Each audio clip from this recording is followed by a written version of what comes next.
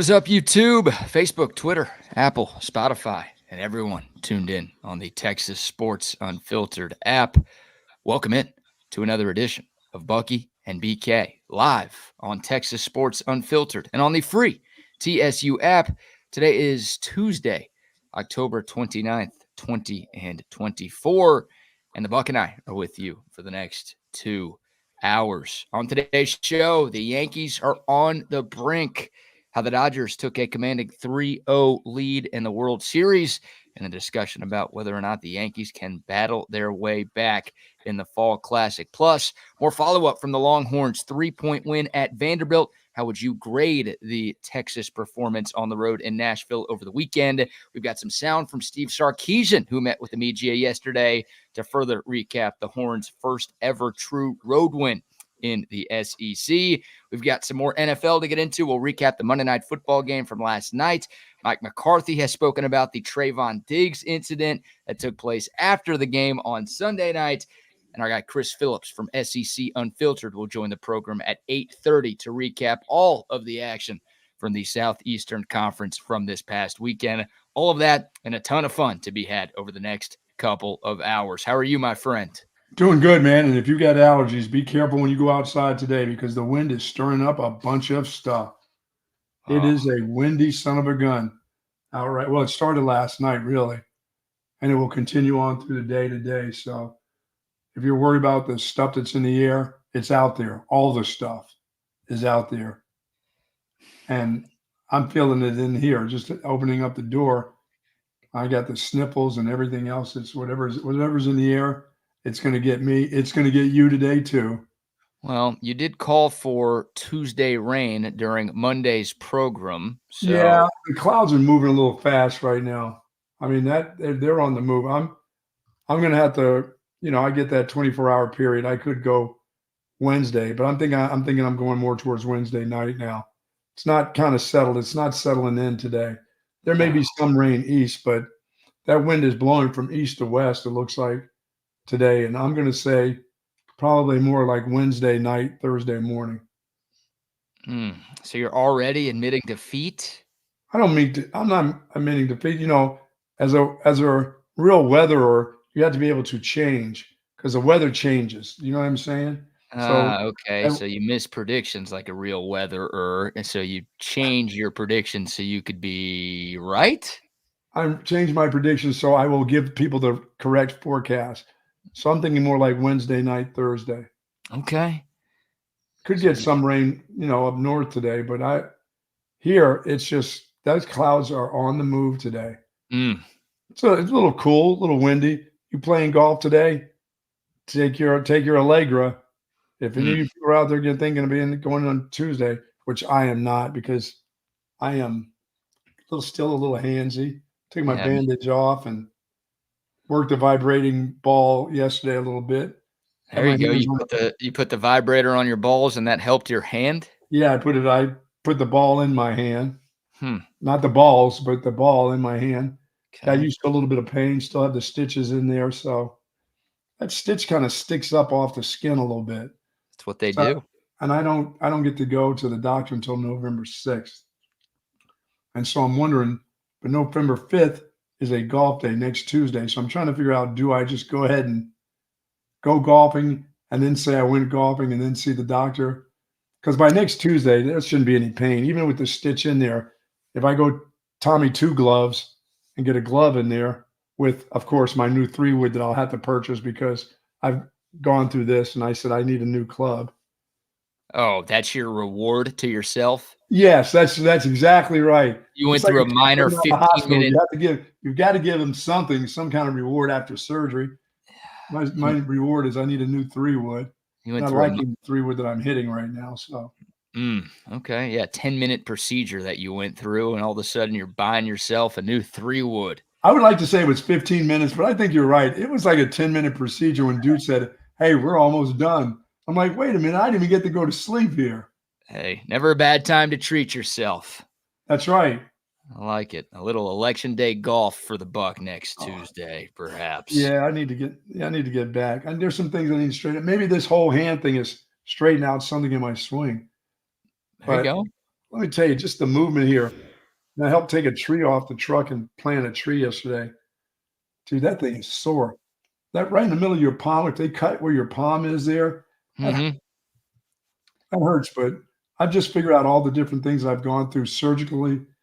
And this quit being such a baby because I've had knee replacement, 2 shoulder surgeries, about 5 dislocations, right shoulder, left shoulder, broken ankle, stroke, 2 strokes, which included out of the 2 strokes, 10 spinal taps, which means that, yeah, that counts. Mm. What's that amnesia deal? That. And still what hurt more than anything was when they stuck a deal in my thigh and put it up to my brain and shot hot dye in there after my first stroke. So this little pain right here, when the doctor says you can't screw up anything in your hand, it's fixed. Hey, Only thing you can do is the pain. I'm thinking that pain compared to all the other pains, I don't think so. I'll be out there next Tuesday. all of that stuff, and you're still standing like And Elton John. Yeah. And you're also still vibrating balls like Elton John. That's right. I'm still out there vibrating my balls, so everything's good. So I've been very fortunate. I've had good doctors. I got good genes and good balls. There you go. Mazel tov on all of those things. There you go. Yeah. All right, before we dive into good morning to the soldiers at Fort Cavazos, Texas, the soldiers in the state of Texas, and all those that fight for us each and every day. You're not complaining about your pains. You're getting it done for us. We do appreciate that. To you and your families, do be safe out there. And shout out to our guy GG with the comment of the day, not even 10 minutes into today's program. Buck, it's not allergies you're dealing with. It's all of that crying over the Yankees. They stink right now. Way to go, Jeter. Nice regular season. Well, Jeter has nothing to do with what's going on right now. He did throw out the first pitch to get the crowd pumped up last night. Then they had Fat Joe performing. I don't know if that really did anything for Yankee fans at the stadium last night. Doesn't matter. You're still going to pay Juan Soto. And it didn't do anything for the Yankee offense. Oh, you're already mailing it in. You're already like, we're focused on the offseason. You have given up hope in this World Series. I'm not giving up tonight, that's for sure. This is a bully tonight. They're bringing the bully out. That ain't going to help. Who's the bully? The bullpen, everybody. Oh, the Dodgers? I mean, the Yankees aren't they? Louis Gill is going to start for the Yankees tonight, so they will actually have a starter on the mound. I don't think the Dodgers have even announced their starting pitcher for tonight's game 4. I don't know if it matters. It feels like LA could throw out you or me right now, and the Yankees still aren't going to hit us. Fernando can come back and start tonight. The ghost of Fernando Valenzuela. Yeah. You can get hologram Fernando Mania tonight. They couldn't hit him. Dude, it's bad. And 4-2 the final in game 3 last night. The game was 4-0 until the 27th out. Alex Verdugo hits a 2-run bomb in the bottom of the 9th with the Yankees down to their final out to get the Bronx Bombers on the board. Yeah, that former Red Sox, he gets to put in the 2 runs. That's scary. Yeah, but that was it. Tell you enough. Dude, it's bad. And the Dodgers got out to a good start again last night. Freddie Freeman, who is in line to win World Series MVP, hit another home run. How about a 2-run bomb in the top of the first inning to take the crowd out of the game? You know, that's what you want if you're a Yankees fan. All right, we lost the first 2 games at their place, but hey, we're coming back home, and we've got our crowd on our side, and we're going to turn the tide in this series. And then literally in the first inning, Freddie Freeman goes 2-run, no doubter to right, and just takes the crowd out of the game. And I don't want to say that was it, but that was a big one, and obviously the Yankees offense couldn't do anything last night. No, they had nothing going, man. So 3 homers and 3 World Series games for Freddie Ferris Freeman. Bueller had it going on, brother. And Ferris Bueller, as the Buck calls him, most folks call him Walker Bueller, but he did not take the day off last night. 5 scoreless innings for the Dodgers. The Dodgers bullpen lights out again. And, I mean, this really hasn't been that close. I know game 1 ended on a walk-off grand slam, but it's pretty clear and obvious who the better team is between the Dodgers and the Yankees right now. I mean, there's no doubt. So you're giving up? No faith? No, we'll get the game tonight. I'm good. You had 10,000 on the Yankees last night, thinking you would get the game last night, but that didn't happen. Did I have something on Pittsburgh? You did. You did have the Steelers, so it was an even night, which for you feels like a win. So I guess congrats are in order. No, come on. What do the Yankees need? Do you need to go up there and give a speech? They tried Jeter. They tried Fat Joe. I mean, what can the Pinstripes bring out there tonight to turn this thing around? Oh, Juan Soto, you're giving him his money tonight. He's Soto. there no matter what happens. He's going to get paid no matter what happens anyway. Yeah. Oh, there were some reports earlier this week that said the LA Dodgers may be going after Are Juan you kidding me? That wouldn't be fair to baseball. Could you imagine? Oh, a Yankees fan crying unfair. Am I hearing this right? That's not right. Oh, my God. Could you imagine, though, if the world champion Dodgers get maybe the best player in baseball and Juan Soto? That would be so unfair to have Freddie Freeman, that dude, Mookie Betts, and Shohei Ohtani on the same team. Forget who else. The other five that you put on there wouldn't matter. Yeah, you would think it's unfair to have Juan Soto, Giancarlo Stanton, and Aaron Judge on the same team. But no. Right now, Aaron Judge should be in Double-A. That guy is hitting 140 in these playoffs after another 0 for last night. His World Series batting average is 091. I think Astros fans will get a kick out of this stat. Career World Series hits. Zach Greinke, the pitcher, 2. Aaron Judge, the not pitcher, 1. Man. The guy is tarnishing his legacy, Buck. And he's not tarnishing anything. Yeah, he is. Are you kidding me? Look at Yankee Twitter right now. It's not like Yankee haters saying this. Yankee fans are destroying Aaron Judge right now. That dude will be right back in the thick of things for the next 10 years. He's 33. Next 10 years, he'll still be swinging. This is the first World Series he's been to in his career. I don't know if you could just assume he's going to get back here. I assume that they're going to sign Juan Soto and he's going nowhere. Yeah, well. Which will put him back. And Giancarlo, how about him trying to get to home plate last night? Get that piano off your back, will you? Who sent that guy? Why did they think that was going to work? I saw him at second. I'm going, nah, you can just don't even round third. Just get to third. I think there were 2 outs, which the book says you're supposed to send a guy with 2 outs. But, yeah, Giancarlo Stanton looked like he was lugging a tractor. Oh, my God. The tractor pull.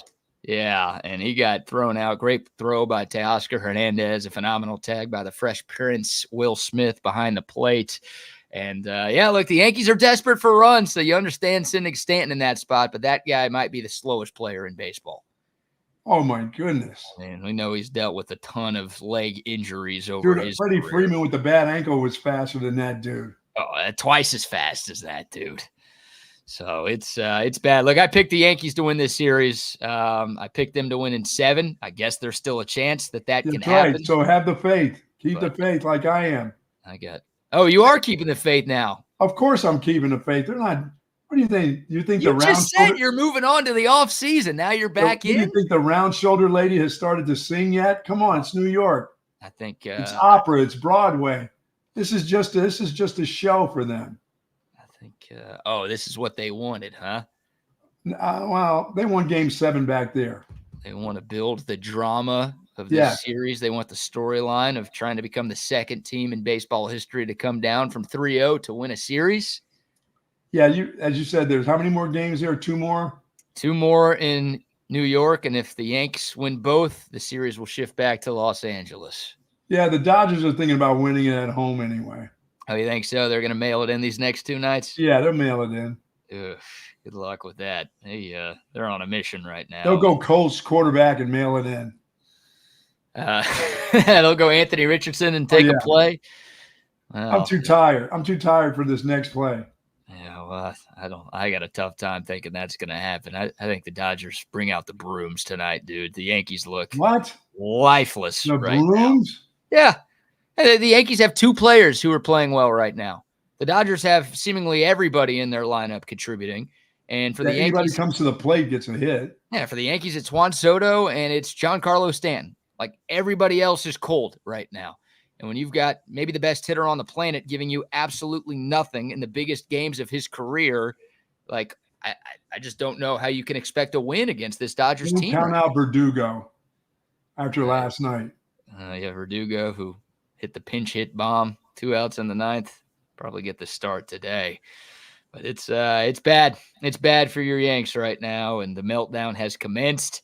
We'll see if New York can make some history, but it's not looking good for them. No, it's not. Sorry about that. No pinstripe jersey for you today, I've noticed. No, I put the voodoo on them. Oh, it's your fault. It's my fault. Last night was my fault, but I'm back. We're back. It's happening tonight. All right. You going 10,000 units on the Yanks? Going 20,000 units on the Yanks tonight. Whoa! All right. Congrats to the Dodgers then. Sweep. On their first World Series since the fake one they won. All right, now I'm a Steelers fan. Russell Wilson brings it home. Yeah, how about Monday Night Football last night? Russell Wilson looked really good. He did. You know what I called it? I said bootleg, opening play. He ran a bootleg on the opening play. I'm like, oh, come on now. You've got to see this. Everybody on defense knows here comes the boot. He got like 15 yards on the opening play. He was clean coming out the backside. Talking about lugging around the corner. Wow. Clean coming out the backside. What is the deal? Why doesn't everybody know that they're going to try some weird fake pitch bootleg with Russell Wilson on the first play? Come on, guys. Steelers get the win 26. Only the Giants don't see that. No, the Giants suck, and they did have a great night from their running back, Tyrone Tracy Jr., who the Steelers could not stop. And the Steelers' defense has been one of the best in the league all season long. They struggled to get off the field because Tyrone Tracy Jr. went for 145 last night. But Russell Wilson, 20 of 28, 278 yards and a touchdown, did have a bad lost fumble that gave the G-Men a chance late in the fourth quarter, but T.J. Watt and company able to get off the field, force a game-sealing interception. And the Pittsburgh Steelers, like I don't think anybody who's lost to these Dallas Cowboys is good, but the Steelers are 6-2, Buck. No, that's hard to believe. I know. And I'm not a Steelers fan, and that's just hard to see. Where these two quarterbacks they've been trotting out there in this offense. No, they ran the ball well. They ran the ball well early. I don't know how it ended up. No, they did run it well. After the punt return, I went to bed. Then I said, I just need to see a touchdown because I can't believe I'm watching like 6 field goals here.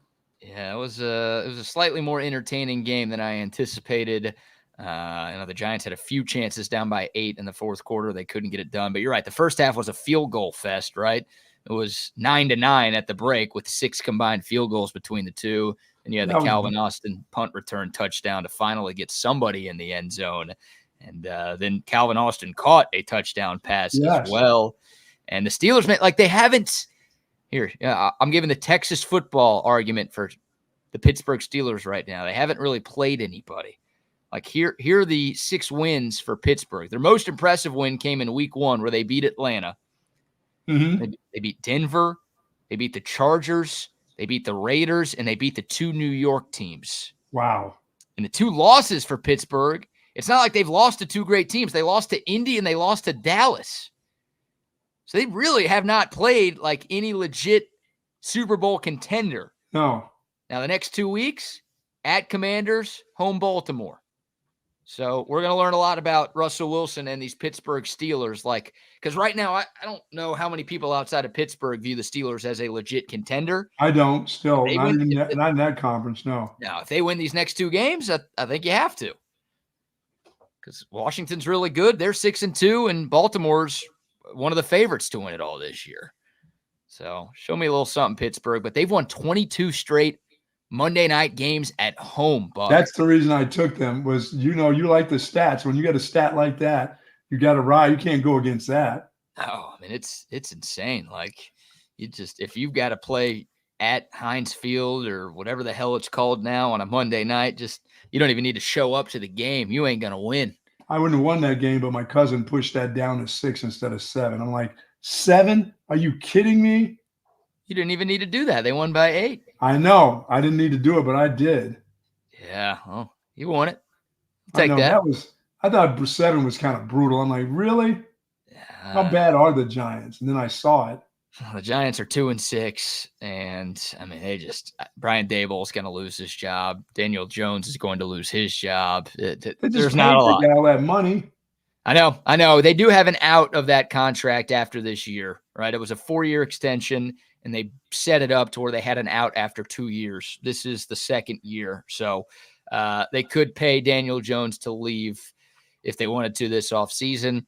Look, the Giants are going to be in the running for one of the best quarterbacks in the draft, right? They're 2-6. They're going to have a top 5 pick more than likely when we get to April. So they'll be in the running for Shedeur Sanders or Carson Beck or Quinn Ewers or I don't know who else.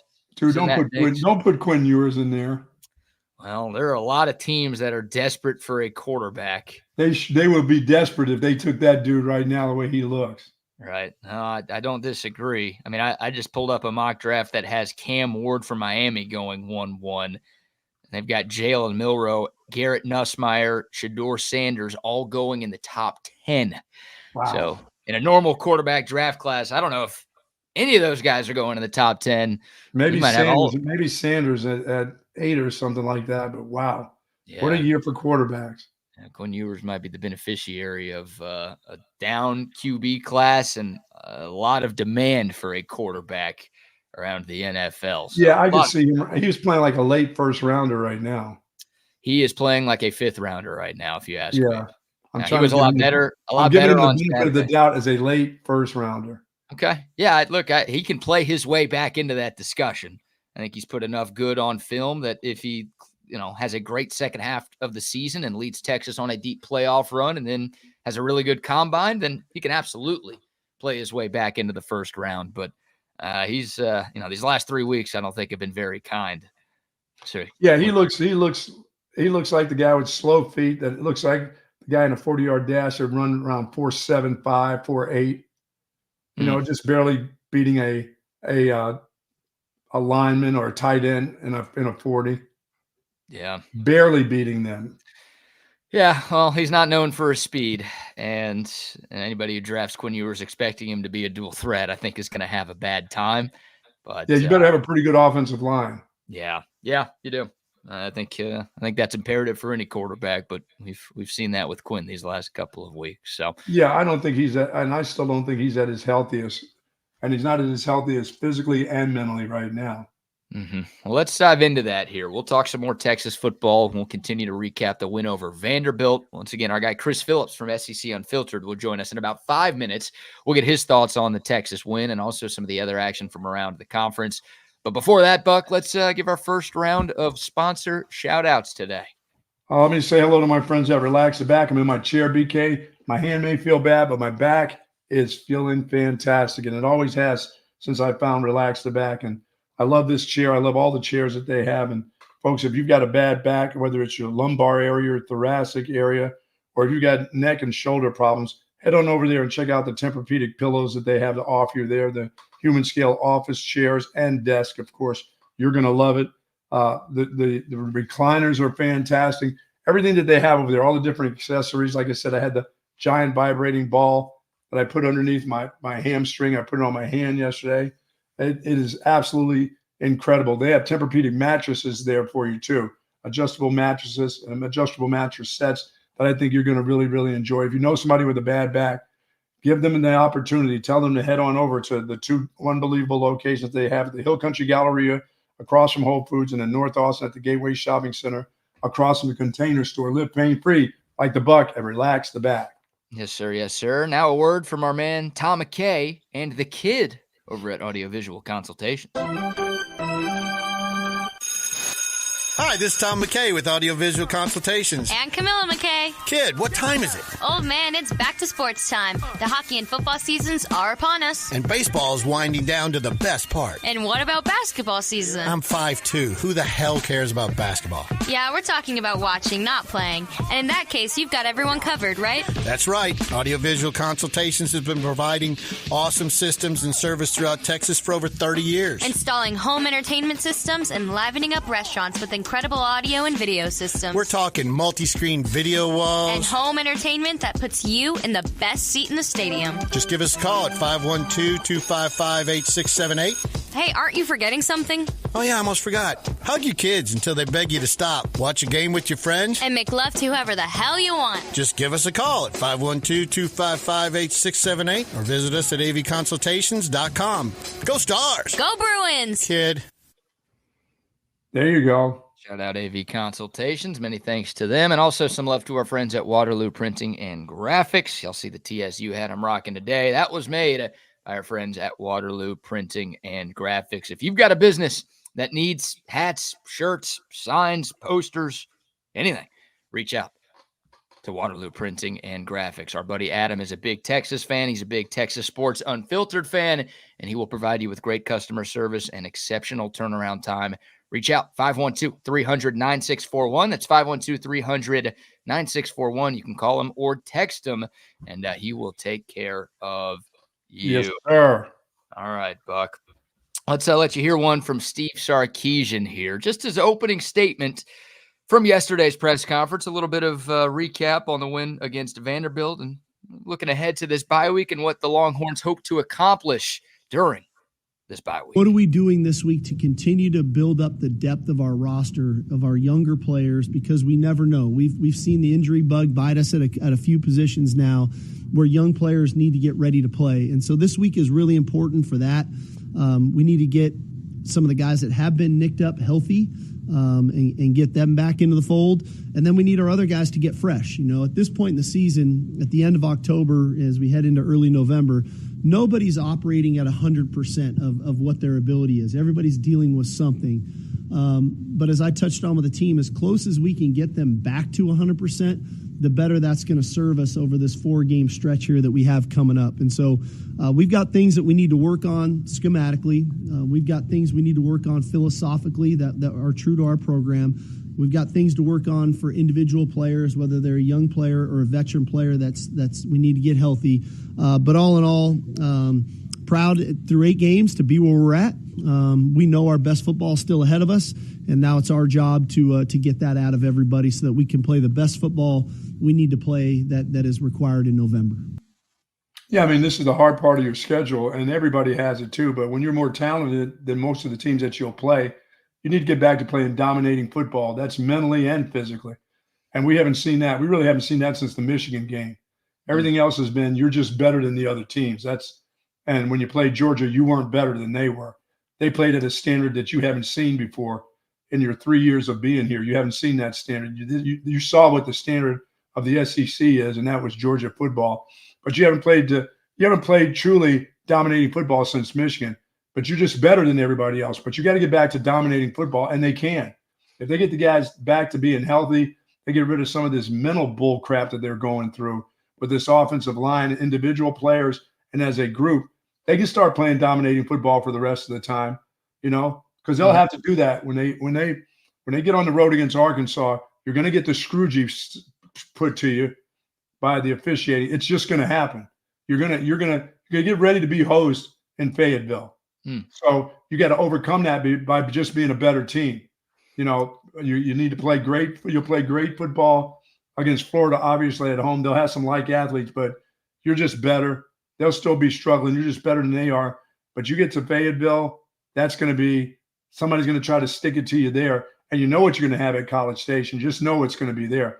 That's going to be a dogfight. They're good. That's a physical defensive team. They're feeling good about their quarterback situation. Who knows? Their head coach is liable to screw something up by changing quarterbacks in the middle of nowhere just for the hell of it. But you got to play dominating football, and I haven't seen that from Texas since Michigan, really. Well, he used the word standard, and that's obviously a word that Steve Sarkisian has used a lot this season. Somebody asked Coach Sark yesterday, how close to your standard do you believe you are right now? I'm always like the glass half full guy, but yet I can always see the half empty part, and I think that's probably a healthy balance to have, that I'm not just looking at things through a straw. We're so close. Like this past game, if you would have said the game would have finished, 45-10, it wouldn't have surprised me if you just watched the film and watched some of the execution that was happening. But yet we have things that are happening in game that are causing the game to remain a little closer than we would have liked, whether it's holding penalties, whether it's tip ball interceptions, whether it's a couple penalties on defense that swing the score. And so I'm always striving for what does perfection look like? And then I go in this morning with the team and I walk them through of, hey, this is the difference in 42 or 45 to 10 as compared to 27 to 24, right? And we just talked about, I showed a 21 play cut up to them this morning, but in reality, that was about 6 or 7 plays that swung that game in that direction. And so that's what we strive for. At some point, I don't know if we're ever going to have to play a perfect game, but we're going to have to play closer to perfect to go achieve the things that we want to achieve. And there's nothing wrong with that as a competitor, right? We're not a finished product. I think our best football is still ahead of us, and we're looking forward to that. Yeah, that's what I'm interested in. He just said it right there. Is your best football still ahead of you? Do they have another game like they played against Michigan where they come out and just dominate the football game? Like I said, if you see that, there's nobody else that can beat them, including Texas A&M if they play that type of game. But are they mentally prepared to be at that spot? Physically right now, they're not. They don't have guys at 100%. But mentally, are they prepared? I mean, I just see there's too many penalties.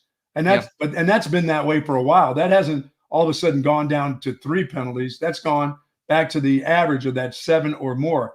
And they can't have that from this point on. Those are the things, the plays that he showed you, that he said he showed the players, the 6 or 7, the tips and all that shit. That's the very thing that you'll lose a game against Arkansas on the road.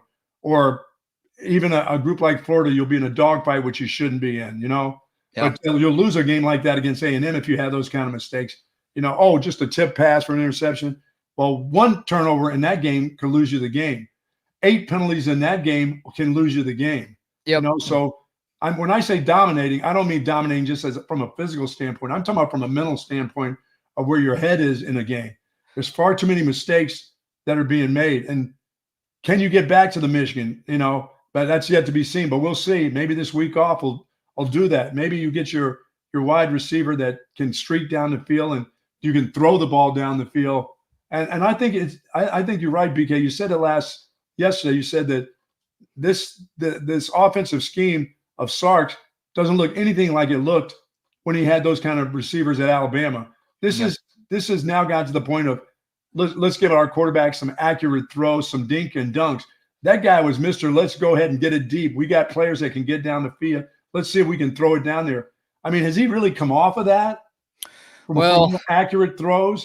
I went back and watched the Vanderbilt game again yesterday, and Vanderbilt was playing a lot of too high safety, and it almost felt like their defensive game plan was to keep everything in front of them. So I think, some of it's play calling, some of it's Quinn Ewers just maybe not being super confident in his ability to throw the ball down the field. I'm sure some of it had a lot to do with Isaiah Bond not being out there.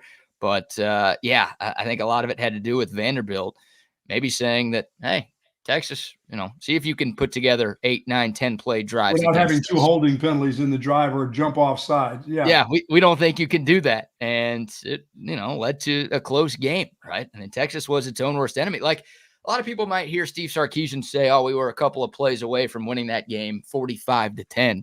He's not wrong.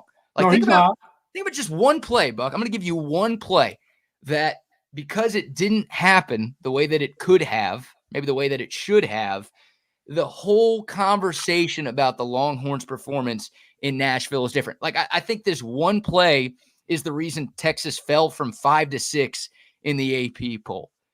If the Kobe Black pick 6 doesn't get called back for the roughing the passer / targeting on the honeymooner, Vernon Broughton, Texas wins 34-17. The Vegas line closed at 16.5, so they cover. And instead of 27-24, you're sweating an onside kick in the final minute. It's you win that game by 3 scores. Yeah, those plays, those are, like you said, those plays that he calls that are dude, if the one-on-one with Quinn Ewers and he gets that ball out from that little screen in that bootleg, there's nobody out there if that ball gets off to the dude out there. That guy is streaking down the sideline. I'm going, those are the little teeny things, Yeah. It's just like one play here or there is the difference between, and I'm sure Vanderbilt fans are like, oh, if we did this and this, we could have won. And look, you could say that about any game. That's how this sport works, right? It's a game of inches. The margin between victory and defeat is very slim in this sport.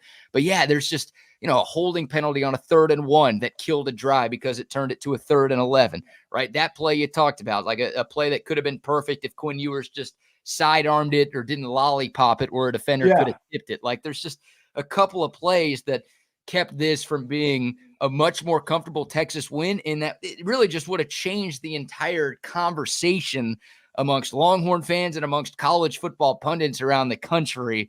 And that's why it's just frustrating, because it's like, if you are playing to a standard, you don't make those mistakes, but you're still shooting yourself in the foot. And right now, Texas is its own worst enemy. It didn't cost them against Vanderbilt, but like you said, it could cost them in one of these phase 3 games in the final month of the regular year. Absolutely. I mean, at Arkansas, stuff like that will cost you the game. At College Station, it'll definitely cost you the game there if you make that. You make that many mistakes, that 6 plays or 4 plays that he's talking about, well, you're going to lose, Coach. That's not going to be one of those if we would have made the play. That's going to be if you do it, you're going to lose that game. Oh, yeah. Rivalry games, you don't get to say, oh, if we did. No, you don't win that game. No, and that could be a game for a spot in the SEC championship, too. No doubt. So I want to get that one right. All right, joining us now, as he does each and every Tuesday around this time, a guy that you hear and see just about every day from 3 to 4 right here on Texas Sports Unfiltered. Chris Phillips from SEC Unfiltered, kind enough to jump on with us every Tuesday morning to recap all of the action from the previous weekend in the Southeastern Conference. CP, what's going on? BK, Bucky, what's up? I apologize for being late, man. I was on a preview with Cole Thompson. Y'all know how long-winded he can be. So, no, I'm just kidding. He can go. No, I'm kidding. I contributed to that just as much. We were just talking cocktail party. We were just talking South Carolina A&M. Those will drop later today, so trying to squeeze it in. But always a pleasure, man. Always excited to talk with you guys. And had a blast with Longhorns this weekend in Nashville, man. We if it was any preview of what Austin will be like, I was telling my buddies, I was like, I think this is the pregame for 6th Street. So I'm about ready to go now. Nashville's got nothing on Austin.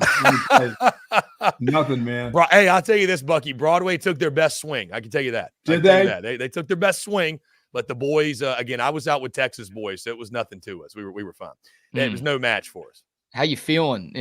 Still good. In recovery after a weekend in Nashville? No. Nah, man. I felt good yesterday too. I mean, listen, I didn't get too banged up. BK just didn't get a lot of sleep. I probably slept about 8 combined hours in 2 nights. There you go. I mean, when in Nashville, we went to bed about 4:00 each night. I mean, it's nothing that the Texas boys didn't do as well. And I was like, listen, I'm going to hang with the big dogs, hang with the Longhorns. So we had a good time, man. Nashville was great.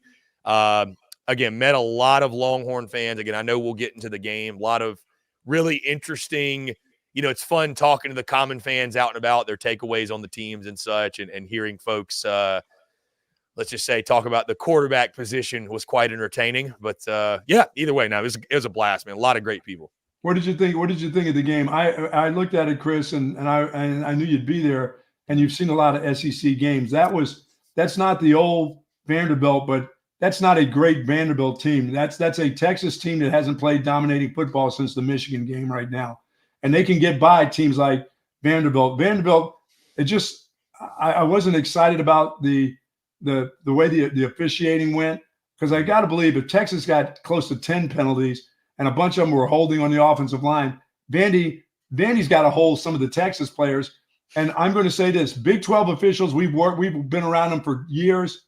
I am now to the point of maybe they just all are horrible, because that throwing of the flag, once you see what the play's like, and if it goes for 12 yards, I think I'll drop a flag now instead of dropping flags at the point of attack.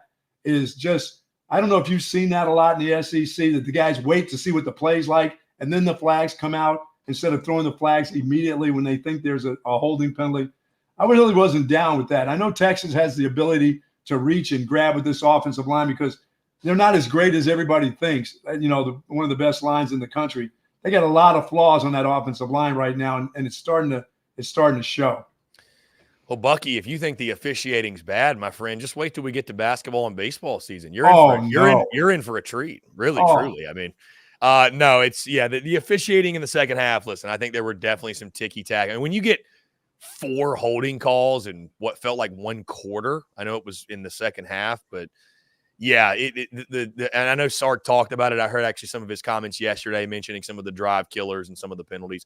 You know, the game as a whole, guys, by the way, first I'll say this.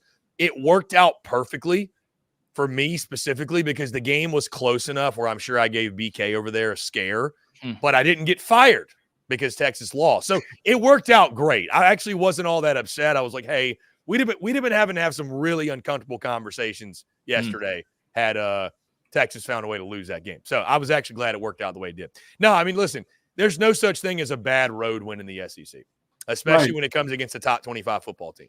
To your point, Bucky, watching Vandy in person, you know, the personnel is not elite, but I tell you, man, that team is a nuisance. Like that's just a team that I think the greatest compliment I can give Vandy this year, nobody looks forward to playing them. Like Diego Pavia is a real baller. I mean, he just makes things happen, man. Like the ultimate definition of gamer. You know, there were multiple points, I think, from the Texas perspective, Bucky. Probably the most disappointing thing for me, if I'm looking from the Texas perspective, you had so many opportunities, I felt like, and blame it on flags, blame it on whatever. You had opportunities to pull away in that game, and you didn't. There were multiple times where I'm like, Texas is about to win this game by 21 points. I thought that 2 or 3 separate occasions, like, this one's about to get out of hand. It's teetering on that. And Texas was just never really able to pull away, put the foot on the throat. I think you give Vandy a lot of credit for that. I really do. But I think also you look at it critically from the Texas perspective and say, hey, why weren't you able to, right? I will say this for any Texas fans watching that are wondering, I think Quinn Ewers was fine. I think blaming Quinn in any sort of way, I know he had the 2 picks. They're batted balls. They're tipped. If they fall harmlessly to the ground, we're not talking about this. We're having a different conversation. Guys, at one point, he completes 17 straight passes. I will say, listen, I get the frustrations with Quinn Ewers. Beginning of the game, I'm like, why are they treating this guy like a freshman? Like, what is up with all these dump offs and these bubble screens and these short passes? And then he has some of the deeper shots that he misses. You're like, you feel like there's another gear. I will say this second half, I thought he made some beautiful throws across the middle. I think one specifically to Gunnar Helm. He had that long, like 3rd and 20 conversion to, I believe that was to Silas Bolden that he hit him on. Made some really, really nice throws in the second half. Like, I don't think Quinn is this team's problem in the slightest. To your point, Bucky, they really got to clean some stuff up on the offensive line. I mean, there were a couple of times, give Clark Lee credit, they sent the hounds after Quinn Ewers, and they got there. But some jailbreaks, if you will, by the Texas offensive line. The defense was suffocating. I think if you don't give Vandy short fields, right, I don't even know if the Commodores score. But all in all, Bucky, I say all that to say this. A road game in the SEC against a ranked opponent, as much as you'd like style points, I think you take a 3-point win and you run out of Nashville with it, and you go into the bye week, you get healthy, and you build off of it. What are they trying to do? Make Vandy a Cinderella story? I mean, after beating Alabama, is it that they look like they want them to do so well? And I'm thinking that's an okay team. They've got an okay quarterback. They got a little balls in them now, but that's not a good football team. That's not. Oh, come on, Buck. That team should get beat up every stinking week. Why are you dunking on Texas? They beat Bama a few weeks ago. I mean, Bucky, you also have to factor in that I was at the game for the home team. I probably there you go. So don't worry, I won't be at another Texas road game. I'll be there in Austin in person. So Kentucky will be the one screwed that weekend. But there you go. No, I mean, listen, I know it doesn't make it any better, but I just think, again, when you're on the road in the SEC against a top 25 opponent, you take wins and you run with them. You just, because, and especially in this year of college football, many teams have lost those games. So ask Alabama.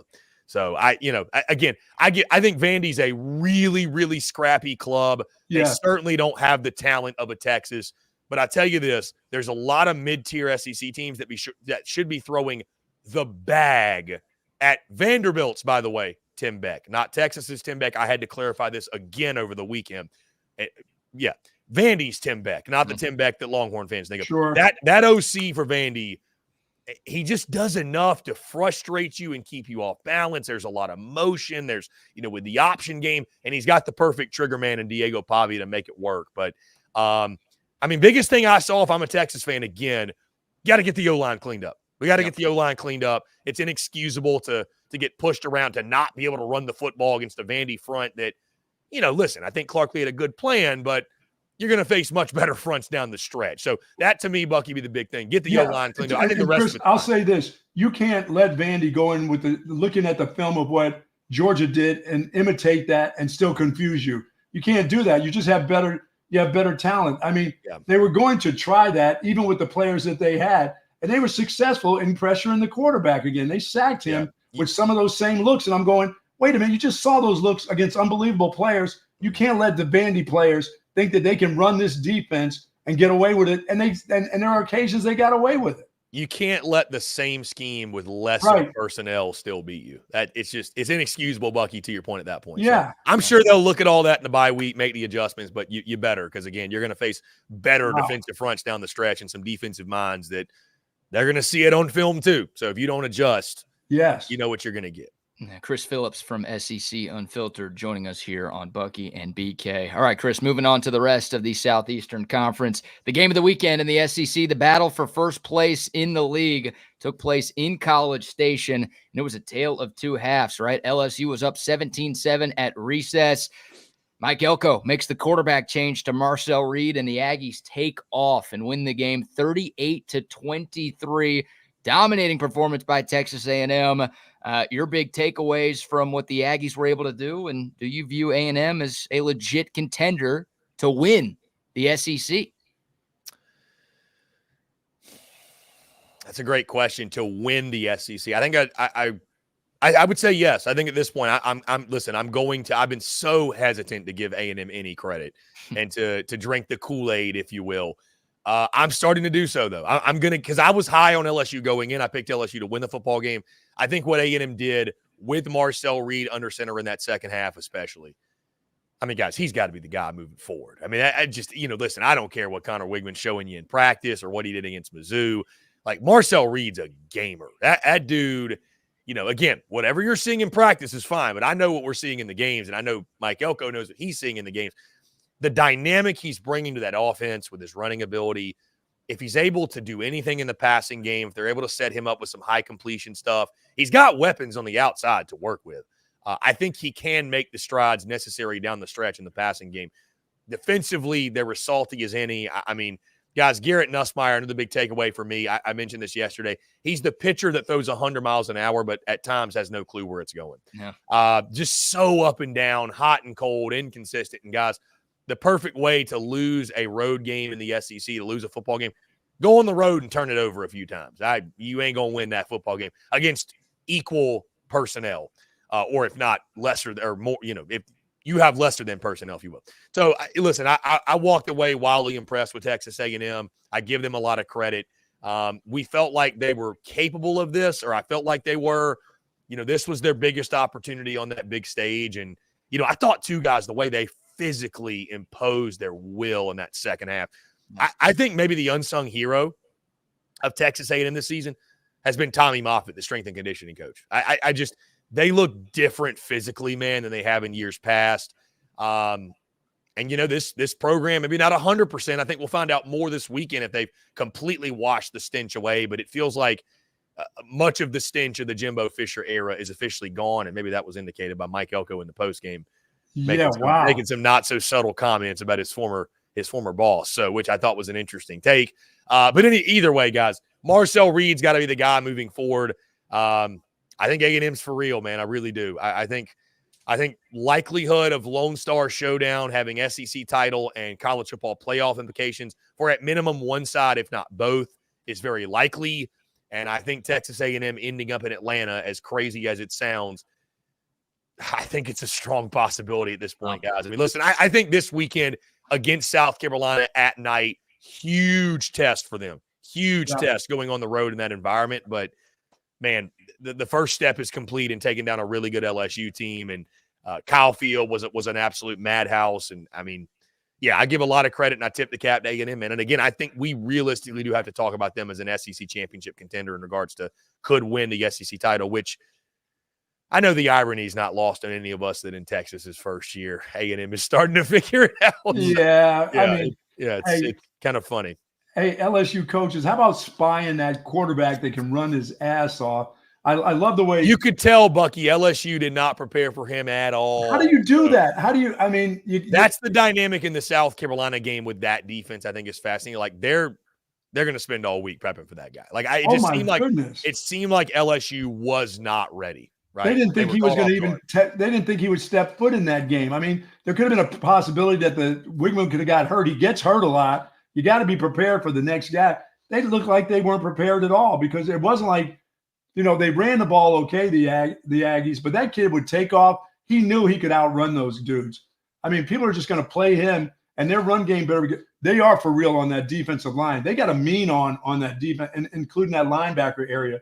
You better be ready to. If you think you can just turn around and hand it off and run against that Aggie defense, look out, man. Are they physical up on that defensive line?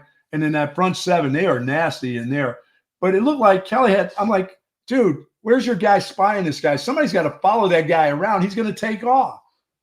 Yeah, and I will say this too, guys, on a side note. I know Kyle Field has taken kind of some lumps over the – like it's not always been a place that A&M has won at. It's touted as loud. That was the best of Kyle Field, I think, on Saturday night, and it made me excited because it'll be a venue I experience later this year, and if that's any preview, I think the volume's only going to be turned up when the Longhorns come to town. So, I mean, it's it's going to be a primetime showcase for college football, but stars aligned. You were at home at night wearing your all-black jerseys, and it came together, I think, the way many of us thought it could for A&M Saturday night. Yeah, Chris, just took a look at the tickets for the Texas A&M game. They're $1,000. Yeah, you can't get into Kyle Field for less than $1,000 right now. And if both teams keep winning, then the price is only going to go up. What about Arkansas? I know they played Mississippi State, not a game a ton of folks around the country were paying attention to. Arkansas, I can't figure them out, right? One week they look like, they could hang with just about anybody in the country. The next week they look like Sam Pittman has no business being a head coach at this level. But the Hogs go on the road against a Mississippi State team that, played Texas decently close. They played Georgia decently close. Arkansas wins 58-25 in a game that was never close. We're a couple of weeks away from Texas going to Fayetteville, but is Arkansas good to where, teams that have them on their schedule need to actually be worried about them? Dangerous. I think they're very dangerous. Yes. Okay. I would not look at that as some cakewalk, easy win. Arkansas is very volatile, guys. They're very volatile, but I feel like they're getting better week after week, especially on the offensive side. Now, what I don't want to do is overreact to, while it was an impressive performance, I think Mississippi State has got real, especially defensively, they're bad. They're really, really bad. But still, Taylon Green continues to build confidence. Third game this season, Arkansas has registered 600 or more offensive yards. They're a dangerous team, BK. That's the way I look at them. To your point, you kind of never know what you're going to get. I mean, this weekend against Ole Miss is like, try to figure that football game out. I have no idea in that one game in Fayetteville. But, this month of November is massively important for Sam Pittman, his future, his tenure there. I think we can all agree Bobby Petrino has been a huge addition. I mean, the addition they needed offensively. So very volatile, very up and down. I don't think Arkansas is going to win out or anything or what have you, but I do think they are a really, really dangerous team if they're clicking on all cylinders. And we've seen that before. We saw that against, a Tennessee a few weeks ago. But then we saw against LSU that, if things are off, they can be dominated. So it's a very much mixed bag. They're one of the most volatile teams in the SEC this year. Yeah. Interesting. Georgia, the cocktail party coming up. I got to believe Georgia is going to hammer Florida. I don't think that's going to be close at all. I think Georgia is back to where Georgia really wants to be and having a little time off now, and now getting to play Florida because Florida's going to think, we're playing a little bit better. I think Georgia just lays the wood to them in this game. I know how important a game it is for both sides, but I think it's even more important for the Georgia side to show who they really, really are. And I think they do that after playing the way they did against Texas. I think they come back and just hammer the hell out of Florida. Well, Bucky, is a man that took Florida plus 16.5. I desperately hope you're wrong. No, I mean, listen, This game is really interesting because we've been kind of waiting for Georgia to have that breakout game where they look like national championship contenders, and certainly they look good against Texas. But I feel like that was the first time we've seen them, I don't want to say be underwhelming, but they've kind of just trudged their way through these games, and it hasn't been flashy and sexy. And I just, to your point, Bucky, I think absolutely what you're saying can happen. I mean, Florida's 96 in the country stopping the run. I think if Georgia gets back to committing to running the football with Trevor Etienne, we saw them do it against the front seven in Texas that I think is much better than the front seven that Florida has. But I do look at this game, rivalry game. I think Billy Napier and company are going to throw everything they've got because this begins the most important tenure for Billy Napier in his Florida career. I don't know if he can save his job. I don't know if it's possible. He'd probably have to pull a major upset in a game like this. So I actually think, Bucky, this game's going to be a little bit closer than maybe you do and some others. I think Florida is going to cover. And again, I just think in a rivalry game, lots of emotions. I think early on in this game especially, you're going to see the emotions running high with former Florida running back Trevor Etienne on that side. Jaden Rashada situation, if you're familiar with that. I think there's going to be a lot of nastiness and emotions in this one, and I think that maybe makes the game closer than you would expect because I think folks who aren't as familiar, and I'm not saying you're not familiar with the rivalry, but like there's a lot of hatred and bitterness, and this is right up there with any rivalry you find. So I think because of that, I think Florida's able to keep it a little bit closer than expected. I mean, I do think Georgia obviously wins, and I think Florida's been playing better football lately than people want to give them credit for. They've been silently playing much better football. Big thing for them. And I'll tell you this, the big key is this. I don't trust Georgia to not turn the football over at least a few times. If they don't, I think the scenario you've painted out could very well happen. I could see Georgia winning this game 41-17, but I'm going with a 34-20 score, guys. I think Florida covers. I think it's a little bit closer than folks expect. But I think rivalry games, I think you can see that happen from time to time. Chris Phillips from SEC Unfiltered joining us this morning. Chris, last thing for me. Will the Oklahoma offense be able to score points against Maine this weekend? Oh, boy. I wouldn't bank on it. No, probably so. But, you got to think, man, what a relief for them finally. I mean, and Mississippi State, too, who's got UMass. Finally, those two schools get to catch their breath a little bit. And, hey, a Saturday, you maybe get to feel good again. So, I don't know if I'd take Maine in the outright upset, but, I mean, who knows with Oklahoma's season this year. So, if they can't score points in this one, maybe firing Seth Luttrell wasn't enough. I don't know. Oh, my goodness. Sooner magic, Chris. Sooner magic. Yeah. My last question to you, how are you feeling about Mississippi, Lane Kiffin and that group there? That's a very confusing team. Mm-hmm. I look at them and I wonder, their quarterback runs more than he passes, it seems like. All of a sudden he's become this unbelievable runner, this threat on the ground, and he doesn't throw the ball down the field like I thought he was going to be. I thought he was going to be this Heisman candidate where we saw him fling it down the field all over the joint, and he spends his time dropping back, seeing an opening, and taking off. I don't know if that's the offense that they were looking for. No, not at all. 4 straight games, Bucky, with less than 30 points for Ole Miss. If you'd have told me that before the season, I'd have thought you were crazy. They're very confusing indeed. I think they've been underwhelming is the great word. And again, they go on the road to Arkansas in a place that that line, I believe, Bucky opened at 9.5. It's now down to 6.5. Mm-hmm. Ole Miss favored. So I think it's a game they absolutely could lose outright. I just, at some point you are what you are. And even with all that talent they've assembled, they've been underwhelming.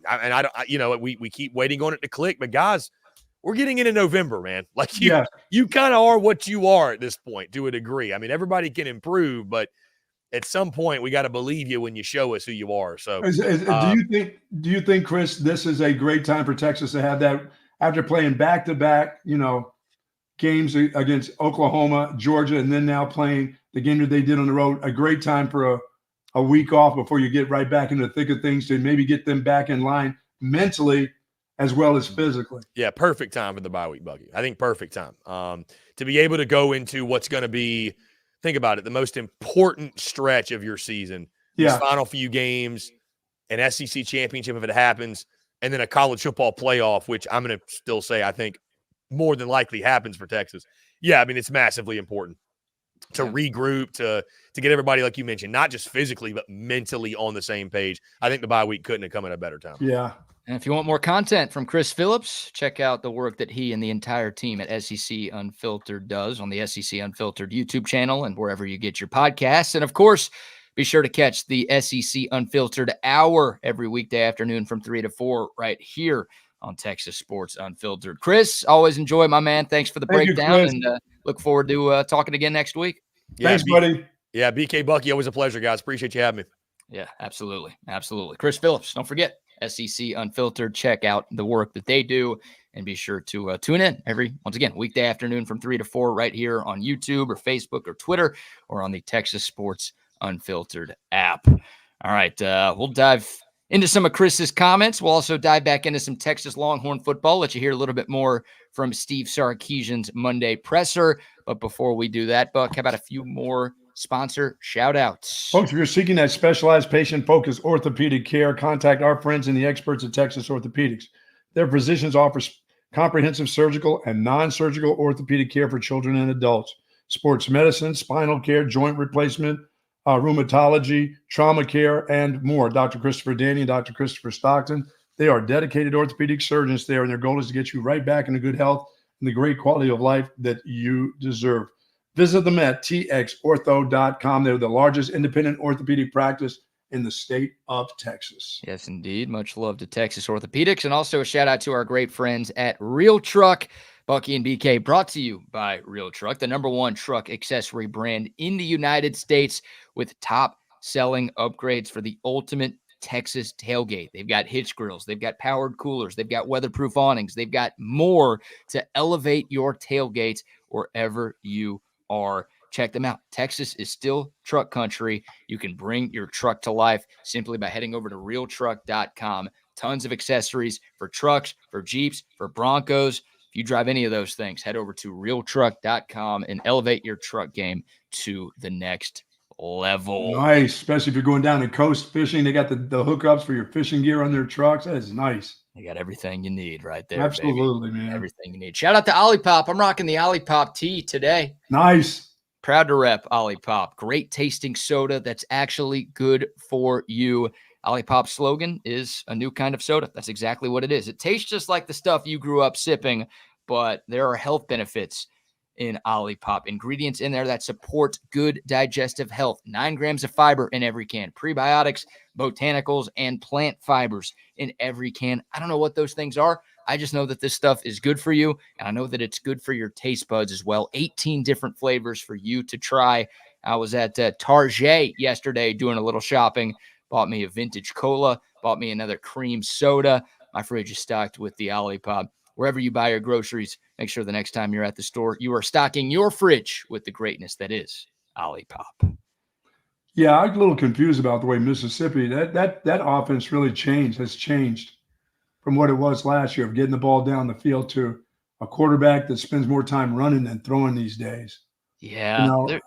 I don't think their run game is as potent as they thought it would be. I think that's what makes the quarterback take off so much. They did lose Quinshawn Judkins to Ohio State. Yes. That's been a big loss. And yeah, I think Ole Miss, even though they're 6-2 and they're a top 20 team in college football right now, I feel like they've been one of the most disappointing teams in the SEC to this point in the season. Now, they've got an opportunity to turn some things around. I think they're pretty much out of the SEC championship picture at this point. I think you're going to have enough 0 or 1 loss teams in Atlanta for a 2 conference loss team to get there. But Ole Miss, they've got the game at Arkansas. They've got a game at Tennessee. They've got a game. Hold on, I might be looking at the wrong schedule. Excuse me. Arkansas. They've got Georgia at home. That's the other game that I have. So a couple of opportunities over these next 2 weeks to get back on track, re-enter the college football playoff discussion, and kind of change the narrative on the way this season has been going for them. But obviously at Arkansas and then against Georgia, not the easiest 2-game stretch to try to get some things figured out. And that Ole Miss team, they were down at halftime at home to Oklahoma. And we all know what OU has looked like over the last month. That Ole Miss team is in a bit of a rut right now. And this is turning into a very disappointing season for Joey Freshwater. It certainly is. This is supposed to be the big year for him. This is supposed to be, right in the thick of things in the SEC. And he really isn't in the thick of things, I don't believe. Not from what I see No, of I the think team. no, I think them and Mizzou, like two teams that are coming off of great seasons. Ole Miss won 11 Yeah. games last year. Missouri won 12 games last year. And both teams, you looked at their schedules going into the year, they looked very manageable. That's why a lot of folks were picking either or both of those teams to make it to Atlanta. It's just Right. felt like maybe the stars were aligning for them to have special seasons. Both teams, they only have 2 losses, but they've got some issues. I don't think either of those teams are as good as they expected to be. Right. So, No, there's no doubt. And I'm, that game, Florida has gotten a little bit better on both sides of the ball. He's right. I don't know enough about that rivalry except for what I've seen for years on TV. I don't know much about the big cocktail party. How is it, or how much hatred there is between Georgia and Florida? I don't know enough about it. I just know that Georgia looks like they're about to say, okay, here we go, because their quarterback, I don't know, can play any poorer than he played against Texas. I just think that he will wake up and get the ball down the field a little bit. Yeah, I mean, yeah, Etienne, they're going to want to get him after him at Florida, but can they? That's the thing. They want to, but can they, Yeah, that's like, look, it's a huge rivalry and it's a bitter rivalry and it's two fan bases that hate each other. It just feels like more often than not, this game ends in a blowout. And I just looked it up. Yeah. Look, the line is 17. So And where do you see the blowout coming? You don't see it coming from Florida, do you? no, God, no. I mean, the last 3 years, Georgia has won 34-7, 42-20, and 43-20. Yeah. So that's 3 blowouts. And if you're looking at this year's line, that'd be 3 covers of this year's line. So I just looked. This has only been a 1-score game one time since 2014. Wow. So once again, the line's 17. So for Chris to be right about Florida covering, it can be a 2-score game. Sure. But I don't know. Like, look, I'm not one of those guys who's like people say Texas and Texas A&M isn't a rivalry because Texas has dominated it over the course of history. And to me, that's stupid. Like the hatred, the bad blood, that's what makes it a rivalry. Bedlam, Oklahoma has dominated Oklahoma State over the years. That is still a great rivalry in college sports because of how much both sides hate each other. So I'm not one of those guys who's like, oh, Georgia has dominated. They've won 6 of the last 7. It feels like they blow Florida out every year. So it's not a rivalry. No, it's not that. But it does help when you feel like both teams have a chance. And the reason this rivalry, you don't see it ranked as high on some of the rivalry ranking lists, Right. is because it's kind of turned one-sided as of late. So Florida can, change the narrative if they can make this one interesting. And obviously Texas fans are going to be keeping a close eye on this one because the Gators come to town next weekend. Obviously the Longhorns don't have a game this weekend to watch, but I think Georgia wins in the, 20 to 27 point range. Sure. Which is, once again, what it's been the last 3 seasons. Yeah, because they haven't hit they haven't hit that game that we're used to seeing against Georgia. They played a really good game against Texas.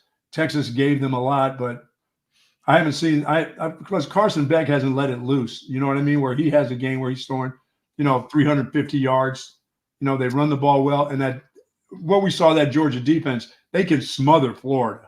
Don't forget about the Clemson game. Like I know Clemson was kind of a joke, and everyone, when Georgia beat Clemson by 1 million in week 1, is like, oh, Clemson's terrible. And they were a joke at that time. Yeah, well, I mean, that was the first game, and that's like Texas. If that was Texas's week 1 game against Georgia, there'd be a lot of people saying, oh, you thought Texas was going to be good? Really? Like Clemson has turned it around. They haven't lost since then. I get it. They play in the ACC. I don't think they're a national title contender. But, Georgia was able to run it up pretty good on Clemson. So when they're right, we saw the Clemson game. We all saw the Texas game. If they're firing on all cylinders, you see why they were the preseason number 1 team. Absolutely. There's no doubt about it. So they've got the capability of turning it on seemingly on any given Saturday. All right. Let's get back into some Steve Sarkisian sound, Buck. We do need to play the Mike Elco comments that Chris referenced. We'll do that a little bit later in the show. Let's dive back into Quinn Ewers, though. Texas fans still debating about Quinn Ewers. I thought Quinn Ewers played by far his best game since coming back from that oblique injury. Still threw a couple of interceptions. I don't think one of them was his fault. Both of them were on batted balls. Still not seeing a lot from the deep ball offense, but Quinn Ewers at one point in this game completed 17 consecutive passes. It's hard to say a guy's in a rut when he's doing something like that. So I liked most of what I saw from Quinn Ewers on Saturday. Couple of bits of sound from Steve Sarkisian here. The first one, Sark was asked about, the success Quinn keeps having in the short and intermediate passing game. Here's what Coach had to say yesterday. Yeah, Quinn is really elite. He can get the ball out of his hands so quickly and so accurately. I think back to DeAndre's second touchdown. I mean, that was some really high-level stuff. I mean, he's got a blitzer in his face, and he's able to catch and get that ball out, and as accurate as the ball was. DeAndre never had to break stride, and then he's able to make the safety miss for a touchdown. The screen game's critical to what we do. The shallow cross game, the check downs to the running backs are so big to what we do. I mean, I don't know if people know this. We don't throw it deep all the time, but every team we play seems to think that we do, and so it's like they just love to back up. And so the value in getting the ball to our running backs in space, with them to be able to make people miss, even in the 3rd and 2, the ball to Trey Wisner that Quinn hits him on is a critical play in a first down. So the advantages for us to getting players that are really versatile that can do those things is huge for us. And then having the quarterback can distribute the ball like Quinn can in those arenas. I mean, it's very discouraging if you're a defense and that guy dunks one off to the running back, it's 3rd and 6 or 2nd and 6. He dumps it off and the guy goes for 8 yards. These guys are really good in space. Both the running backs, when they catch it, are really good. That's very discouraging for the defense. I know people like the bombs and why doesn't he throw it long? It just looks like a case of right now for Sark, he's fitting the system to fit the player right now. What we saw at Alabama and what we saw last year from Quinn Ewers was he had those guys that go downfield. He let it loose. People weren't happy all the time about throwing the bombs, but he threw them bombs. But it seems like Sark is more fitting what Quinn is doing now. Forget Sark's system. He's fitting it to the player, it seems, and that bothers people a lot. Yeah, I think that's incredibly well said, right? Like, I think people are playing a lot of too high safety against Texas because of Steve Sarkisian's past. Yes. Because Sark, a lot of people associate Steve Sarkisian with dim bombs, as you like. Throwing dim bombs. And this year we haven't seen it that much, yet it still feels like teams are playing a lot of too high safety against Texas, trying to keep things in front of them. So I think some of that is, the Sark system. It's evolving. It's maybe adapting is a better word to the personnel that he has. Right. And it's also just, hey, the defense is doing this. If they're going to do this, then here's how we are going to have to adjust. We're not going to take a bunch of deep shots into double coverage down the field. Because once again, you just get paid for winning the games, not the way it looks, but winning the games. On ways to win. And I think part of this is the struggles with the Texas run game too. No doubt. I don't think you have to bring a safety down on every single play to prevent this year's Texas team from being able to run the football. I would agree. Like some of the Texas teams last year's squad, and you look back at what Steve Sarkisian did at Alabama, like you had to respect the run game a lot more. You felt like you had to sacrifice an extra body in the box to make sure that you weren't getting run up and down the field for 60 minutes. And it feels like some teams have been able to slow the Texas ground game with still 2 safeties outside of the box. Sure. So you'd love for Texas's run game to be a little bit more consistent to where a defense feels like, oh shoot, now we have to bring one of these safeties down, to where then Steve Sarkisian can call a play action, get a one-on-one on the outside, and take a few more shots down the field. So it's a combination of a lot of things for why this Texas deep ball offense, it's not existent. Said it yesterday. It is not existent. It's not all Quinn. It's not all Sark. It's not all O-line. It's not all run game. I think it's a combination of all 4 of those things. And it's frustrating because the best offenses, Buck, they have explosive plays. And going back to the penalties, the more 8, 9, 10 play drives you have, the more likely you are to have a penalty to kill. Yeah, and that's what we're seeing as fans. That's what you're seeing as a fan. You want to see these big scores, these big bombs, and no holding call, and it goes for a touchdown. But what happens in those 9 to 11 play drives, somebody's going to hold somebody. Somebody's going to put you behind the chains, because right now the offensive line is struggling, in pass protection, and you're going to get that. And then you're saying, well, why didn't they throw it down the field? Well, you can hold when they throw it down the field too, but you're thinking, well, if it gets down there and gets over the top of them, You're right. They're playing you deep. You know, we started out the year saying, "Oh, this is great. Take what they give you. Quinn's doing a great job." Now it's not so much of people are getting bored with it because you know why? Because guys start holding guys, and those 3rd and 7s become 3rd and 17s, and you're looking at going, shit. Mm-hmm. Why does he throw the ball down the field? I mean, I don't mind. Like I said, when you dump it off to a running back and they end up shaking a dude for a first down, that hurts too. I mean, it doesn't hurt as bad as one going over the top of you for a deep bomb because we all love those. Everybody loves the big play. You know, dig the long ball. I mean, it's just what it is. You know, but I think he's doing things to fit his quarterback, the style of his quarterback right now, because they started off the year taking those things. Yeah. And everybody was, isn't this great? Look at his completion percentage. Look at what he's doing against Michigan. He's not throwing them down. He's taking what they're giving him. But now that's not enough for people to take what they give you. Well, I guess I'm a chick because I dig the long ball too. And the reason I do is just like I don't think you can win a national championship. No, you got to have big plays. Exactly. Like with that. And Texas is not getting big plays in the run game. Like if they had Ashton Ginty in this backfield who's running like 3 times for 30 plus in every game. Yeah. It's like, all right, you don't need an explosive downfield passing attack because you've got that in your run game. Texas doesn't have that. They're not getting that this year. They just don't have that type of back healthy right now. So like you have to be an explosive offense, I think, to beat the best teams in the country. And Texas doesn't have that right now. That's like, and that's why they beat Florida. You could beat Arkansas. You could beat Vanderbilt. You could beat Oklahoma. You could beat a lot of the teams on your schedule by, putting together these short and intermediate drives. Playing good defense. Yeah. But if you don't have the threats to take a top off of a defense, you're right. You're going to lose against elite competition. I would agree. I would agree with that. You can dink and dunk and win a bunch of games. You can get to the championship, but I don't think you can win the championship this way.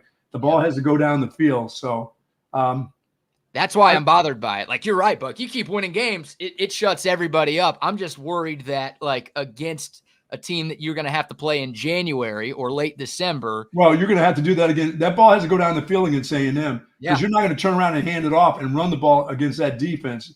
You're not – that's going to be 3 runs in a cloud of dust, and you're going to punt the ball because that defense is salty.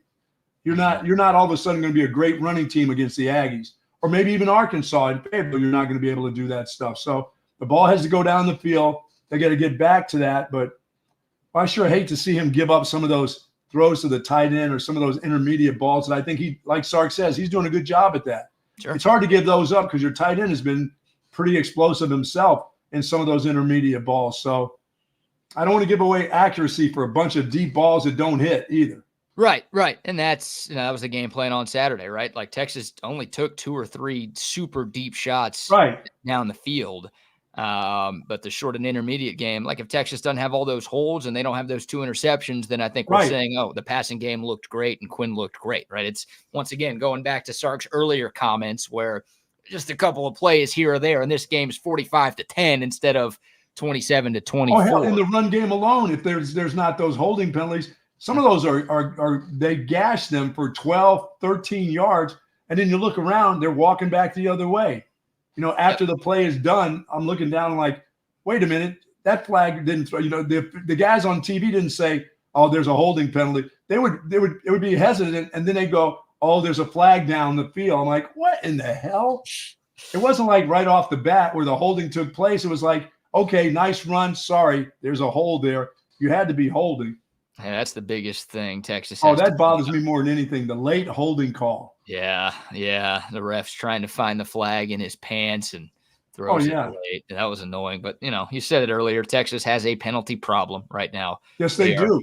And you know what? Everybody knows that. And the officials in the SEC now know that too, because every coach will go before the game and goes, number 56 there, he's got the ability. He grabs a lot, and those guys get that shit in their mind. They get that before the games. The coaches go and they talk to the officials, and they talk about individuals. I know that for sure. They talk about individual players on the other side. Oh, you're All-American over there at tackle. Here's what he does. Be on the lookout for that. And they look for that stuff.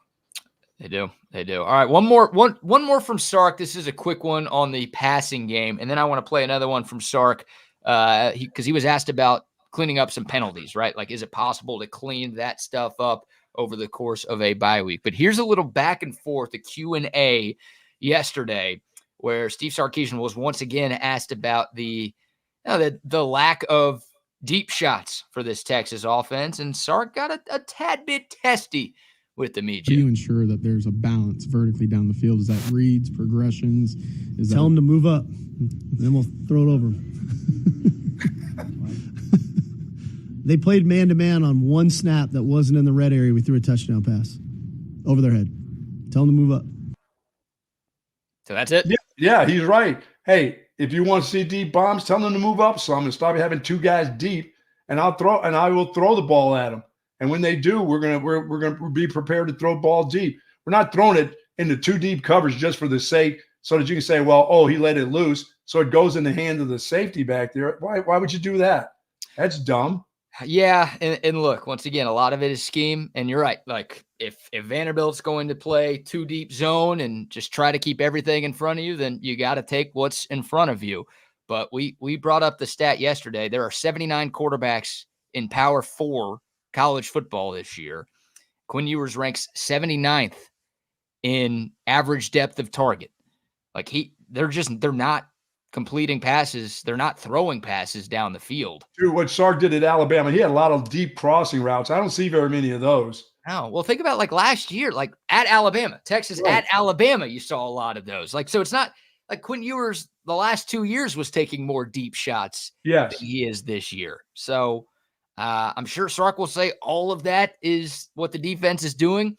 I don't watch as much film as Steve Sarkisian does, so I'm sure there's some credence to what he has to say. But once again, my overarching point here, not an Arch Manning request, just because I said overarching, is you can't win championships, SEC or national championships, if your quarterback is not pushing the ball down the field. I would agree. Yeah. So- But when they started out this season, it was about that kid's accuracy, whether it's deep balls or anything else, and take what the defense gives you. I think he's doing a lot of those really, really well, taking with the defense. I know it's not exciting, it's not pretty, but they only have one loss. And that wasn't because he wasn't getting the ball deep down the field. That was because the offensive line couldn't hold anybody's ass out. And, you want to throw some deep balls, you better hold out guys for a while to let that quarterback be able to drop back and throw. So, like you said, it's a little bit of everybody's problem. It's not just the quarterback's problem. It's the play caller's problem. It's the offensive line coaches. It's guys not getting in the right position. So everything doesn't come down on the quarterback like everybody thinks it does. I think there was a real plan in the beginning of the season to get this guy's accuracy down and make him a more accurate quarterback. And I think they've done that. And now it's just like you said, it's not enough to win championship games because Sark had a lot of, at Alabama, it wasn't always just straight out deep bombs, but a lot of deep crossing routes. And even last year, and you're not seeing much of that. And they're dinking and dunking, and they're doing what they need to do. Remember, only one loss. Sure. So they're dinking and dunking and doing some of the things that you want because the chains keep moving. They still score, but it's not pretty. And in order to win, there's going to be some pretty ones that you have to throw down there. But as Sark says, if they don't come up, I'm not throwing into that coverage. And then have you guys coming back on Monday saying, well, why were you throwing into that deep coverage? They're way the hell back there. Why aren't you dumping the ball off like you did in the beginning of the season when you beat Michigan? I was going to say, well, you wanted the deep ball. There it is, right into the hands of the safety. Yeah. Important to note, like you said, this team's 7-1. They are ranked number 6 in the country. And we knew they weren't great at the run game. We knew that in the beginning of the season. How is the run game going to be?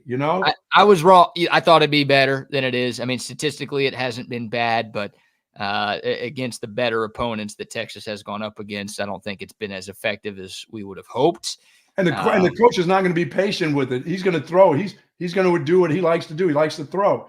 He's going to throw.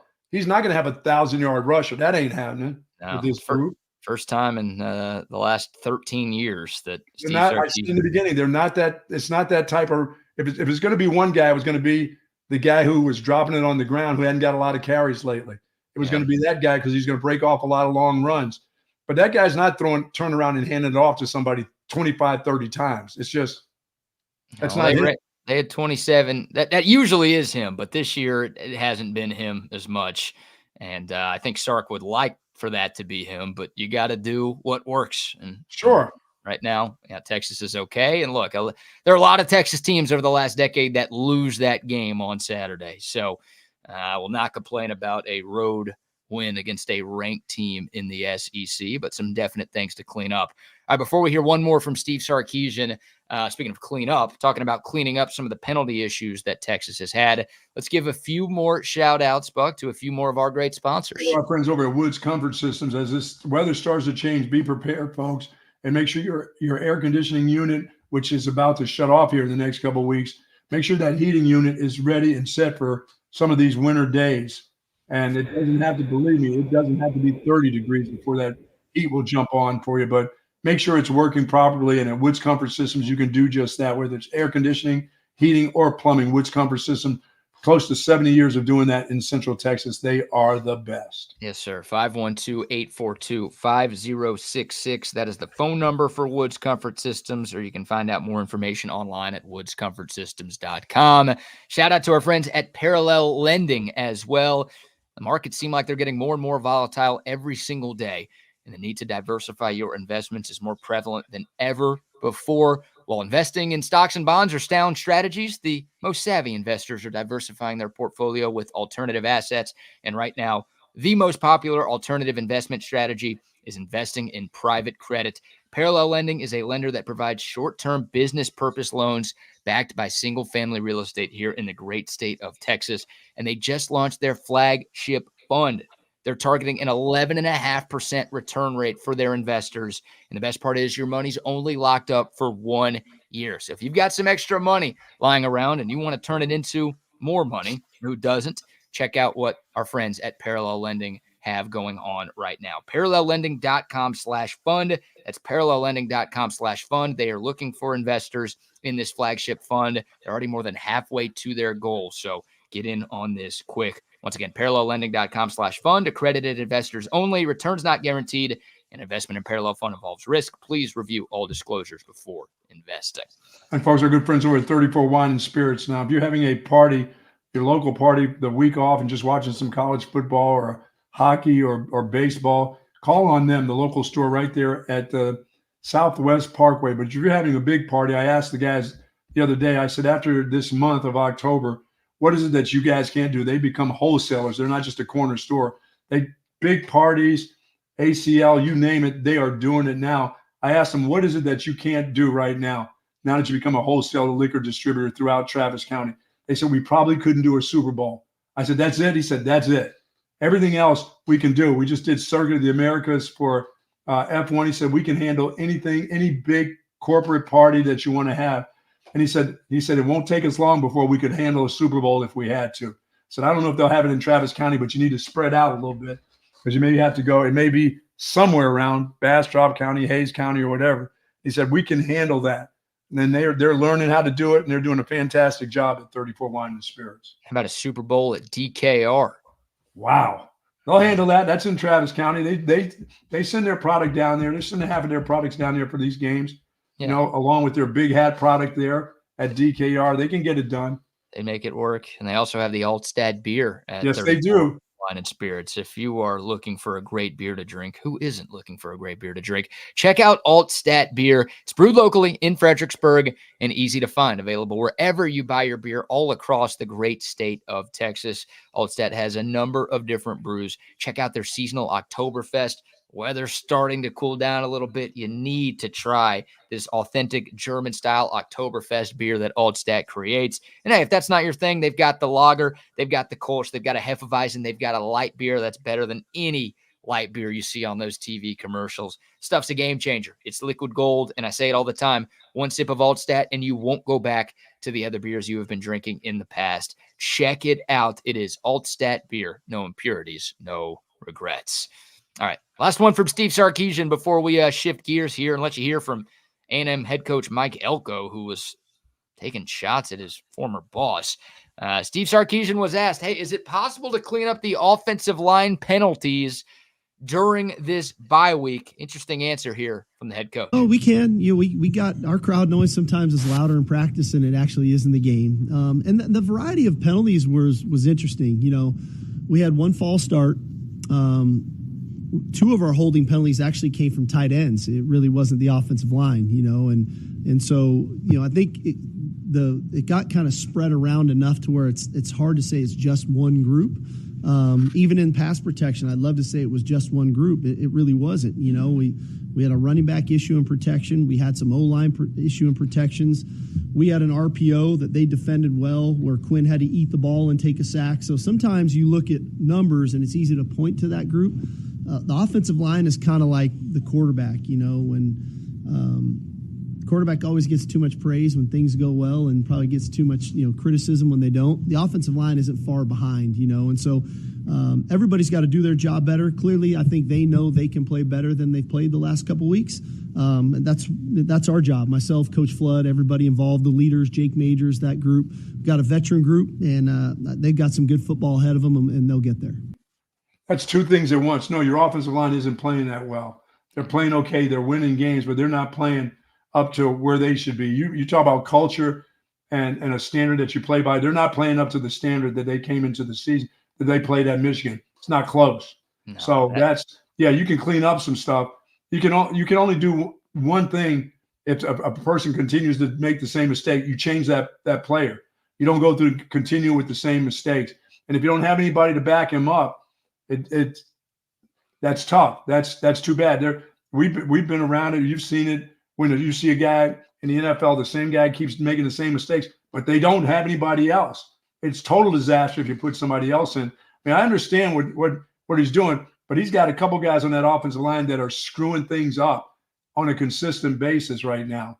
Yeah. I mean, if you have one penalty a game, if you're average one penalty a game, that's a problem. Cam Williams is averaging more than one penalty a game because he has 11 in 8 games.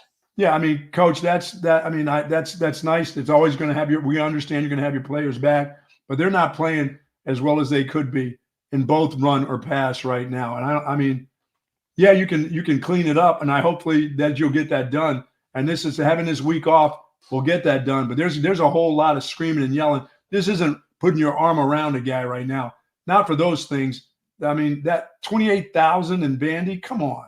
Yeah, that needs like to be. Like you said, it's louder at practice. Right. That needs to be. Well, they pump crowd noise in there. Oh, I know, but yeah, I mean, they play with music and crowd noise and all that shit. Why are you jumping offside? That's part of your offensive. The snap count. They tell it to you before you break. You're the ones. That other guy over there doesn't know it. You know it. Just keep that in mind. I know there's a lot when the ball gets snapped and a lot of things you have to do in a split second, but dude, that's a bad habit. That's something you just got to break. And that only comes with foot in ass and a consistent foot in ass. That doesn't come with, come on over to Sunday dinner. Let's talk about you flinching. That's not taking a shotgun behind the guy's head and banging it off and him jumping. No, that's a consistent foot in the ass by, eventually your quarterback starts. And like I said, I saw Doug Flutie kick a guy in the ass, right in the ass at a practice for getting him sacked because the guy missed his assignment. The guy came clean, and he stuck his foot right in his ass. Don't ever have me get hit like that again. And I know Quinn Ewers isn't Doug Flutie, so. But, I mean, I witnessed that the guy had been making mistakes, and the quarterback got on him. I mean, that's other players that have to get on him too, so. Yeah, Doug Flutie with his size 6 shoe. Did that even hurt? Yeah, with his little dwarf shoe. Yeah. You get a big 300-pounder in the ass. That guy never did it again. Yeah. It never happened again. So wonder if he was taking that. Certain things you just can't continue to say, oh, we'll get that. It's everybody's fault. It's that guy over there, and it's a little bit of that. We know. We've seen it all year. Well, that's the number one thing that Texas needs to do over this bye week. It's not get Quinn Ewers a little bit healthier. It's not get Isaiah Bond and Andrew Makuba back into the fold. No. It's figure out what's going on with the offensive line. I agree. It's 2 weeks in a row. And like you said it leading up to Vanderbilt. Vanderbilt's going to try to do what Georgia did. Okay, well, now Georgia and Vandy have had success doing what Georgia did. Wait till better players now do it. Yeah, you don't think Florida's going to try? You don't think Arkansas is going to try? You don't think Kentucky and A&M are going to try? You have to clean up the communication issues. Obviously, the penalties need to get figured out. I mean, that's been a problem all year. Maybe at this point, that just is what this offensive line is. But even early in the year, Texas was committing a good number of penalties, but they were still doing enough as an offensive line to where this offense was rolling along. Right. Now they're giving up a lot of sacks. They're giving up a lot of TFLs, and they're committing a large number of penalties and a large number of untimely penalties. Like, the offensive line has to get things figured out. That is the number one objective over this next. I would agree. And BK, I thought that they were in the process of getting that running game going on Saturday, but those penalties just, and there was just a bunch of, some of it was a bunch of BS.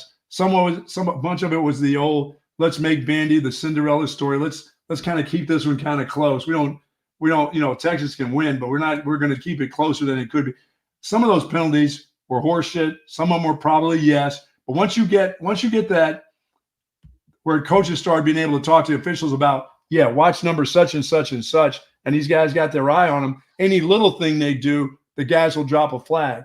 Because, as I said, if Texas only has one loss and the holding discrepancy is on your offensive line, and you got these great athletes on the defensive side, where the hell is the holding against those teams?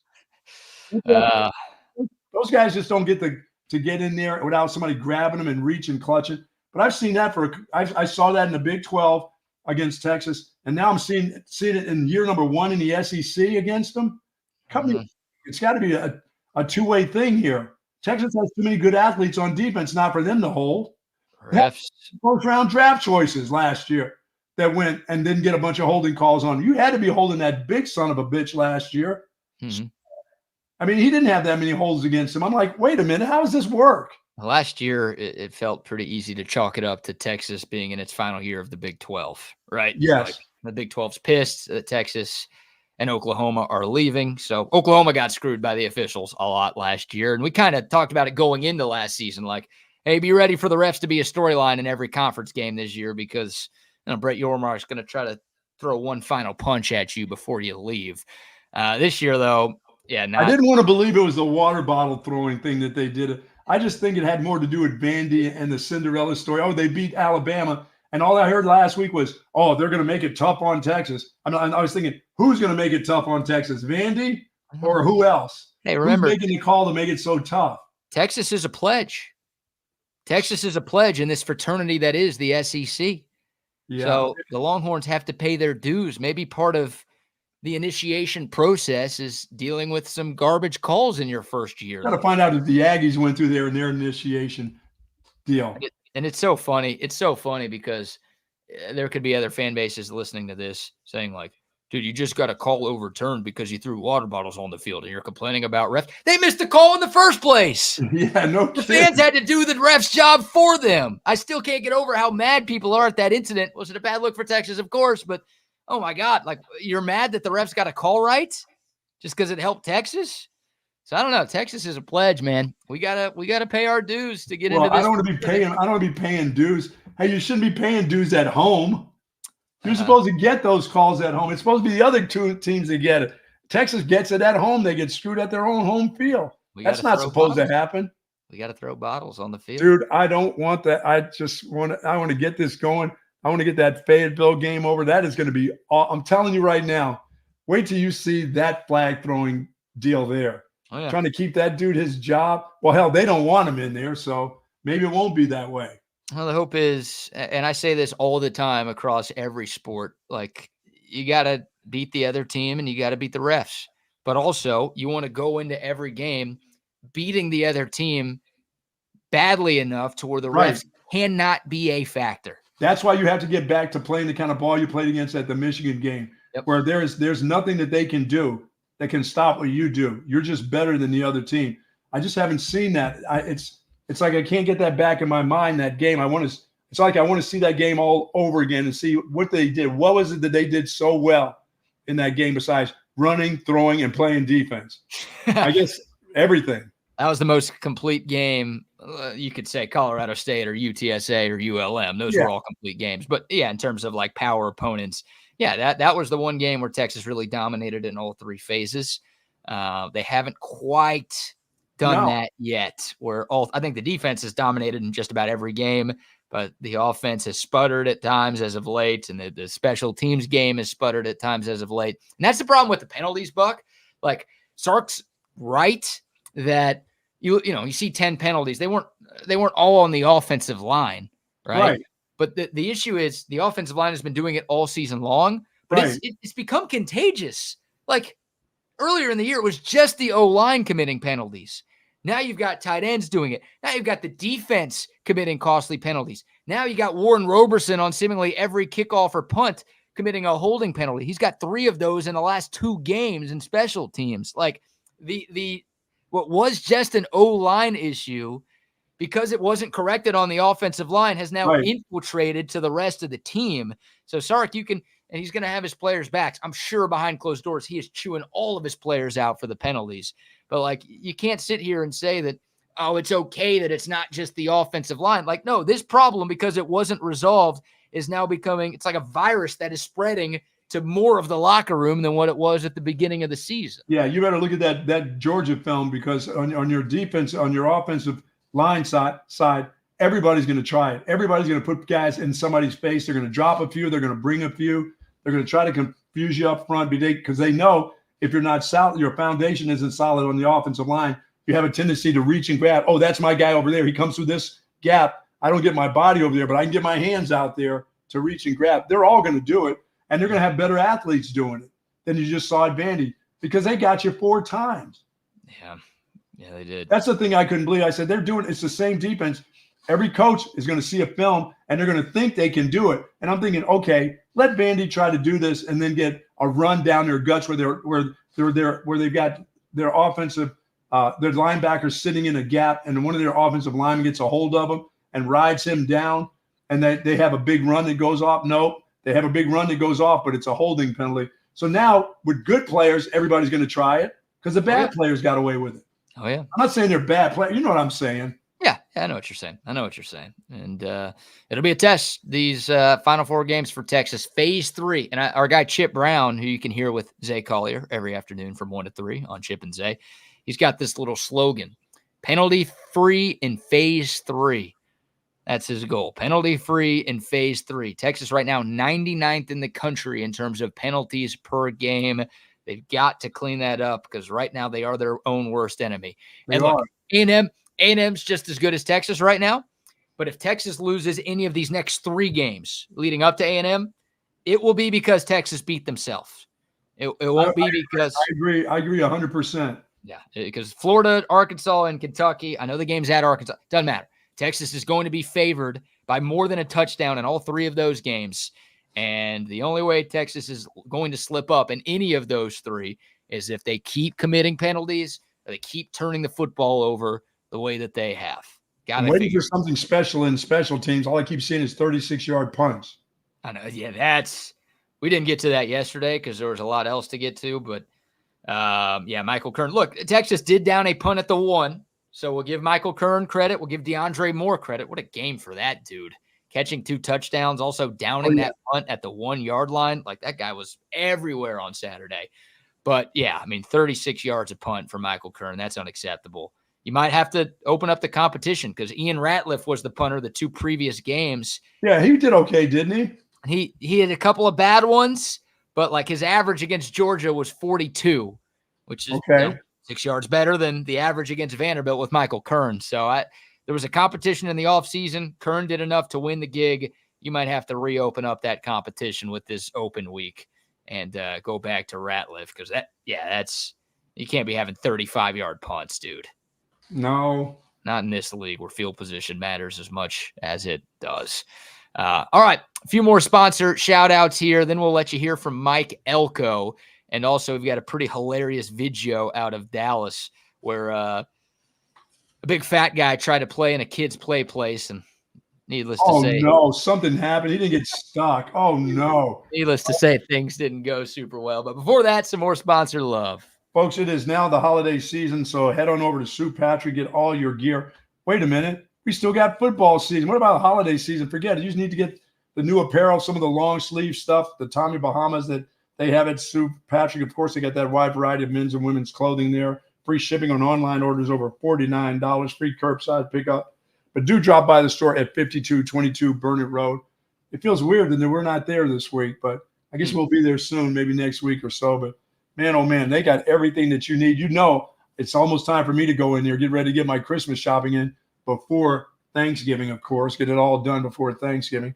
And St. Patrick's is the place that you want to get it done. I'm all done with two of my Admiral William McCraven book, Make Your Bed, which is the first one I read. And then, of course, Hero Code. I'm on number 3 right now, Hero Code. I can't wait to finish that one. Good stuff. They have all those books. They have all tons of books. As I said, everything that you need, whether it's tailgating, glasses, you name it, they got it. Luggage, you want it, you can get it. And plus that online shipping, let me tell you, about 48 hours and you will have your stuff from St. Patrick's for sure. Go to stpatrick.com for more information. Yes, sir. Yes, sir. And a shout out to our great friends at Covert Bee Cave, the best car dealership in all of Central Texas. Of course, part of the Covert family that's been around the Austin area since the early 1900s. Covert Bee Cave is a beautiful, ginormous facility right there off of 71. 3 dealerships all on one lot. They've got 7 different brands and the best selection of new and pre-owned cars, trucks, and SUVs all throughout Central Texas. Plus, the people there are fantastic. Dan Covert, great guy. Stacy, Mike, Jerome, Cameron, the whole team out there. Great, great people. I know our guy Zay has a Covert car. Buck, I know you just bought your most recent car from the Covert family. We're all about the Coverts here, and you know what they say about those Covert prices. Nobody beats a Covert deal. Not now, not ever. Not ever. Can't happen. And quick shout out to centextickets.com. No Texas game this week, but still plenty going on. If you want to get to any sporting event, any concert, any festival, any comedy show, there's only one place you need to go to find your tickets. That is centextickets.com. And make sure y'all use the promo code CENTEX10 at checkout. You're going to get 10% off. I don't know any other ticket site that's doing something like this. CENTEX10. Type that in when you check out. You're going to get 10% off of any ticket purchase at centextickets.com. Leaf Landscaping and Supply Company. Don't forget them down south on Monterey Oaks and up north at Pond Springs Road. I got my trees in, BK. I went by Leaf and had them tell me exactly how to fertilize them. No, not that tree. I put in real trees, oak, leaf, hollies. I put in 2 of those. I'm going to pick up 1 more today, but they're telling me how to do the soil, get the soil prepared. And if it rains when it rains on Wednesday night and Thursday, it's going to be perfect setting. This weather is just great in the mornings. You know what, BK? I think we're now almost fall in the morning, fall in the afternoon too. Okay. The temperatures are in the 80s. We're not hitting 90. But you know what? Feels like 90. So it is 90, I guess. Yeah, 80s is still not fall. It's not? No.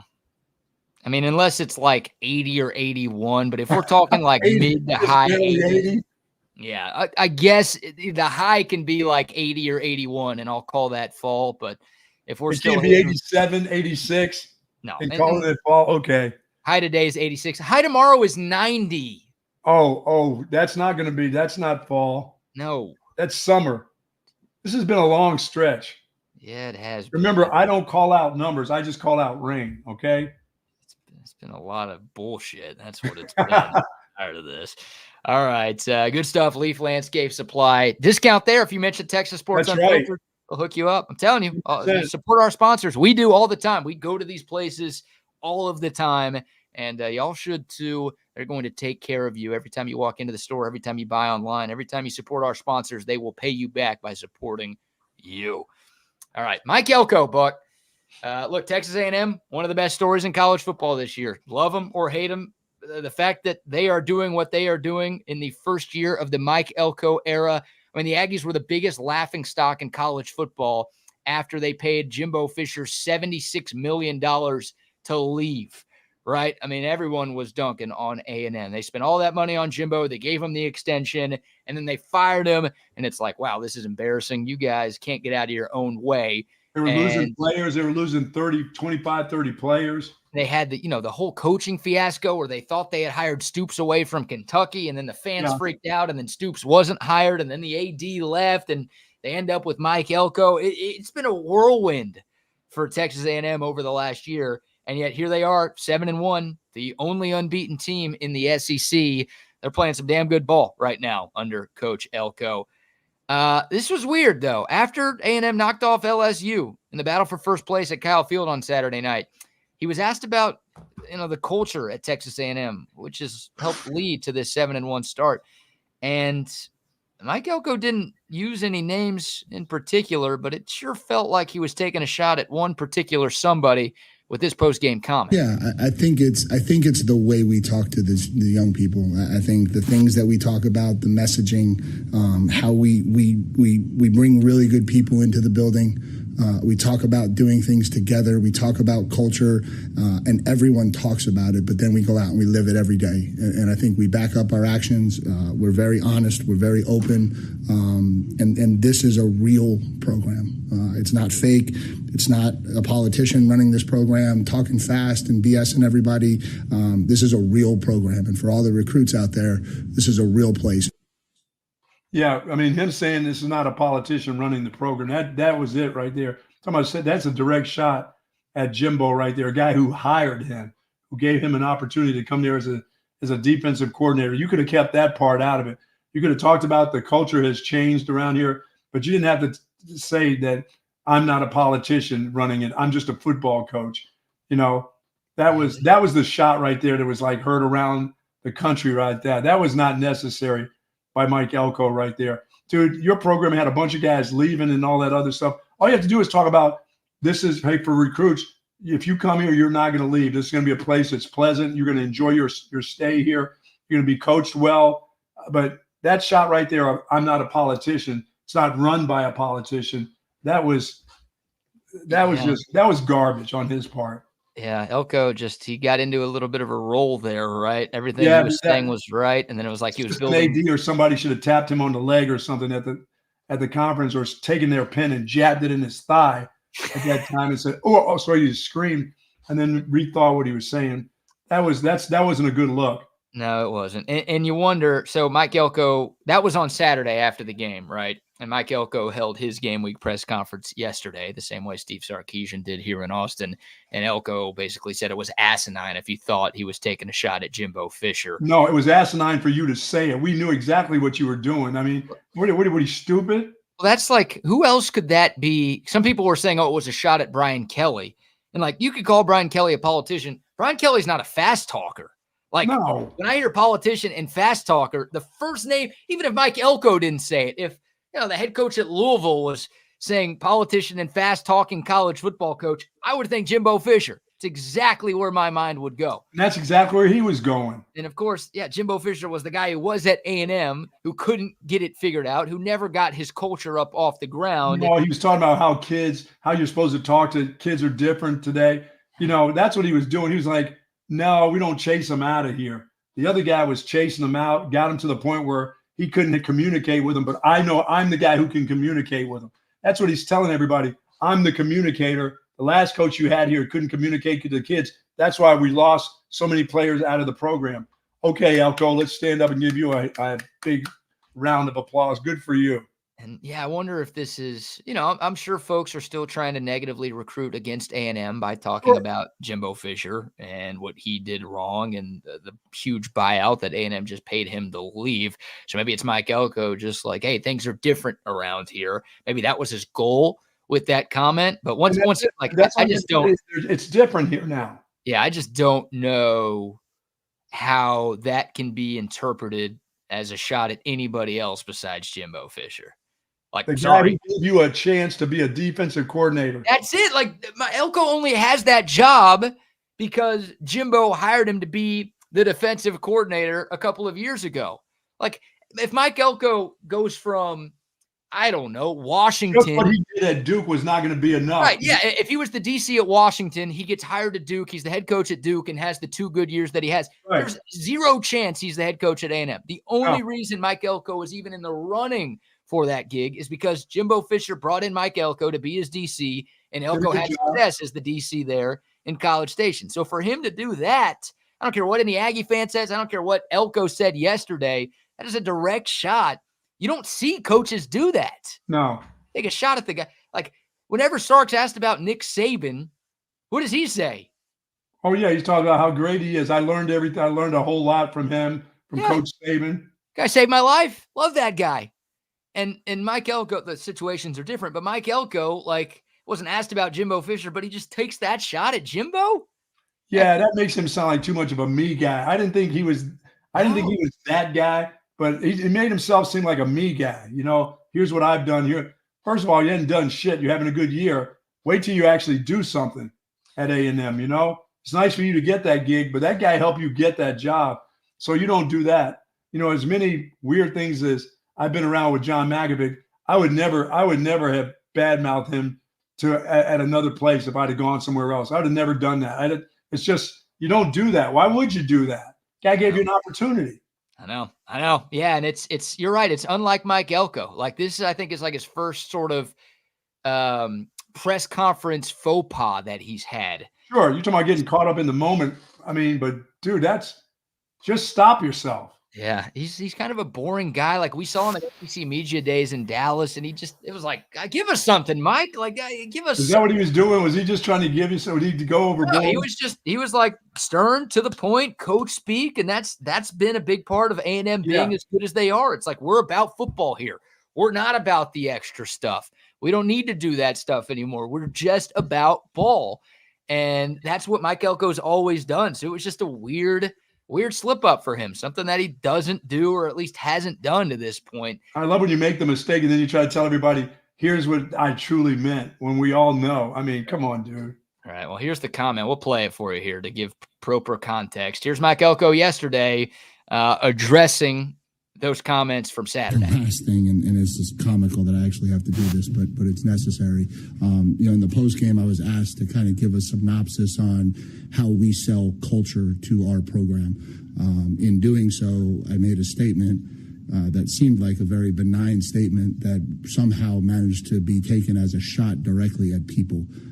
You guys gave me multiple opportunities in 9 months to take shots at people, and I've never done it. I have nothing but respect for Coach Fisher. I've said nothing but positive things about Coach Fisher. I'm the head coach at Texas A&M because of Coach Fisher. I appreciate who he is, everything that he's done. And for anybody in the media to think that that was what I was doing post LSU is it's asinine. No, it isn't, Coach. It's what you were doing. Yeah. And you can apologize. That's fine. Or in your way, you're actually finally you said the word Coach. Finally, at least you said his name. Yeah. You knew who you were talking about. The public backlash was like, he just took a shot at Jimbo Fisher. Yeah. So, I mean, you had to say his name. If it wasn't about him, then why did you didn't have to say his name. Yeah. We already knew who you were talking about. Now I wonder, but dumb. Yeah. Now I wonder, like, I don't believe in karma, but you wonder if the football gods are going to punish Mike Elco and A&M for that. No, I think he's just a guy who got over the top of his skis, in his way, he really didn't apologize. He just tried to tell us what he was thinking, which we already know what he was thinking. Yeah. He's like, try to backtrack it a little bit. Well, it's one of the classic, like, I shouldn't even have to do this, but because you guys reacted to it the way that you did, I'm going to have to do this. It's like, no, Coach, I made you react to it that way. You said what you said. Like, we reacted to what you said. We didn't make something up. Like, you took a shot at somebody, and that's why. Maybe we weren't thinking Coach Fisher, but now since you said his name, since you had to say his name because you knew exactly who you were talking about, yeah, and then he of course had to say, I owe a lot to him. Okay. Yeah. Maybe you should have said that in the beginning. I owe a lot to Coach Fisher and, me having this job and us having the success that we're having right now. He could have said that, but he didn't. That would have been a lie. You don't have to say that. And yeah. Jimbo doesn't deserve much credit for what's happening at A&M. Maybe Elco's mad that Jimbo got a much bigger contract than he did and couldn't put together a team like Elco's put together. But yeah, hey, I know. Sometimes I have long-winded questions. You have to be careful with those sometimes, that you don't go so far as to put your foot in your own mouth. So you have to be careful of that. That was one of those. Just tell them that it's a different environment around here now. It's just different, And as for a recruit, you want to come here. We're going to play winning football. That's all you have to say. Yep, I'm with you. All right, let's quick shout out to passes, passes.com. If you haven't been over there, you're missing out. Pass is a content creator company. 40 of the top UT athletes are on Passes, putting out content that you can't find anywhere else. You can DM your favorite athletes, and they'll actually respond. Check it out, passes.com. All right, Buck, we got a video for the people. Lighthearted way to end today's show. All right. Got the sound on this one because, I mean, the sound's kind of funny, but it's hard to hear. And if you're listening on the app, it's not going to do you much good. Airline, no. No airline. We go to some sort of play place. It doesn't look like a McDonald's or anything. It doesn't look like a Chuck E. Cheese. It's just some sort of kids play area. Okay. You know, they've got restrictions and regulations on these things, right? Yes. Weight and size. Yeah. Like you can't be older than this, taller than this, fatter than this, and still get to use this, right? Yes. Well, some guy in Dallas decided to not pay attention to those regulations. Here's what we have here. God. You see him at the top of this. I don't even know what to call this thing. There's like all of these red dude pieces. I don't even know what those are. Pieces of fabric. They are that would hold a kid. That would hold a kid up, right? Yeah, it's like one of those maze things where dude, that thing is not going to hold Humpty Dumpty. And this guy is fat as shit, dude. Dude, no, don't. He's round-shouldered and round-bottomed. And for some reason, he thought it'd be a good idea to try out this play place. Yeah, that's going to cost you thousands, big man. Breaks through. There are, 4 levels here. The kids are screaming, he's falling! Help, I'm falling! He falls through all of them. And then look, he fixes his shirt. That's the first thing he does when he hits the ground. We'll bring on Wags and Double R. First thing he needed to do is take his credit card out because he's going to pay about $3,000 to have all that shit fixed. Oh, Stranger danger. Stranger danger. Got to get out of the way. The kid's got to move. No. Hey, kids, look out below. Get down below. Dude, thank God there wasn't a kid at the bottom of that. Oh, my God. That kid would be dead. You think that kid would have died on contact right there? Boom. Oh. Here comes lard ass. Look out. See, he's just round-shouldered. You can't body shame that dude. What do you mean I can't body shame that dude? That dude wants to have a good time. He just wants to be body shaming himself doing that. Oh, my God. See, that had to be like guy number 41 right there is going, Timber. He's saying, what the hell is this guy thinking? He's going to break it. And there's a baby carriage. He's going, I'm glad I didn't have that baby carriage underneath that. 20. Where's the workers? Where's the workers that are like, no, dude, you're going to break our facility? No, it's that kid's fault right there who's up there. There's not another adult up there who should have told him, don't do this. It's that person's fault. Look, see the person standing there like, hey, you don't do that. Come on, Dirk. Get over there, Dirk. Go. That's his wife. That's his wife up there. I'm assuming that's his wife. Well, and whoever that is, she's an enabler. She is an enabler. She is an enabler. She also looks a little round-shouldered too. I was gonna say she also looks a little too big to be going down that thing. So both of them are in the wrong here. They're just lucky their kid wasn't at the bottom. What did they think was going to happen here? Like, what was the goal? The guy can't fit through any of those slots. Like, what did he think was going to go down here? Maybe I don't know. Take him to get up there. That's an awful way to die if you're a kid on the bottom. I like the shirt thing, man. Where it's like fixing his shirt. He fixes his shirt. Like you guys are terribly wrong. The guy's just trying to have some fun. Just wants to be a kid again. Well, you can't be a kid when you're 450 pounds. Dude. No, he was probably a heavy-set kid as a kid, and he's just trying to get back to when they made fun of him, and he didn't want to be. He thought maybe I'll show him I can do these things now. God, no, you can't do that. See, that had to have been like at Chunky Cheese where they sell booze. I guarantee you. How much did that cost? You think that cost that dude? That dude is full of Mick Ultra. Right, is that $5,000 worth of damage to that? No, more than that, huh? Look at that, man. Look at those kids down below. Those kids will never be the same. The shirt thing, man. The shirt. Yeah, everyone's just staring at him too, like the whole. And Dirk's gotten a lot tanner since his play. Yeah. I wasn't ready for that. All right, last time we'll show it. I mean, it's awesome. Oh my God! Up in That's Dallas. up in Dallas. Yeah, I think in Carrollton, somewhere up in the Metroplex. Well, and you know that when that dude came out of that, whatever that thing is, he came out, he stood up and he was like, he was like a star coming out of there. Bro, man. I was so embarrassed when I fell down on the pickleball court. I can only imagine what that guy went through, man. Oh my God! You think the horror that he knew It had to have been. It had to have been Chunky what was Cheese. gonna happen I mean, the there's next no doubt. three? The horror in his mind must have been, this is it for me. I'm going down. This is how I'm going out. The last thing I see is a kid. Dude, there's not a fall in the world that could kill that guy. He's got too much cushion. I was wondering if he broke anything. I didn't see any gravy, but That looked like one of those free playscapes at Walmart there, BK, where you'd see those people there. Hey, now, all the kids have to go home because Enrique wanted to have a good time. He wanted to go back to his childhood. He's destroyed it for all the kids. And Dirk Nowitzki could have put the kibosh on it. Oh my God! He's screaming timber.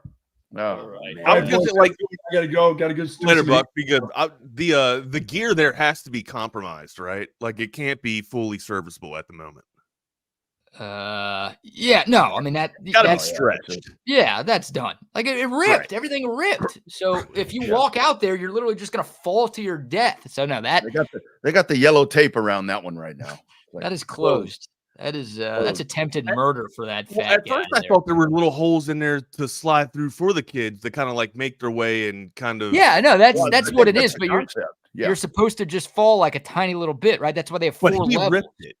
He ripped all 4 levels. Well, yeah, that big slob coming through there. I mean, that's jeez.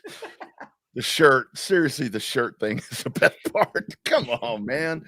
Oh Lord. All right, we'll save the hypothetical Tuesday question for a Wednesday because that was too funny. But I will bid y'all adieu. I'll be listening. Have a good show, Later, brother. Yeah, Be good, man. There he goes. Here we are. Welcome to another edition of Chaos Theory on the chaotic Texas Sports Unfiltered. My name's Wags. That is my partner in crime, Rodney Rodriguez. Double R, as we know him. You can find me on Twitter, not the fake Wags. You can find Double R on Twitter at the Rodney R, and then on InstaFace at the _ Rodney R. I'm on InstaFace at the Wagner Wire. Make sure if you're out and about, if you're mobile, hit us up on that code of text line 512-222-9328. Again, that's 512-222-9328. Smash that subscribe button if you hadn't done so already. Rodney, how we doing, man? Doing good, brother. Doing good. Man, it's all cloudy up in here, right? I walked out. You smoking some weed? No, unfortunately not. I walked out. I looked out this morning. I'm like, man, it's got to be cool out there. It's all hot and muggy. But anyway, I think the weather's about to change on us, brother. I think it's about to cool off a little bit. For good, because every time it changes, it comes right back to melt your face Texas heat. So comes right back. You hit the nail on the head, my man. You hit the nail on the head. How are you this morning? I would welcome it in a heartbeat. I would welcome it in yesterday, man. I'm a fan of the cooler weather instead of melting down here in this nice little pot. I like that, and we need some rain. We need some rain. You said it, Rob. We need some rain, man. My grass is brown. They won't let me water around here. So I got a little bit of I won't call it a mishap or a referral or whatever, but HOA kind of got on me. Apparently you're not supposed to be watering your grass with a sprinkler. You have to hand water. Yeah, I didn't know that. I didn't know that I had to sit out there with the actual hose itself and sit there and water the damn grass. I thought I could put it. Is it just supposed to be manually done? Is that why the whole hand water thing is, so that you can sit there and get tired of watering the damn grass and be like, you know what? I'm tired of this thing. I'm not going to water the grass anymore. And it's supposed to be at certain times. It's supposed to be at certain times. I did know. Like I'm out there, but I didn't know it was a hand water or watering the grass with your hand. I don't know. I don't even know the phrasing of it, man. But yeah. The only way that I knew that, because I had to adjust my sprinkler. Because my sprinkler's set to water 3 days. But anyway, so I adjusted that. But I kept seeing my neighbor across the street, and she was always out there hand watering, and I would see her out there every day. And one day when I was out there watching her hand water, I said, why are you hand watering the grass? And she said, well, you're supposed to do that. I'm like, oh, I didn't know Well, it that. wasn't my curiosity that brought me to the conclusion or brought me to the solution or whatever. But so some neighbor, I've never talked to them before, but they saw me watering the grass. I was doing something else while the sprinkler was going on. I think I was collecting up the damn the rubbish, the grass that we had just weed or whatever. But they're just like, hey, by the way, dude, you're not supposed to be doing that. And I'm sitting around looking around like I cut something wrong, right, on my grass. I'm like, doing what? You're watering your lawn. I'm like, buddy, it's dead. Yeah, you can water, but you can't water it with your sprinkler. You got to use the hose. And I'm like, okay, dude. So I went inside, started bitching, moaning, talking to my wife about how I wanted to burn the neighborhood down, right? And she's just like, he's right. That's the rules, man. Yeah. According to our HOA, you're not supposed to be spraying. Like, well, nobody tells me this shit. First and foremost, stay off of my lawn, damn it. So well, there's the guy. The other day when we were talking about whatever it was, when I said I mean, like, if you're right, let me know and I'll acquiesce. I'll follow the rules, man. Nobody's I'm glad that he told you. Because like the other day when I was talking about when you leave your trash can out, about it a different way. He was a little bit snotty about it. I'll say that. Like, come on, man. Don't be a douche. Just be like, hey, man, I'm clearly I don't know the rules. If I'm out here doing it, I'm not breaking the law on purpose. Everyone else is out here hand watering, and you're the only one with the sprinkler. Buddy, shut up. She said, well, maybe you ought to get a sprinkler. And like, you want to borrow mine? Yeah, I'll let you borrow mine when I'm not using it. You can use it if you want. Yeah, you can use it. It's pretty cool. It's handy. I can get a lot done while I'm watering the grass. Yeah, I'll leave it out here. You just come get it. I don't know. Just irritated me, rubbed me the wrong way. There's a way you can go. I don't mingle outside of this house that much, anyways, unless it's scheduled mingling. But if you're gonna approach me, just be courteous. Don't first off introduce yourself. You know what I mean? Hey, how you doing? I live a couple houses down. You shouldn't water your grass like that. You should hand water, something like that. Anyways, I digress. Ben J on the Coda text line 222-9328, area code 512, says that you should get a bumper sticker that says snitches get stitches, end up in ditches. Put that so when he walks by. Some old ass terminology and adages that we grew up with. I don't know if those rules are still good to go and are accepted on the block these days, Rodney. I think it's gotten watered down, no pun intended. It's like that hit song that's out right now by now one of my new favorite singers that I had never heard of, called Dua Lipa. Apparently she has a song that says HOTTOGO. That was an old cheer. They used to do, our cheerleaders did that. You spelled that way too fast. What'd you say? HOTTOGO, hot to go. Hot to go. Okay. That's when I was in high school, our cheerleaders used to do HOTTOGO. She probably got it from her mom or her aunt, right? Yeah, probably so. And now it's like a big deal. I'm like, man, I remember that. That's retro. What they used to cheer HOTTOGO. The Lockhart Lions are hot to go. Whoop, as we were getting beat 50-0. So. Speaking of old school, like my son thinks he's reinventing. Chapel Hill. Sorry, or Chapel Moan. Say they say simping or whatever. Like simping was an 80s phrase, and these guys thinking they're breaking the damn Urban Dictionary or reinventing the Urban Dictionary by throwing simping in there. Simping was a phrase thrown around in the 80s, man, in hip hop. All right, brother, where do you want to go first, man? Play some baseball, brother. Dua Lipa. I wasn't gonna. I don't know who Dua Lipa is, man. So look her up. Look her up. I didn't know who she was either till ACL Fest. And yeah, man, I swear I thought that was her. Well, okay, well, learning has occurred. See, we'll start having hip quote of the week with double R. And that's what you get right there. I seriously thought that you saying that. I mean, I didn't know. I mean, I didn't know. I mean, that band right there, that Chapel Moan or whatever it's called. So when the wife went to that, I don't want to talk Giants. I don't want to talk Giants. I told somebody. Troy wants to talk Giants. Let's.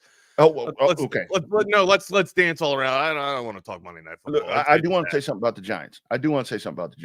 So with the baseball game that was going on last night, I flipped over to Monday Night Football. I will say that with the Giants, especially as a Cowboys fan, I'm paying the Giants a compliment right now because at least they act like they want to play. I mean, at least they keep on. I mean, I You're know right. Dallas I had a discussion with somebody yesterday. The difference between the Giants and the Cowboys right now seemingly is that it's, the Giants know that they suck. The Giants are a bad team. I'm on paper, the Cowboys are really good. It's the Giants just can't get out of their own way, and then in inopportune times they don't take care of the ball. Again, they broke it down pretty damn good and pretty damn well on Monday Night Football last night. I don't know how Singletary doesn't chip TJ Watt, in a one-on-one, instance or one-on-one scenario where he's got to be, blocked just by one tackle. No chip help from the running back, and then also, no rotation over from the right guard either. TJ Watt's on an island, isolated, and he absolutely destroys any offensive lineman that's in front of him in a one-on-one scenario. And then the Pittsburgh Steelers get the ball right back after a opportune takeaway there, but the Giants just weren't able to squander it. And Troy, I understand what you're saying.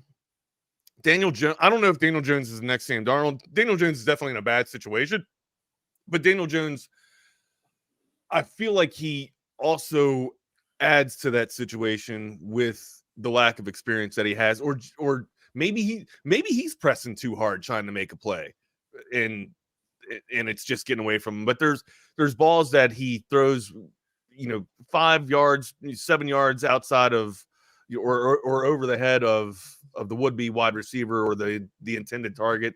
There's just some easy throws that he makes, but then also counterpoint to that, there's some throws that Daniel Jones makes that a lot of quarterbacks in the league can't make. So it's too few and far between with consistency for me.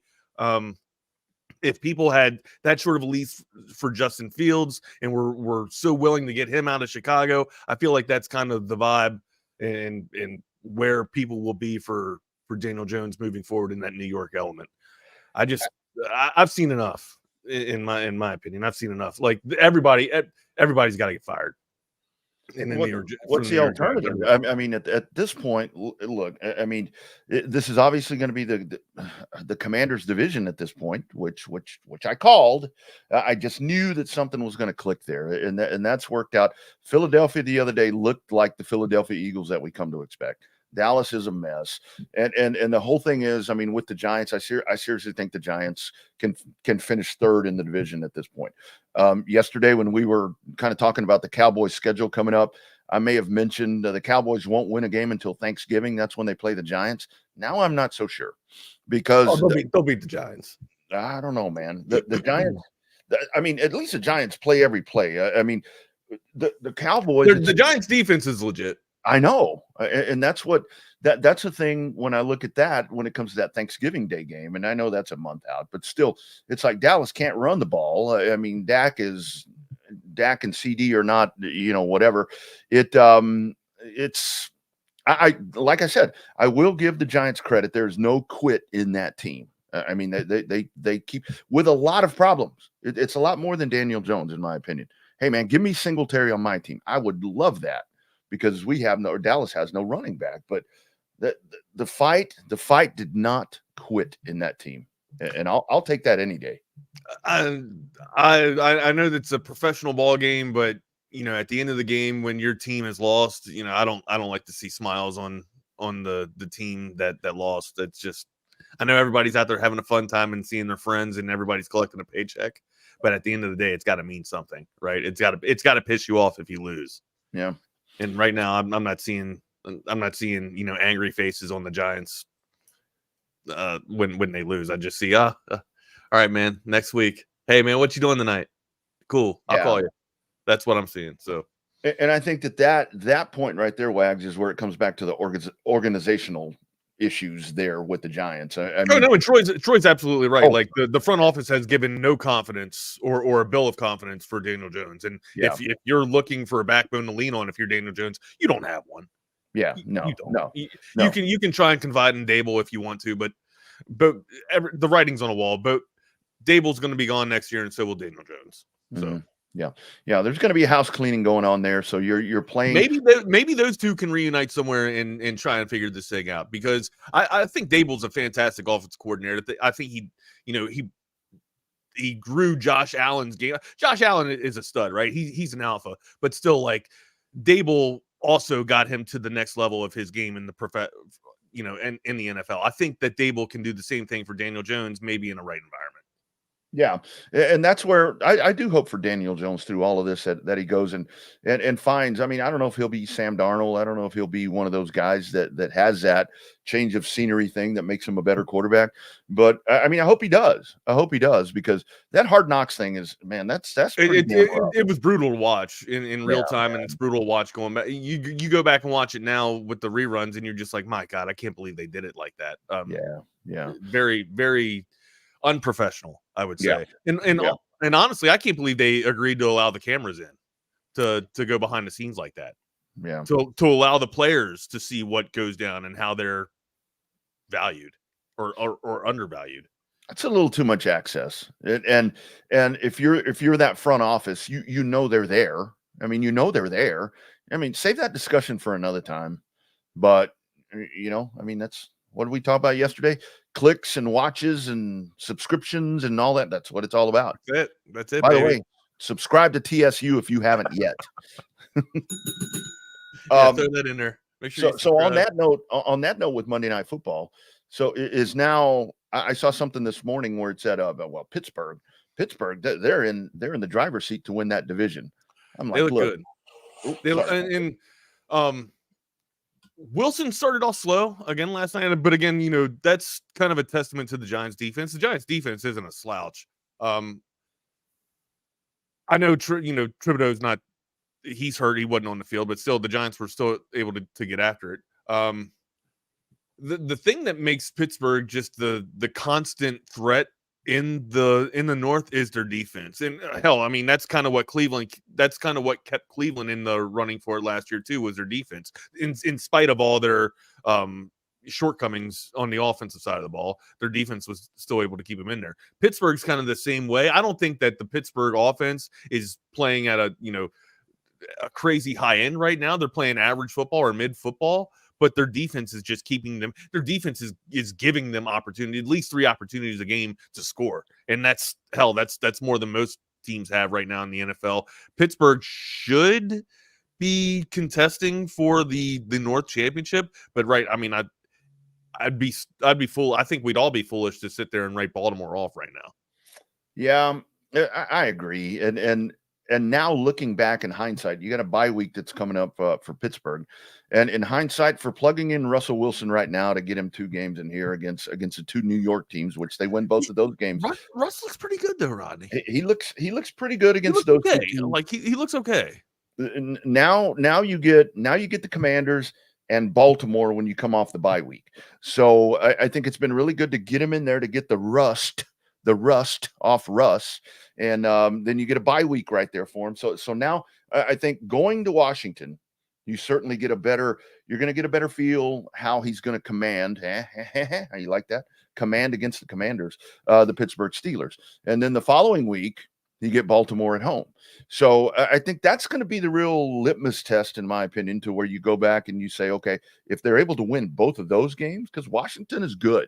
I mean, Washington is good. Washington might win the East, right? Washington's gonna fucking win the East. You think over Philly? It's between Washington and Philly, clearly, right? Yeah. But I mean, hell, I had Washington at 3rd, with the doormats being the Giants, and hell, Washington seems like they're leading the or they want to lead the East. Philly will have something to say about that, but I mean, hell, Daniels looks pretty damn good, man. Daniels looks like the real deal, and I think a lot of people, talent evaluators might have missed on Daniels, because I didn't think his game in college would be able to transition into the NFL this seamlessly. And he's pretty damn good. I thought it maybe would take 2-3 years for Washington to build something with Daniels, but no, it looks like Quinn and company's got it figured out.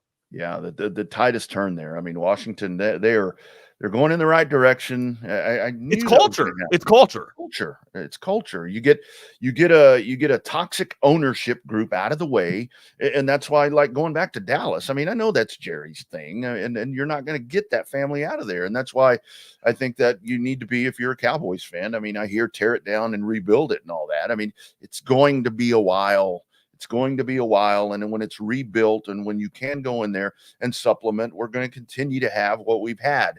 You'll have 12, 13 win seasons, and then you bomb out in the first round of the playoffs. I mean, nothing is going to change until the locker room, and there's still, I mean, we talked about Diggs yesterday, telling Mike Leslie, DFW media over there, you talk about these nuts and all that. It hasn't gone away. Diggs was on.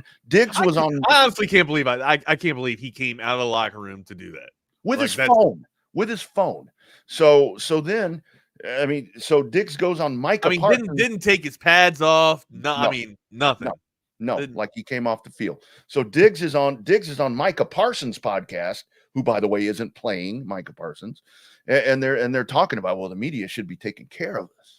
They should be taking care of us. I'm like, no, they're stating the obvious. They're doing their job. They're being critical. Their job. So anyway, we do a whole. We need to have a Dallas Cowboy podcast. That's kind of my deal, or my gripe with the rest of society today. And Rodney, you know me, man. When I screw up, hold me accountable. Absolutely hold me accountable. And I'll be the one that steps forward first and says, that was my bad. I messed up on that.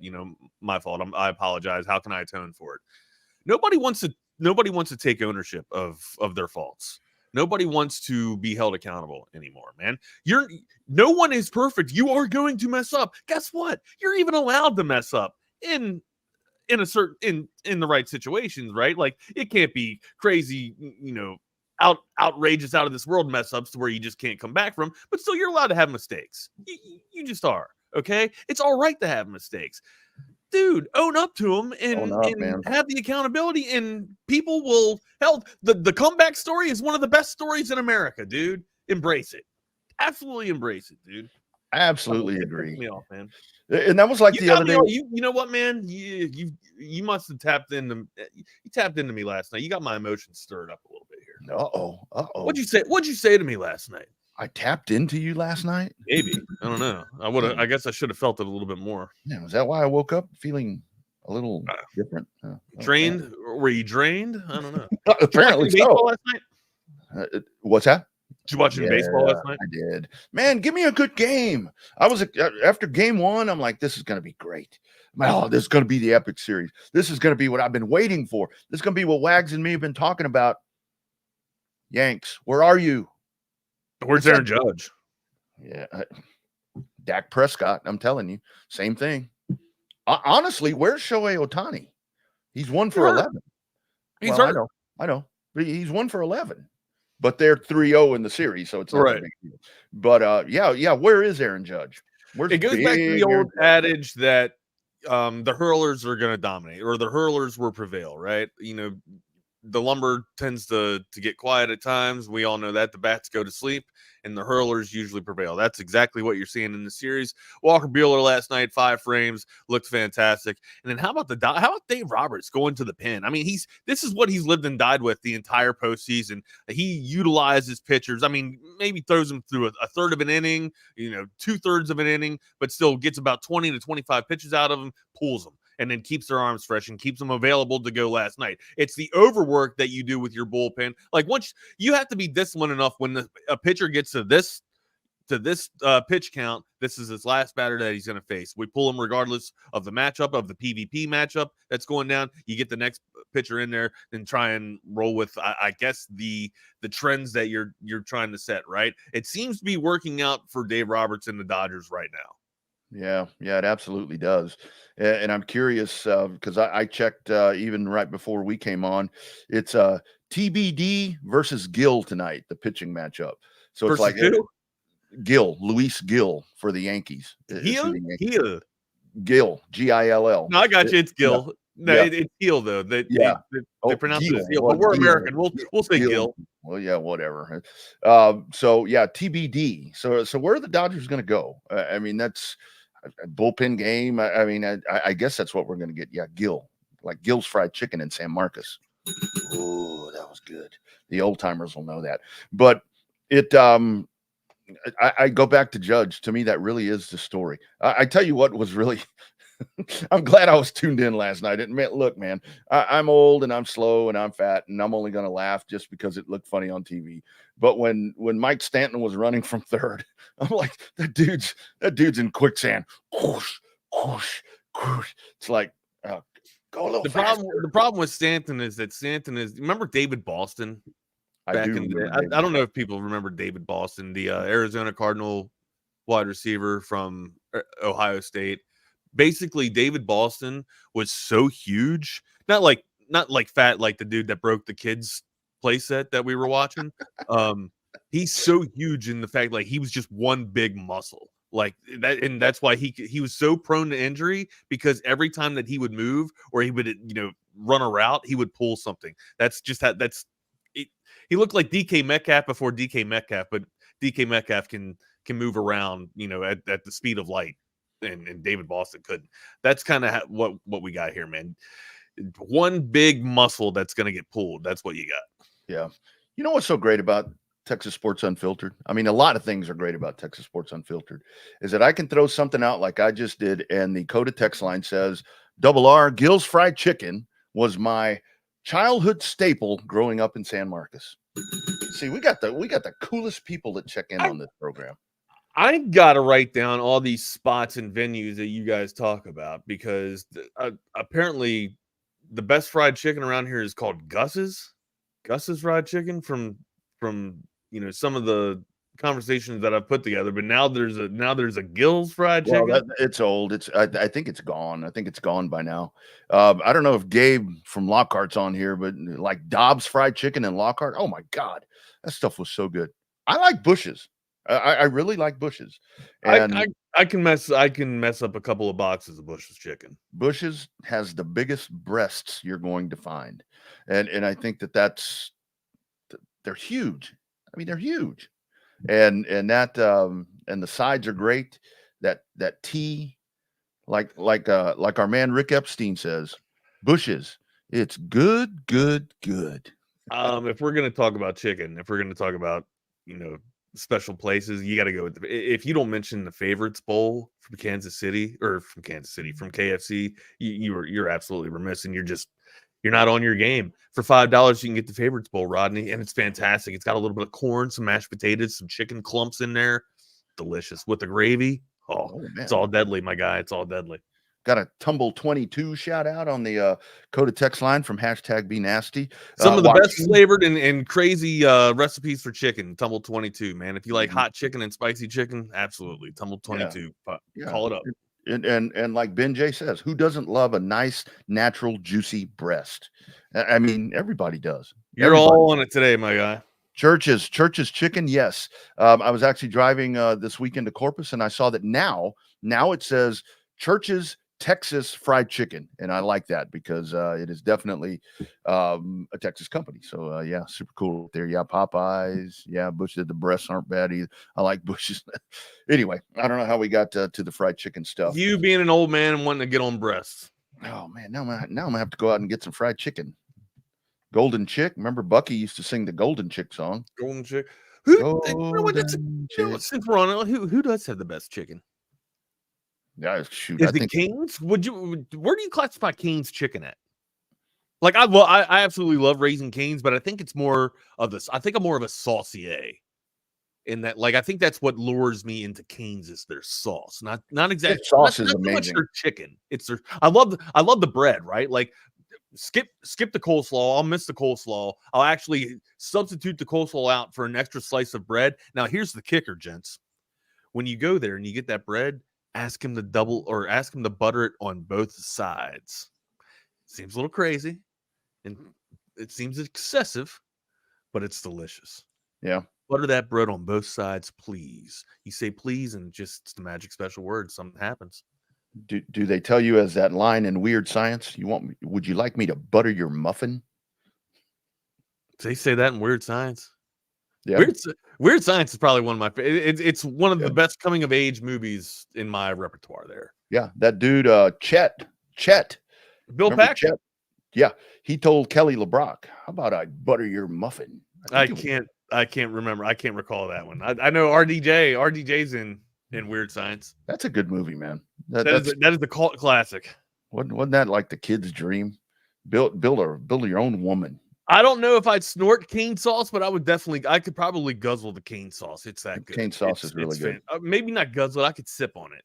It's fantastic. It's pretty damn good. Yeah. It's alive. It is alive. She was, what was her name? Yes, Kelly LeBrock. Kelly LeBrock. Yeah. Good call here from CB. Grandy's. There was a Grandy's on North Lamar that I would frequent, right there at the corner of, I think it was Runberg and North Lamar, right in that area somewhere. The fried chicken and the rolls. My goodness, that was pre-Texas Roadhouse and all that, where people go crazy over the rolls now. That's some really good stuff, man. You guys are speaking language. I don't know, man. I didn't get down here until about 2012, so I need to figure out all these good venues that you're talking about here. Hey, can we go to the Redskins real quick, or the Washington Commanders real quick? Yeah. The two losses that they do have, the first loss came at the beginning of the season against the Buccaneers, 37-20. I would still say that's. I mean, we all joke and laugh and talk about quality losses, right? Or that seems to be the trend or the buzzword thrown around here, quality losses, or the buzz phrase, quality losses. Buccaneers, probably you could consider that a quality loss, considering how well the Buccaneers are playing. 37-20, they lost there, and then their only other loss has been to the Ravens, 30-23. Again, so we talk about Washington being one of the dominant teams or one of the better teams, not just in the NFC, but also the stalwarts of the NFC East here, competing. Maybe they could actually hoist up that division there, or that championship for the division there. I don't think that's too far fetched. They seemingly are the most improved team in the NFC East, and I would say that they're not exactly the juggernaut in the East, but I think they're kind of holding them. I mean, I still had the Eagles clearly as the gatekeepers of the East, I would say, and also the gatekeepers of who's going to be representing the NFC in terms of going to the Super Bowl. I like San Francisco. I just think San Francisco needs to get healthy, but I think on paper, Philadelphia's got one hell of a squad, and so do the Lions. So yeah, besides those two teams, I think Washington's right there that could compete for it. It's the NFC. The NFC's crazy, man. It's kind of wide open, but those are the top three teams that I think are leading the NFC so far. And I'll tell you what, Washington's in the conversation. It's crazy. Yeah, absolutely. And Green Bay. I mean, because Green Bay did it again the other day. I mean, Jordan Love. I mean, here comes Malik. They find ways to win. They just, I mean, and what's so impressive about Green Bay is, as much as I sit here and piss and moan about organizations and all that, and that's just a frustrated Cowboy fan is why I do that all the time, and I apologize for that. But it's like when you sit there and you watch Green Bay, I mean, it's like they make these moves. It's like they strategically, will move a Hall of Fame quarterback and then bring a guy in that they've been grooming and all this. And this move here to go to make the move for Malik, you go get him from Tennessee and bring him in. The timing was amazing, and Jordan Love gets hurt, and this dude comes in and he keeps you going. And here he comes in, and Green Bay is floating under the radar, and they're gonna be a factor before this is all said and done. And that's, I mean, you do look at that. I mean, I say Detroit. I mean, I go with Detroit at the top of the thing. I think San Francisco's gonna make a run as they get better. They just got to get healthy. That's all. Like they're prone to injury right now, and I mean, hell, they've lost their best wide receiver, their best running back, arguably their best wide receiver. I like Deebo Samuel. I think Deebo Samuel is the best wide receiver on that unit. But absolutely, and a lot of people love Brandon Ayuk. He's a tremendous talent for a reason. And a loss of Brandon Ayuk is really going to damper the passing attack for the San Francisco 49ers. Thankfully, they have one hell of a system to where they can just kind of plug and play, or seemingly just plug and play, and it gets figured out. And I think for the Commanders, here's an opportunity for them because I mentioned Pittsburgh coming up next after the bye right there for them. But I mean, 3 of the next 4 games other than Pittsburgh, it's Philadelphia, the Cowboys, and the Eagles. I don't know if it's in that order. No, Giants Eagles, for the Washington. Washington has the Giants, the Steelers, and then the Eagles, and then the Cowboys. So there's their chance right there. I mean, if they can go in, and I think the Eagles that's what is that? That's a Sunday night game. So there's going to be a lot of eyeballs on that because I think that dictates the rest of the course of how the NFC East is going to run. Because it is, if you get Philadelphia playing the way that they played on Sunday, I think that despite the records that you would lean towards them. But the Washington story, what they're doing right now with Jaden Daniels is just, the Hail Mary the other day, it's like, well, it took a Hail Mary to win that. They were in control of that game. I mean, they control that entire ball game. Chicago put themselves into the lead. Yeah, Chicago found a way to lose, right? They found a way to lose. They found a way to get ahead and then found a way to lose. And that's shame on them right there because that was perfectly winnable. If I'm looking at the remainder of the season and I'm Washington, I got them playoff bound because I have them beating the Giants. I'm up in the air with the Steelers with how I won't say awful, but with how the Steelers played the Giants last night and the Giants were able to put up a fight. That's either a testament of the Giants defense or Arthur Smith having a debacle of a night. I'm gonna give that one to the Steelers here just for shits and gigs. I'll or argumental sake, I'll say the Steelers beat the Commanders here. So they'll have 3 losses. They'll split with Philadelphia, right? So we'll give them 1-1. I'll say that they beat the Eagles, or no, we'll say the Eagles win at home. All right. They'll split. So they'll go 2 losses back to back for Pittsburgh and Philadelphia. They'll come back. They'll right the ship with Dallas, or do they right the ship with Dallas? You tell me. Right now, Dallas isn't playing well. I think Washington's playing a lot better than Dallas. You're gonna beat him twice. You're gonna beat him twice, Wags. Never say never, right? But again, Dallas can get right at the end of the season and get the revenge game on them. But as of right now, I think Washington's playing better than Dallas, and Washington wins in a few weeks against Dallas. Then they got the Titans. They beat the Titans. Then they got the Saints. They beat the Saints. Derek Carr might be back at that point, and their offense might have, started to fix themselves. But right now, it's not the efficient football that they were playing at the beginning of the season. Then they got the Eagles again. All right, they beat the Eagles before. We'll say just for shits and gigs that the Eagles beat them this time. Now they have 4 losses. All right, got the Falcons. I can't figure the Falcons out. Yeah, I don't know what you get with the Falcons. I'll say stalemate right there. We'll give benefit of the doubt to Washington there, and they beat the Falcons. All right, how you like that, Kurt? You like that? Okay. Cowboys again. All right, we'll say benefit of the doubt. The Cowboys split. All right, they have 5 losses on the season. Is 5 losses going to keep them out of the NFL playoffs or out of the NFC playoffs? I don't think so. I think that what you'll have here, because you've got the West that's not as strong, so you're going to have a West champ. You're going to have the West winner will get themselves in the playoffs. 10 and 11 wins get you, or did 10 and 11 wins get you in? I think so. Maybe you have to be a wild card. Even with the extended season, 10 and 11 wins get you in? I think so. Yeah. Okay. I'll tell you what's going to be interesting in my opinion, because you've got the Central that is stacked. I mean, the Central, theoretically at this point, all of them, well, maybe Chicago's kind of falling a little further out of there. Everybody can. Detroit's going to win. I don't know if 12 wins get you the top seed anymore. That's the thing. That's kind of what I'm asking Rodney here. No. Because I think Detroit's going to win 13, probably. You think Detroit's going to win 13? I think Detroit's going to win 13. I want to go back and look at the BUSR. I had all that on what those. I think they were at 12.5 on the projections. I think Detroit was at 12.5, but that's where that division has gotten so strong, because Green Bay, in my opinion, is kind of the one that's the whatever you call it in there. Bookmark.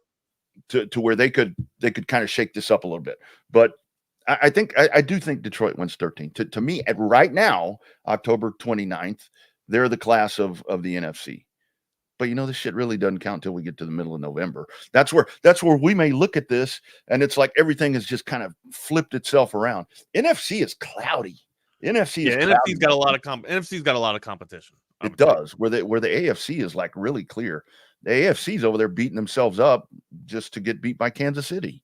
Yeah, and Kansas City's taking it easy on the rest of the AFC. Yeah. They're just like, what, we'll unleash Patrick Mahomes' real abilities here in a little bit here. Okay, we're undefeated. You guys got to catch up. Okay. Yeah. Kansas City's over here all no good and stuff. Undefeated. That's so damn scary. That is so damn scary. See, that is so crazy that you look at that right now and it's like, God bless America. Hey, you guys, as always, Chaos Theory is brought to you by our friends at Real Truck. These players around here in the ATX might be driving Lamborghinis around campus, but Texas is still truck country.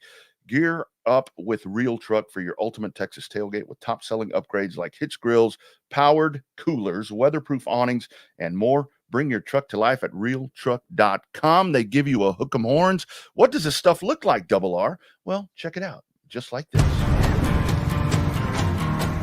Building a home for the people who are worth it.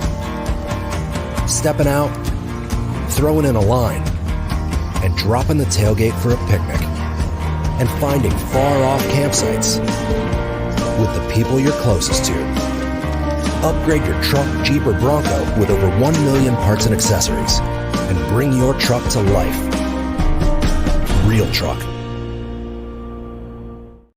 Right. Find a dealer today at realtruck.com. Hey, Wags, and if you need one of those trucks, where are you going to go? You're going to go to Covert. You're going to go to that castle out there on 71, man. Go talk to Dan and Hayden. And make sure you guys go out there and see all the chariots that they have. And right now, I guess we could, let me find the actual commercial itself. But yeah, maybe you can hear from our friends out there at Covert BK themselves. It's really a family experience. I walked in the showroom today and everybody greeted me by name. How are you doing? What's going on? How's everything going? From a price standpoint, from a customer service perspective, just conversation when you come in, it feels no pressure. I want to buy cars here. The family buying car experience, one of the best that you will ever have. Come and experience it for yourself. Covert, born and raised in Austin. That's right. Absolutely. Right off of 71, man. Make sure you get out there and see our friends at Covert Bee Cave. Yeah, I'm sitting here looking at the stats, man. Patrick Mahomes is sitting 16th. We kind of went over this a few days ago, but Patrick Mahomes is sitting 16th in terms of yardage in the NFL right now with a ratio of 8 touchdowns to 9 interceptions. Wait until this dude actually starts to play. I know. That's the thing that you really look at this. Absolutely nuts, man. Yeah, they are not, and this is what we saw last year. Because they were kind of stumbling, but hell, they lost games last year. They haven't lost this year, and this is where it is. The AFC is going to beat themselves up. I mean, talking about with the there with the North, with Baltimore and the Steelers, that's going to be a hell of a divisional race right there. And over in the East, Buffalo's in a really good spot right there. But Buffalo, it's it's kind of like you're just waiting for it. It's like a train waiting for a train wreck to happen where it's like, they're gonna mess it up. Yeah, I know. It's Josh like Allen's playing exceptional right now. I think I have Josh Allen at number 1, and then I have Lamar Jackson at 2 for my MVP race. Right? I mean, they're playing at the top of their games, and it's like you said, like how much is this is on how much is this is on Allen's play, right? Like we say that, but also like when you're watching Buffalo, you see a really good blend and a really good balance with the ground and pound too. Like James Cook's been tremendous this season too. And again, in some of the optimal moments there for Buffalo, being able to keep the opposition's defense on the field, getting a new fresh set of downs. They move the ball well with James Cook. And then when James Cook can't figure it out, they extend Josh Allen around the end and he's able to get a fresh set of downs. So it's a very dangerous ball club, but inopportune decisions or inopportune moments rather just seemingly keep Buffalo out of, postseason, or not deep postseason play. I won't say postseason play, but usually keep them out of deep postseason play because they either throw it away or they fumble it away. Yeah, it seems like it in the AFC that it will be Baltimore and Kansas City. That's what we would think. Houston, I'm still with the Houston. I mean, Houston's kind of winning like Kansas City. I mean, like we were saying Houston's yesterday. there. It's in the conversation. They're not going away, but I don't think that they're as dominant or they're having the success that they were riding last season with the rookie year of CJ Stroud, right? I think there's some game tape out there, and the opposition's kind of figured out a little bit of what Texas is going to do. Yeah. Isn't it funny? Not Texas, Houston, rather. Sorry. Yeah. Speaking of CJ Stroud, coming into the season where with the blueprint had been set by CJ Stroud to now all rookie quarterbacks are going to be measured by that, and folks were saying, well, it's not going to be fair. Jaden Daniels is taking that same damn tape. Right. That's what I was going to say, where it's like all of these folks are like, well, that's not fair to Caleb Williams, blah, blah, blah. Well, Jaden Daniels. Jaden answered that call. Jaden Daniels answered it. He did. And honestly, like, I know we only saw a short bit of it. He got hurt. Drake May got hurt on Sunday, but Drake May was making some throws the week before too. Like these quarterbacks can play, man. And here's to add to the point that I always make. In Houston, you had organizational changes, new head coach, players head coach. They went out and they put these pieces in place, and now Houston's, I won't say a stalwart, but they're pretty damn good in the AFC. That stuff matters, man. Stuff matters. I think they're a culture to kind of copy right now, right? I mean, they kind of seemingly got the template in place and the foundation kind of starting to build. Real quick, I want to go back to what Troy was talking about earlier in the hour here, talking about Daniel Jones, and he just might be in a bad situation. He might be on to something. He's in a bad situation. He's definitely in a bad situation, but I might be overly critical on Daniel Jones because on the season, he's just outside of the top 10. He's 13th in terms of yardage, but with the quarterback interception or the touchdown interception ratio, he's 6-5. So 6 touchdowns, 5 interceptions. The big shadow or looming shadow over the Giants organization right now is that their struggles to score in the red zone. And honestly, their struggles to score through the air, right? And most of the times they score, it's usually on the ground and pound, but they do carve up the football field through the air. They just can't find ways to score through the air inside the red zone. They rely on their ground and pound a lot. I think that's schemes, and I think that's, clearly there's been times that you've watched the Giants. I'm sure. I don't know if Sal's a Jets or a Giants fan. I think he's a Giants fan. But if Sal's been watching them too, Sal, you can attest to this. There's been times where, 3rd and 2 and you're doing, a bubble screen and you can't even, complete the damn pass on a regular screenplay, which just absolutely blows your damn mind. It's 3rd and 2, you'd think maybe you'd like to run upside, inside the tackles there and kind of get a fresh set of downs, but you don't have that confidence in your ground and pound. So you have to try and move the ball with an extension of the run through the air, and it still doesn't work. So a lot of times the Giants are, stepping on their own feet, not being able to get out of the way and falling down, which is a lot of kind of been the theme of what we've been talking about here over this past hour. Yeah, no doubt. One other thought there with the AFC South with Houston, a couple of games ahead right there of Indianapolis. After we saw Anthony Richardson tap out the other day because he was tired. I think that this is really a time for the Colts. Great movie, by the way, Jason. Great movie. the Colts where you need to make the move to Joe Flacco. I heard Shane Steichen at his press conference yesterday. They asked, so is Anthony Richardson the quarterback of this team? He said yes right now. I mean, you want to look at schedules, look at what's coming up for the Colts. You're at Minnesota, Buffalo, the Jets, and then the Lions. I think if there's any snowball's chance in hell that you want to stay in contention right here, which I don't think the Colts really can, but if you want to at least put your team in the best place to even try to contend for some sort of postseason, you got to go with Joe Flacco. You're big on Joe, huh? I like Joe. You don't think Richardson gives you or you don't think Richardson gives the Colts the ability to win? I just don't think so, man. And the other day with him tapping out, with him saying he was tired, had to go out of the game. That's a bad look. That's a bad look, man. Say something else. I got a cramp. My nuts hurt. Yeah. Say you're hurt. Don't say make something up. My contact fell out. I mean, make up something. I had to take a piss. Anything, but I'm tired. It's like when the Cowboys lost. Well, we were pretty in the playoffs. Well, we were pretty fatigued. Yeah, it showed. It showed. You know what that means? You know what that tells me? Work harder. Get in better condition. Yeah, that's right. Don't be going out to Hooters. I did not hear that. I did not hear that he removed himself because he needed a breather. I did not. I thought I assumed it wasn't an injury. Honestly. No, he said it in the presser. Oh man, I did not hear that. That's on me. I failed to hear that. That sound pulled. I almost pulled it. Speaking of sound, we were supposed to hear from Sark today too, and we didn't get into it. Oh yeah, that's right. We got to hear a little bit from Coach Sark talking yesterday at. We only got 4 minutes, so let's kind of wrap this. Let's get ready to wrap this. I guess we got about 10 minutes, honestly. The guys usually don't get in until about 5. Yeah. We got one of the things, of course, you and I talked about. I think the frustration for any Texas fan right now is the penalties.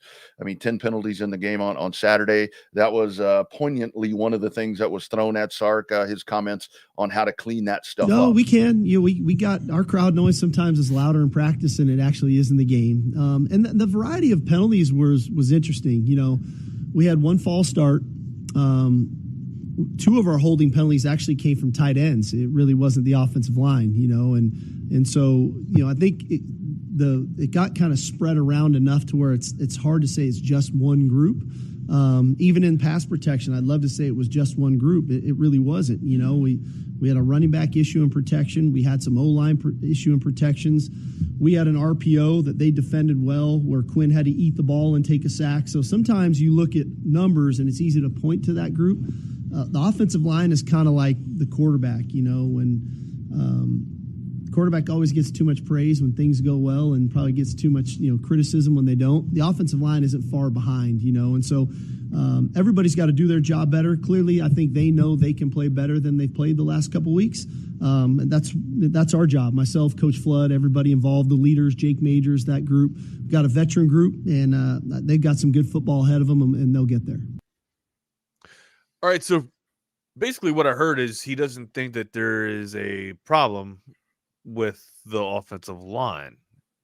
Is that what you took away from that? It's I heard that the holding calls that they had were outside of the offensive line unit. They were on the tight ends, and there's been some inopportune moments outside of that where Quinn has kind of stepped on his own dick, and that's not what Sark said, but I'm paraphrasing here. But yeah, it's been kind of outside the ownership of the offensive line. That's kind of what I deduced from that. What did you get from there? The same. Okay. I mean, the same thing right there. And it seems like, which isn't adding up, because Sark would know a lot better than I do. Right. But from what I saw on Saturday, it looked like there's been some miscues with the blocking scheme. And maybe, Jeff kind of spoke to this too, right? Maybe there's just been some slide protections where you just kind of, shore that up a little bit and you're fine. Maybe you get a chip, from one of your running backs there. And, hopefully that gives you enough, 1 to 2 seconds more for Quinn to allow his deep threat to get downfield, and then you hit the target. Yeah, in the 2 areas right there that in that conversation, the penalties and the offensive line, and it seems like with the offensive line, a lot of the conversation maybe focusing in on the one guy, that's and to his, he's the young one. He's Are you talking about Williams? Yeah, Williams. Yeah, he's the new one. So, and I remember when we were breaking down the offensive line, I think one of the things that we said was that Cam Williams was going to be kind of a focus right there, because he's not have a spotlight. Yeah, he'll have a spotlight. Yeah. But I think where Cam Williams, I mean, not anything he did. I mean, he started out, he blended in really well, and he looked like he had been playing on that offensive line for 2 years. And now I think Majors is getting calls on him too, though. Yeah, he has. And that's why with everybody beating up on Cam Williams, I'm like, well, wait a minute here. If somebody's going to get calls, not that you want them, not that they're inexcusable, I would be a hell of a lot more lenient on that dude, being that he's the kid. But you got to clean that up. But the other part of it is this has happened as the competition has gotten better. And you know what, Wags? It's going to get better as you go. I mean, maybe not the next game or the game after that, but that A&M game is going to be massive. Sharper. I mean, playing tougher competition Gotta be going to make you sharper too, right? And again, I think we have to have a kind of a real conversation if we're talking about the future. And you know, a team that's on the schedule, the only team that's ranked that's on the schedule is Texas A&M. Marcel Reed is going to be a problem for Texas. Texas struggles with mobile quarterbacks, and if that's what Elco is going to roll out there against Texas, I hope the linebacking core of the Longhorns is paying attention right now to what Marcel Reed is able to do, because he gives you a little bit of a Dylan Gabriel game, right? A little bit of a Dylan Gabriel vibe. That's kind of what he has in his game. Not going to carve you up that much through the air, but I mean, he can absolutely gut you with his legs. And if you're Texas, what has kind of been your kryptonite or your Achilles heel the past couple of seasons, right? It's been quarterbacks that can run inside the tackles or inside the hashes. I hope we're paying attention, because, you know, that Texas A&M and LSU game kind of gave me a little bit of issue of concern here. I think we'll right the ship, but right now Texas A&M is playing some really good football, man. And that defense with those monsters they have along the front line right there, with an offense that can't establish the running game and can't go deep down the field and, you know, check down Charlie, as BK says, they'll be able to read that. They're going to go watch the film. Check down Charlie works though. Check down Charlie gets you 4 to 5 yards. So I mean, and if they allow you to have everything underneath, and you're basically time's your worst enemy, right? But they're taking time and they're taking down the distance and playing that into the factor, and hopefully, you know, you can't get enough of it. And sure enough, you know, if you can have a good tempo and keep it rolling, man, you'll take chunk plays down the field, and you got to think that the 5 and 6 yards that you're going to get, that'll be consistent, but also there's going to be some times where you're getting 15 to 20 yarders with the chunk plays. Yeah, but that's what concerns me with this A&M defense. Are they going to give you that? Because it's a pretty whole unit. They really are. They're playing, and to what Sark is talking about right there, when you talk about loud environments and all that, you're going to probably the loudest of them all. Gonna be a little I think I'm gonna make this trek. It's going to be a little noisy. I think it's something that I want to experience. I want to walk into Kyle Field. I want to see what the ruckus is all about. I want to see what little brother has to offer here. I don't know if I'm certain that I'm going to go yet, but this has kind of been circled, and I've let my wife know, you know, a few months back. I think I will be making the trek out to Kyle Field. That's going to be an environment like we've never seen before. I mean, those games have always, and I will tell you, that I want to experience though, bro. Like I want to go into a hostile environment and people threaten me, you know, try to pull all my damn teeth out and try to pull my toenails out and eat them. I want all that I want all that kind of craziness, man. Take me to Kyle Field, brother.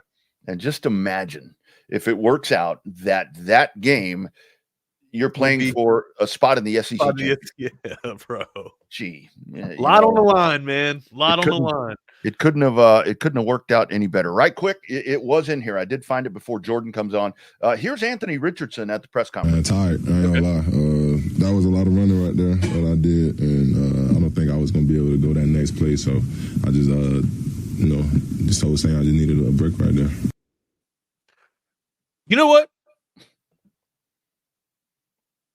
I'm going to spin this two ways. One, you should not be out of shape to where you have to take yourself out of the game. Counterpoint to that, though, the leadership of that young man to sit here and know that he isn't good enough or has the wherewithal to put his team in a better position to either better themselves for the game or win the game, and takes himself out because he thinks there is a better choice or a better selection to help lead his team. I have to commend that. I think it's a little bit of you're a pro, you're supposed to be an alpha. I understand that, but I have to commend looking out for the team first instead of putting yourself first. I mean, you can spin it both ways, but there is some leadership attributes to that. What Richardson did there.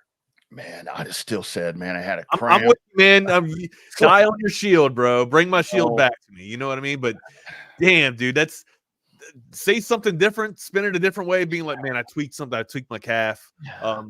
But again, to have that mindset to where I'm not at the best physical ability right now, maybe there's somebody in here that can get my team into a better position to win. I do welcome that.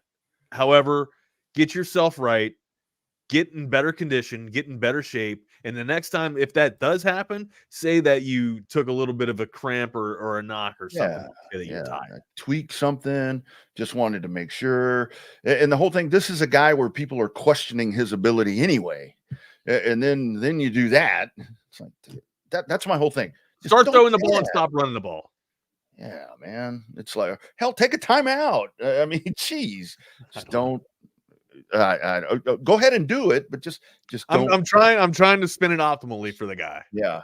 No, I don't know. Anthony Richardson, bring in Joe. Joe's going to be your chance. Joe in 24. Joe Flacco, that is. Hey, we had some great candidates there. Do you see people were voting for Pedro? People were voting for D's Nuts. We've got people that are writing in candidates. I saw on the YouTube chat line right there. So, for what? Yeah, it's right at the top of the show. They were talking about voting. Did you vote for Donnelly like Jason did? Beaverland's Jason? I did. Have you ever seen Black Sheep? Yes, I have. Okay. I have. Yeah. Right quick, guys, for Jordan and Jeff. If you're looking to make some money during the football season, our friends at BUSR are hooking you up. How about a welcome bonus of up to $2,500? That's right, $2,500. BUSR.ag. Use the promo code TSU Welcome. Make an account, and they will take care of you. And if you're watching on YouTube, the link's right down there. Click on that, and it's going to take you right to it, and you are good to go. Turn those game day snacks into stacks at BUSR.ag. Promo code TSU Welcome. That's BUSR.ag. Promo code Welcome. How about we let's bring this dude on? Yeah, hey, what's up, Jordan? And real quick, I don't know if you guys watched Monday Night Football or the World Series, but I was able to watch them both with audio-visual consultations. 512-255-8678. That's avconsultations.com. Been doing it for 35 years in the Austin, Central Texas area. Make sure that you guys hit them up since 1988, setting the standard. No job's too big, no job's too small. Probably a little bit too late for you guys to get them in for the World Series, being that they're already on Game 3 here. But look, hockey just dropped and just started firing off there. We got the puck just dropped, and we got basketball that just tipped off too. So we're about to be in midseason form for football and NFL and college formats. So make sure you guys give them a call. 512-255-8678. That's avconsultations.com. Plenty of time, Wags. We're going 7. Oh, yeah? We're going 7 games, huh? You think that's going to happen? Yeah. You're full of shit. I think the Yankees are done. Dodgers are up 3-0, right? Yeah, bro. It's over, man. It's over. I haven't watched. I'm telling you, the only baseball I watched this year is when I was at the Rangers game versus the Red Sox in July or August. I heard y'all talking about the Anthony Richardson thing. I have 2 thoughts. I think it's being a little blown out of proportion. He did come back in the next play. Sure. But to be fair, never in my life have I seen a quarterback tap out for a rest. Not even at the high school level. And like I literally watched Hudson Card beat Westlake on a broken ankle. You know what I mean? At the high school level. Was he drugged up? Hell yeah, he was. But still, like, Aaron Rodgers has come back and done the same thing in the past. Was it really broken? I thought that was just hyperbole. But was Hudson Card's his ankle really broken? Yeah, no, he missed like the next 6-8 games because of that. It didn't come back to like the 4th round of the playoffs.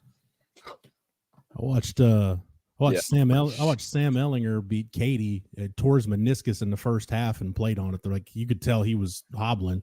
It's like, Sam, we talked to him a week later. Sam has a knee. Oh, I tore my meniscus. Yeah, I mean, there's also I knew about the Sam thing, but I didn't know that Hudson Card actually had a broken ankle. Yeah, no, it's. I mean, they. I feel like I can tell the story now because it's years ago. But no, It was the 2019 Westlake game. Lake Travis had this kid named Nick Villarreal who had a broken arm but was playing in an air cast.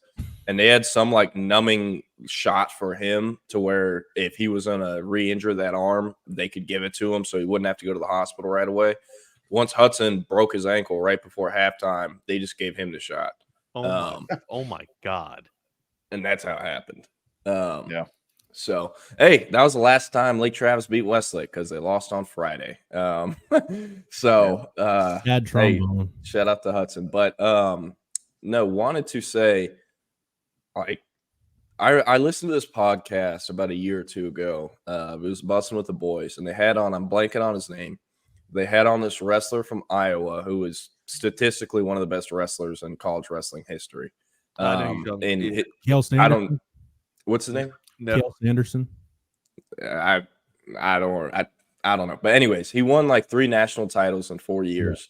Yeah. And he tore his ACL his 3rd year, and it was in the middle of the season. So he never got surgery on it. He wanted to continue going. And then in the championship match or whatever, he tore his the other ACL. So he competed with 2 torn ACLs in wrestling and figured out a way to wrestling without his ACLs. And he was like, yeah, there was pain, but it wasn't too bad. And like, I figured out a way to come up with a different technique to still win. So like hearing different stories about that all through sports. And then Anthony Richardson needs like a playoff. That's my, it's again, I think it is a little blown out of proportion. He came back in the next play, but still like if that guy's your franchise quarterback, he needs to be in shape. And then 2, what does that say for the rest of the team if that's your franchise guy? And that's the guy you've invested all these, different things in. So definitely an interesting topic, interesting conversation. Crazy stuff.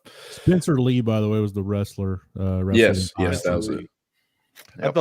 I thought somebody said Gable at first. I'm like, that was about 50 years ago, man. Yeah. Grant Miller, I see. He said, hey, Jordan, is it true that the Lake Travis and Westlake game, this is the last year for the matchup? Both teams have another year of being in the same district for the realignment until it realigns in February of 2026. So they're going to play again next year for sure. But I'd be surprised if they're in separate districts, going forward. They'll stay together. Pretty similar. Well, Lake Travis does have more kids than Westlake by a few hundred, but Westlake's kind of gridlocked into the 6A thing because Eanes ISD doesn't have enough land to open up another school. And because of what they're gridlocked into because of the land, unless Westlake parents get pissed and just half of them unenroll their kids, like Westlake will forever be a 6A school. Now, Lake Travis, on the other hand, is opening another school, second high school, in like 2027 or 2028, I believe. And I was told by Hank Carter in May. Yeah, I was told by Hank Carter in May that school will be a 5A, but the regular Lake Travis will stay at a 6A. However, I think, it'll obviously split up the talent pool, but if the 6A Lake Travis can maintain enough players or success, they will probably have a better shot in the playoffs because my assumption is that once the other school opens, LT will still be a 6A, but they'll now be in the D2 bracket instead of the D1 bracket. Right. That makes sense. And the D2 bracket is a hell of a lot easier. You don't got to go through North Shore. So. That's right. All right, guys, I'm going to check out of here. Y'all have a great program. Chaos Theory back tomorrow, 10 to 11. Take care. Yes, sir. We'll see you. Thank you to the Chaos Theory crew. He is Jordan Scruggs. I'm Jeff Howe. This is It's Only an Hour. Jordan, I actually want to start. We'll stay on the Lake Travis Westlake thing. Just because, another honor came in from Mookie Taft, the Burlsworth Award, which goes to the top. I think Baker Mayfield won that twice. It goes to the top college football player in the country who started their career as a walk-on. When you look at the game Michael Taft had, and by the way, I'm looking at his PFF game grades. That was not the highest graded game he had. He was at a 73.7 against Vanderbilt, 83.1 against ULM was his highest grade. But he hasn't had just a game where he's just been flat out terrible this year. He hasn't been a detriment to that position, to the defense. And when you look at the snap distribution at safety, it's been a year where you've lost Derek Williams for the year. You didn't have Andrew Makuba for the Vanderbilt game. Kind of the one constant back there has been Michael Taft. And I think if you'd have told a lot of Texas fans before the start of the year, hey, Michael Taft's going to be kind of the one constant in that safety group, I'm sure a lot of Texas fans would have thought, okay, something went terribly wrong. Like, it's just a bad year at safety. But you look at it, there's only 3 guys on this defense, Jordan, that have played more snaps. Can I guess? Malik Muhammad. Yep. Malik Muhammad, Anthony Hill. Yep. Jade. That's the 3. Jade 449, Malik Muhammad 415, Ant Hill 375. Yeah, I assumed 367. I assume. By the way, versus Vandy, all 4 of those guys tied for leading snap count on defense with 66. I also think that number outweighs what the offense might have had, but I'm not sure. It's crazy to me. I think Jade Barron, and I was just thinking about this in terms of awards season 2, because I got my I'm a voter for the Lombardi Award. So I got my semifinalist ballot yesterday. And I'm thinking about what's the Lombardi again? Remind me. So they've changed it. It's kind of been in a state of flux the last few years, but now they've gone back to where they just give it to the best defensive player in the country. Or the best defensive front player in the country. So linebackers, pass rushers, or defensive linemen can win it. It's my favorite trophy because it's just a big, huge chunk of granite. And Texas, there's Kenneth Sims won it.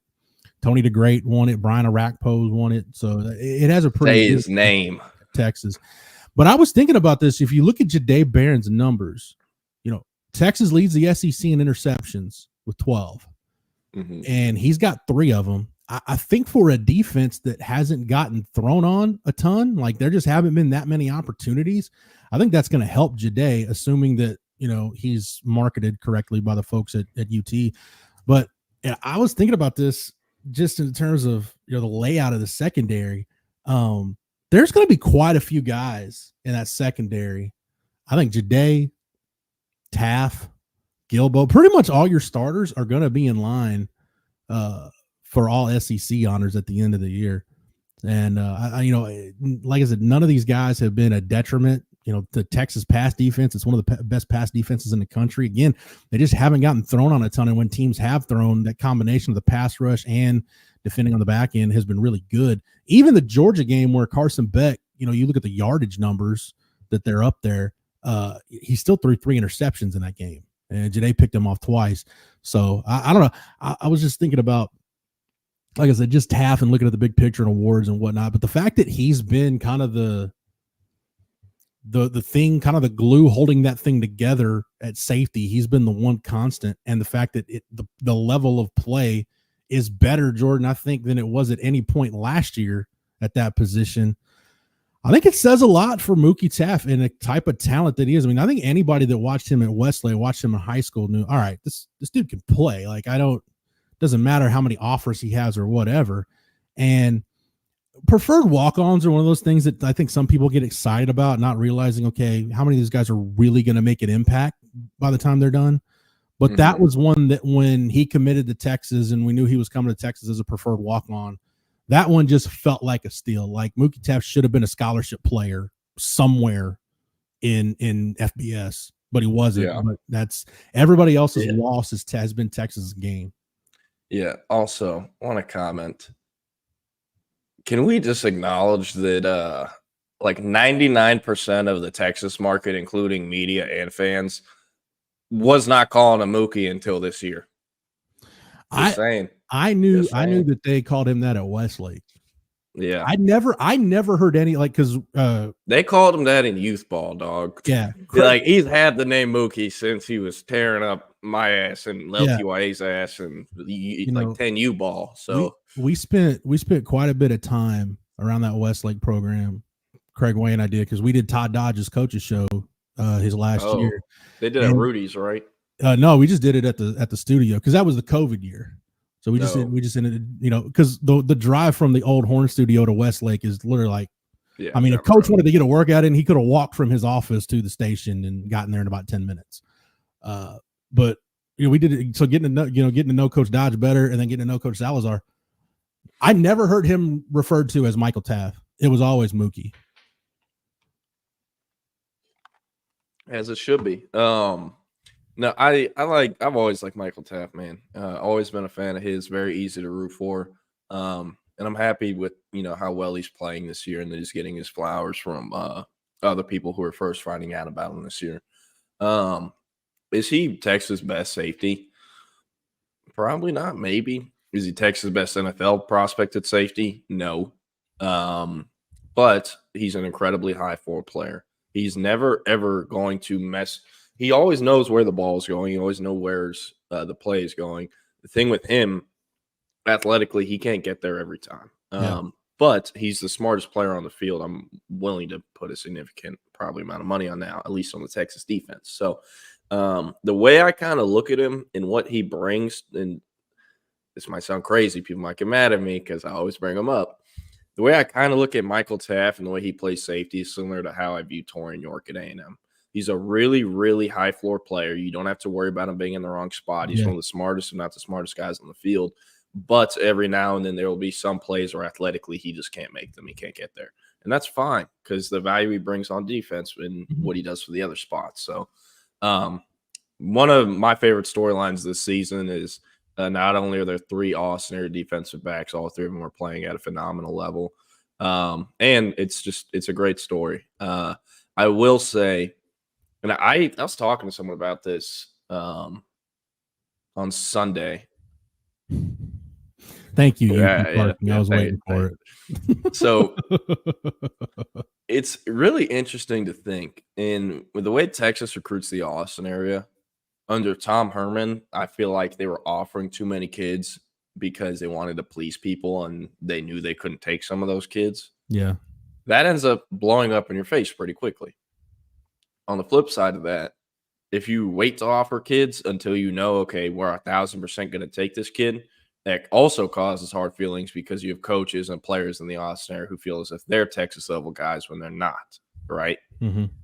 So I bring this up to say the mismanagement of the Austin area under Tom Herman is kind of ridiculous. Think about it. These 3 Austin area players in the secondary of Texas, how did they get there? Michael Taft was a super late addition who was going to Rice on scholarship, ended up as a walk-on. Mm-hmm. Jahdae Barron was a TCU and Baylor commit. People forget that. How did he end up? Baylor signee. He signed at Baylor. Yeah, I was about to get to that point. How did he end up at Texas? He was going to play for Matt Rule, and he got out of his letter of intent. And then Drew Makuba, he was going anywhere outside of Texas out of high school, and it's because Tom Herman put that taste in his mouth. So that being said, it's wild to just think that, like, all 3 of these guys pretty much gave Texas second chances. I know for Jahdae, he dreamed of growing up and playing at Texas. He's one of very few Austin area kids in his cycle around his time that actually wanted to play at Texas. Same with Michael Taft. That's why he took a paid opportunity, a preferred walk-on opportunity where he had to pay to do it. Drew, on the other hand, when he went in the portal, it was not to come to Texas. It was to find a better place that'll get him to the NFL. That was incredibly close with Oregon. And it honestly probably should have been foreshadowing of what we would have come to expect for Oregon in high school recruiting, considering that Drew Makuba's portal recruitment kind of came down to Texas and Oregon, and you can guess how that sentence should be finished. Mm-hmm. So it's just interesting to think that those 3 guys got to Texas in the routes that they did, especially because, I mean, has Texas, outside of Connor Robertson and the Westlake kids, and I guess Will Stone from Regents, how many true Austin area kids have they taken on Scully? Am I blanking on someone? Not as many as you'd think. I mean, I'm just trying to think of like Austin ISD kids. I'll tell you what, I loved Quentin Joyner out of high school. Quentin Joyner's going to play in the NFL. He's balling at USC, the limited reps he gets. Mm-hmm. Texas completely messed that one up. I'll say that. What class was Quentin Joyner in? He was 2023, and they were always Baxter or bust. And Wisner kind of threw a whole wrench in their running back recruiting because Texas was not expecting him to commit at the spring game when he did. Literally everyone thought he was an OU silent commit at that time, including Texas. So that kind of threw a wrench in it. But what happened with Quentin Joyner was and they took a minute to offer him. But whenever they finally did offer him, they told him and his coaches they were going to come out to Manor to come see him practice one day, and then they no-showed and no one showed up. And from that point on, Quinn Joyner was pretty much anti-Texas. He's kind of anti-Texas to begin with because they take him longer when he had like Bama, Ohio State, USC for months. So, that's what it is. And UT parking is correct. Manor, I mean, they got dudes, Prince Will and Princely, that are both playing really well at Ole Miss and Nebraska. One of them was actually formerly a Texas commit. And then, of course, Tyler Guyton. He had an interesting path considering, he had to go to TCU first. He was kind of a project out of high school, was kind of a project out of college for the Cowboys still. Mm-hmm. So I don't think CB's right. Sid did say that on the broadcast. Sid didn't really watch a ton of college football. Like a lot of these kids barely watch any college football to where whenever we cover a kid who's kind of like a college football nut and actually knows what he's talking about, it's really interesting and fun because you can kind of have these conversations. But it's tough. I think it's tough we've talked about this too, like the Lake Travis kids, the Westlake kids. I think even the kids on the outlying suburban areas, kids from Pflugerville or Round Rock or whatever. I think those kids might get a little more exposure just because they're kind of more well-versed, that they've got the means to go to camps and things like that and kind of get out there and see some different things. But like the true legit Austin kids, like kids that are in Austin ISD, the ones that end up being good enough to go to Texas, those are really delicate situations, like you said, because Texas has a process. They need to be thorough in who they offer. But at the same time, I can see how a kid would get his feathers ruffled. I'm 10 minutes from your campus and I'm clearly good enough to go there. Why have you not offered me? And then especially for guys that have seen in front of them, guys that have gotten jerked around or lied to or whatever. Now it's like, okay, well, I don't want to have anything to do with Texas. I don't care. And that's not just a something Sark's dealing with. That's not a Tom Herman thing. This has been, you go back to Coach Royal. I mean, I've heard Fred Akers dealt with it. John Makovic dealt with it. I know Mac dealt with it. It's just one of those deals that kids from your backyard, those are really delicate situations. And there's no blueprint. There's no textbook on how to handle that the right way. Yeah. The one blue chip recruit I can think of that had zero problems with Texas and I recruiting him was Austin Novosad. And that was completely based off the fact that Austin Novosad's mother, father, and his all four grandparents on each side, and those people's parents all went to A&M. The entire Novosad family were Aggies, their entire bloodline. He grew up going to games in the suite on the sideline, pretty well-off family. And guess what? He still told Jimbo to shove it. I'm going to Oregon. Looks like he made the right decision, at least for now. I mean, he'd probably be in a similar deal at A&M. But that's the only kid I can think of. And his dad always told me that whenever he first started getting recruited, the family sat down and was like, all right, what are the schools that we 1,000% will not visit, will not really look into if they offer us? And Mom apparently said Texas. So Texas invited them to a game day visit. I forgot who Texas even played. I think it was Sark's first year, second year. And Novosad and his dad went. Mom stayed at home. So thought that was funny. But yeah, the Austin area recruiting and the kids in the Austin area is always going to be an interesting topic. Also, fun fact, Cedric Alexander and Quentin Joyner are actually cousins, believe it or not. And they'll both hopefully make it to the league. Quinn does have a better shot than Ced, with Ced's truly a 5'8", 5'8.5" kid. I think we listed him at 5'9" out of high school. I think Vandy listed him at like 5'10" or something, but he's 5'8". So Jordan, before we do anything else, I gotta let everybody know you see the logo there up on the screen. If you're watching us on YouTube, Twitter, or any of our other social channels, or if you're just listening on audio, you can't see the logo. The logo is for Real Truck, and this episode is brought to you by Real Truck, the #1 truck accessory brand in the United States, with top-selling upgrades for the ultimate Texas tailgate. They've got hitch grills, powered coolers, weatherproof awnings, and much, much more. Texas is still truck country. Bring your truck to life at realtruck.com. Hook 'em horns. Yes, we only got 2 home games left, Jordan. Well, potentially 3. I don't know how the CFP is going to work out, but you for sure got 2 home games left, the 9th against Florida and the 23rd against Kentucky. So get over to Real Truck and make sure your truck is right for your tailgate party for those 2 home games. Or if you want to drive that thing down to College Station on November 30th, make sure you got it right too. So real quick, before we get away from it and forget, because I forgot to talk about this on Friday or Thursday show before Texas played them on Saturday. There's a coach at Iowa State coaching running backs. He's now in the Rams organization as a pass game specialist. Nathan Shieldhouse? Yes. Yeah. So he hit me up in spring of 2022 and asked me to send him Austin area guys because he was coming down there. And this was before I even started with the Baylor site. Let me read you some of these names on here. Jalen Gilbert, who ended up at Vandy, had 0 offers at the time. Really productive player. Chad Otutu, who ended up at UTSA, he had 0 offers. LaTravion McCutcheon, nothing. And I said Vanderbilt commit, but that's his only Power 4 offer. He's 2 HBCUs, 2 service academies in Texas State. However, he's more so just locking in a spot. And he's like, all right, cool. I'm going to go check him out. And I literally, well, I don't want to sound crazy, but for us, we've always think he kind of reminds us a little of Breece Hall. He has a similar running style. They kind of have that same wiggle. I've always thought this.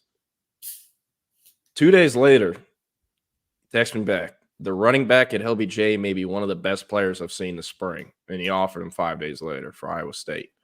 So love that. Shieldhouse, I think is obviously Shieldhouse, whatever, is a good coach. He had Breece Hall. Believe he had who's that other cat that came out of Iowa State that's in the NFL? A running back. David Montgomery? Yes. He had him too. So for me, at that time, Vanderbilt was pretty bad. Iowa State was somewhat decent, and they were producing running back. So I'm like, yeah, I'm definitely going to send Sed to this guy, and he liked him, ended up offering him. So just wanted to talk about that before I forgot. But sorry, go ahead. What were you?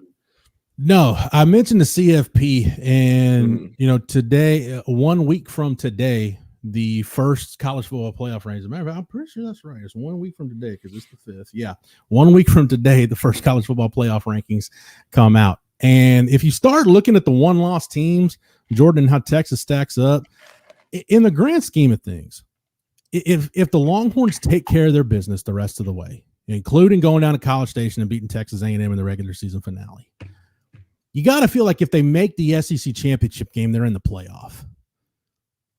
But I think it's important just in case there ends up being, and this could be the scenario, if there ends up being kind of a logjam of 2 lost teams, and it's going to be a lot of 2 lost teams from the Big Ten and the SEC. I'm just going to run down, like Texas right now in the AP poll, which, by the way, we've been leaning on the AP poll. We always do. And then next Tuesday night, the AP poll will, for all intents and purposes, become irrelevant. Texas is the highest ranked 1-loss team in the AP poll. Then you've got Tennessee, Notre Dame, A&M at 10. Notre Dame's at 8, A&M at 10, Clemson at 11. And then it drops off because then you get to Alabama, Boise with 1 loss, LSU, and so on. Kansas State at 7-1 is kind of interesting, but I mean, I don't know that there's going to be 2 Big 12 teams get into the playoff anyway. I just want to check for the first initial, or they're waiting until the final rankings to throw in the G5 team and to list the 4, I guess, conference champions as the top 4, right? Yeah, it'll be the 4 highest ranked conference champions, and then the highest ranked group of 5 team will get auto bids. Yeah, well, they're going to end up as number 12. If you look at the 1-loss teams right now, though, Notre Dame clearly has the worst loss. They might have the best win of any of those teams going on the road and beating Texas A&M. They also probably have the worst loss, losing at home to Northern Illinois. So that's Notre Dame's schedule. A&M, sorry, Texas fans, of the 1-loss teams, A&M might have the best resume. They've got a win over LSU. you're not really going to get penalized for that loss to Notre Dame. They haven't lost since that season opening loss to Notre Dame. And then Clemson and Texas, they've got the same loss, except Texas lost at home. Clemson lost on a neutral field, both to Georgia. Obviously, Georgia's a one-loss team, but I think we all, look at Georgia and Ohio State's a one-loss team also. But, those things will get sorted out as we go. Jordan, is there any of these one-loss teams that worry you, or do you just feel like, hey, this stuff will all get sorted out at the end of the day with head-to-heads? Okay, I get what you're saying about. Okay, A&M probably maybe does have a better resume than Texas. And as of right now, because of the AP poll, Missouri is still ranked in the top 25 for some reason. I don't know why. They're gonna say this year they had 2 top 10 wins at home because that's BS. Mizzou is a bunch of frauds. Like, why are they ranked? Because Brady Cook isn't gonna play this week, is he? Dude, I think so. I don't know. But I'll say this. I think Shane Beamer and the Cox get Elco and the Aggies right where he wants them. Have you seen kind of – okay, first of all, I think it's hilarious that Elco really thinks he can trick us into thinking that wasn't sneak dissing Jimbo on Saturday night and Brian Kelly. Like, what are you talking about, dude? We were born at night, not last night. You were talking about Jimbo, and that's fine. I love the pettiness. Sneak diss him all you want. What is Jimbo going to do? Shoot you from his ranch in Giddings? Like, he can't. Nothing will happen. So I get that was probably the A&M brass being like, hey, buddy, don't do that. But still, let's look at other games on the A&M schedule. They lost 23-13 to Notre Dame at home to open up the year. Beat McNeese State 52-10. Beat Florida at the Swamp 33-20. Beat Bowling Green 26-20. Beat Arkansas at Jerry World 21-17. Curb stomp Mizzou 41-10. Beat Mississippi State 34-24. And then obviously beat LSU on Saturday 38-23. South Carolina, man. Could be something. If you look at South Carolina, and I don't know how I've ended up watching parts of most of their games this year. It's just worked out that way. They should have beaten LSU and should have beaten Alabama. They had multiple opportunities to win both of those games and ended up peeing down their leg at the end. The only game, Jordan, that they really haven't been in was their game against Ole Miss. I mean, they beat the brakes off Oklahoma. They beat the brakes off Kentucky on the road. Close losses to LSU and Alabama. Bama on the road, LSU at home. And then they played Ole Miss at home, and that was a 27-3 loss. That wasn't close. And South Carolina was on a bye last week. So you're getting A&M coming off this big. This is going to be a big it's an early culture test for Mike Elko. Because you're coming off this big win against LSU. Everybody's telling you how great you are. Now you got to go on the road in a really tough place to play. Not that there's easy places. Nick Saban will tell you it's Vanderbilt, but there aren't easy places to win on the road in the SEC. Man, South Carolina's tough. It's good atmosphere, but you got to go there. They've had a week to get their batteries recharged, so it's a big culture test for Mike Elko. Hey, I don't know, man. I think fighting Aggies might be a quivering in their boots when that Darude sandstorm comes on and and Shane Beamer runs out of the tunnel with some freakazoids like Nick Harbor and Dylan Stewart and all them. We'll say, hey, you're giving Beamer and the Cox another week to prep for Colin Klein. Plus, these boys they're rolling. They just took down OU 35-9 in Norman. You know what I mean? That was their last game. They're going to come in with some fire. Yeah. So, just saying, if A&M chokes on Saturday, told you so. I don't know. Has Elko said anything? I haven't paid attention. Has Elko said anything about what they're going to do at quarterback? Like, are they just – I don't know. I think they're now trying to say Connor was hurt. Okay. On Saturday or something. It's like – granted, Wiggler played well against Missouri. He did.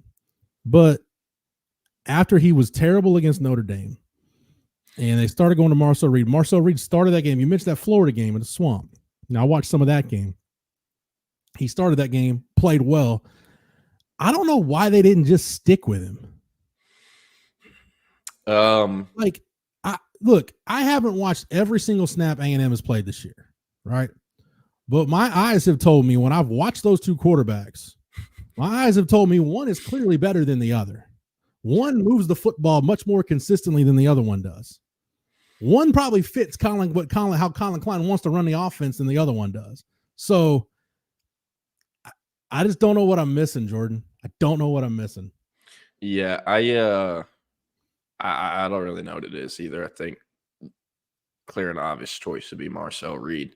Because like, how is this gonna work if you keep going back to Connor as a starter and keep pulling him every time I almost made a joke there. Every time he plays bad and you put Marcel in, how does that affect them come December 9th when the transfer portal opens? You got to pick one. You got to pick one. You have two QBs. You have none.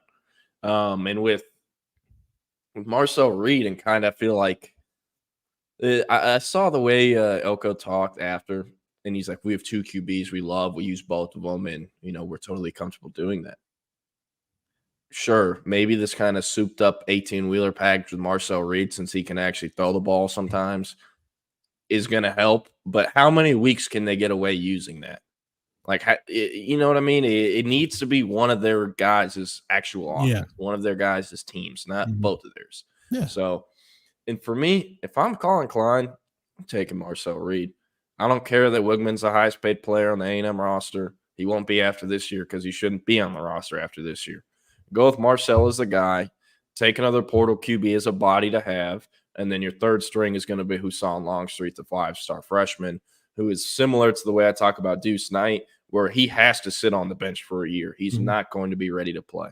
Yeah. So get him a red shirt, get a clipboard holder as your second string, basically what OU did for Casey Thompson, even though he hasn't played. And then have Marcel as your guy. I think Wigman's talented. I think Wigman could still have a chance to play in the NFL.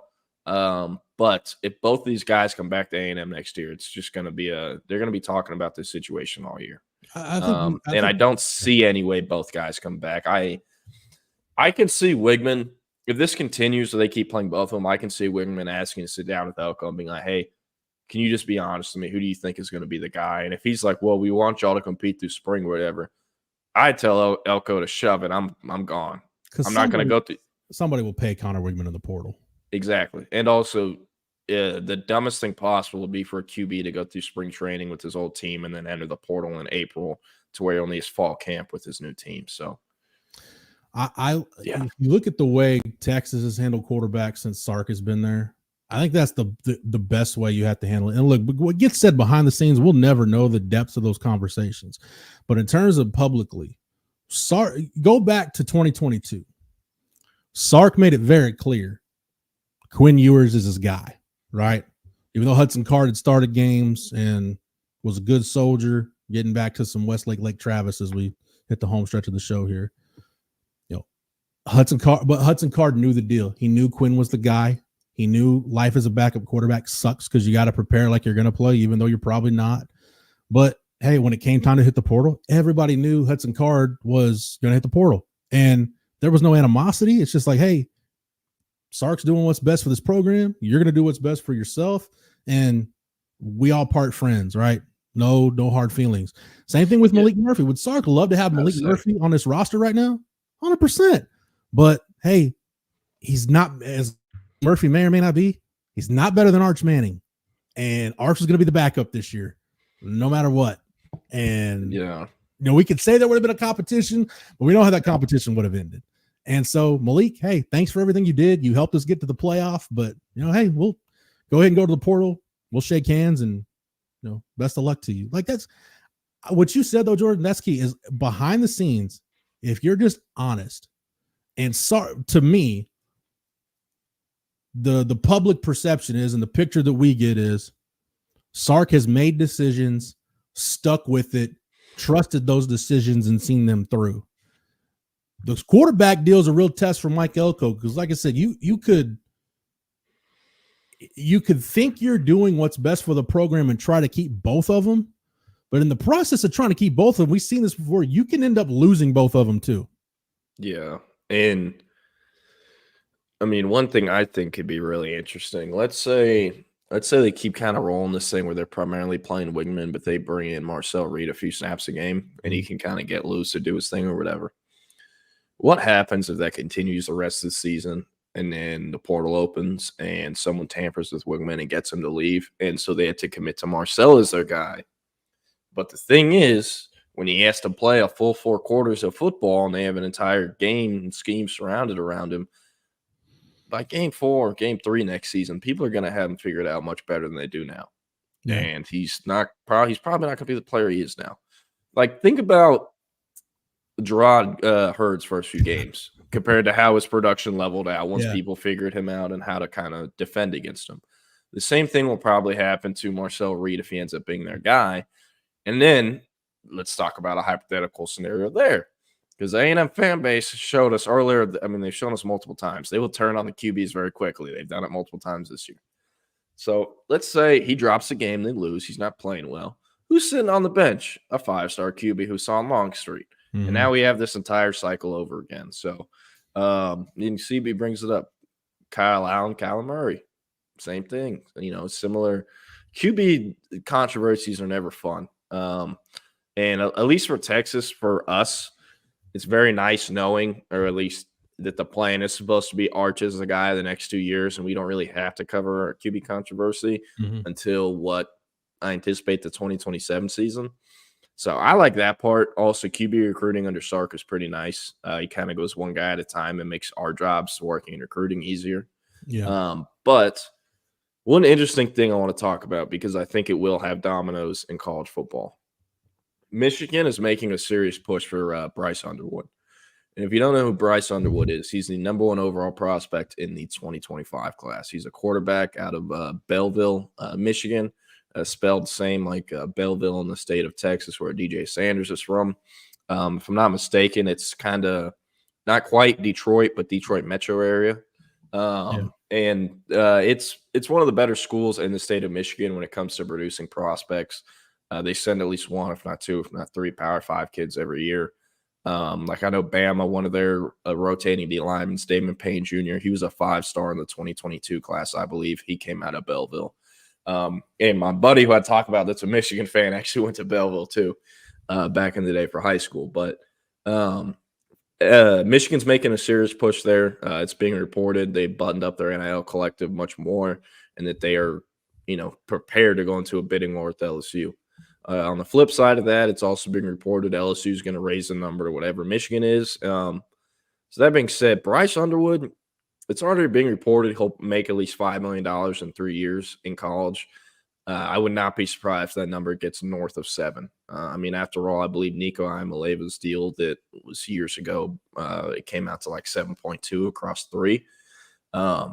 Bryce Underwood is the number 1 player, not the number 2, like Nico was. So he's going to get a ridiculous deal, especially if both of those programs are able to continue matching.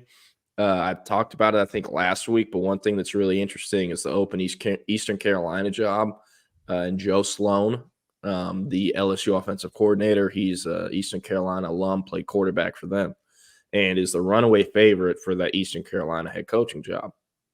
If they hire him, he's LSU's play caller, offensive coordinator, and quarterbacks coach. Michigan could potentially, have a chance. And this will have an effect on Texas because LSU needs a quarterback desperately in 2025. They're playing this entire time. Nuss is either going to leave after this year or he's going to come back another year, and then Underwood's going to start year 2. They don't really want to have to start Underwood year 1. If Nuss ends up leaving for the draft in April, I was told that LSU's plan, if they can keep Underwood, would be to go get a QB out of the portal to start for 1 year before they start Underwood. So if they lose Underwood, they're going to need a QB. They don't got one on the roster outside of Nuss that I think is probably starting level. And that being said, KJ Lacey could potentially be a guy they look at. They'll probably go in the portal no matter what for a big-name guy, and they'll have some funds freed up if they lose Bryce Underwood to go get a big-name guy, maybe similar to how they got Jaden Daniels.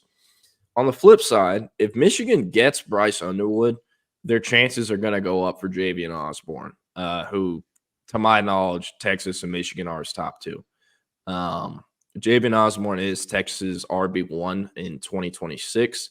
And Michigan's actually hosting him for a visit this weekend, along with Amari Latimer, who is a high 3-star running back out of Sandy Creek in Georgia that Tashard Choice has sneakily been recruiting pretty hard. It's kind of the similar vibes to how Tashard Choice approached the Christian Clark recruitment, how it's kind of like, okay, who's this random out-of-state 3-star that Choice is recruiting really hard for some reason, and then a couple months later he starts getting the big-time programs. That's kind of how the Amari Latimer recruitment feels right now, where it's kind of just a random out-of-state 3-star, and then you turn on the tape, and it's like, oh, wow, I see Choice's vision now. So the Underwood thing could have a potential effect on Texas as soon as 2025 recruiting, as soon as 2026 recruiting. So, and obviously, Texas is going to play Michigan not next year, not the year after, but in 2027 when they come to Austin. That would be Underwood's third year in college if that ends up happening. So, something to keep in mind. Always interesting with college football and the QB, especially at that position. Michigan needs a guy year one or next year. Also, we talked about it. They have Jaden Davis on their roster, who was their signing last year. He was a top 247 kid. He hasn't played a snap this year. So if blanking on his name, but if one of their QBs medically retired last night, Jack Tuttle medically retired. They have Alex Orji and one other guy blanking on his name, and then they won't play this true freshman. Not looking good for QBs in Ann Arbor. By the way, Belleville, Michigan, not quite halfway between. It probably is halfway between like downtown Detroit and Ann Arbor. Oh, okay, got it. And I was. This is actually kind of funny. I mean, this goes on everywhere.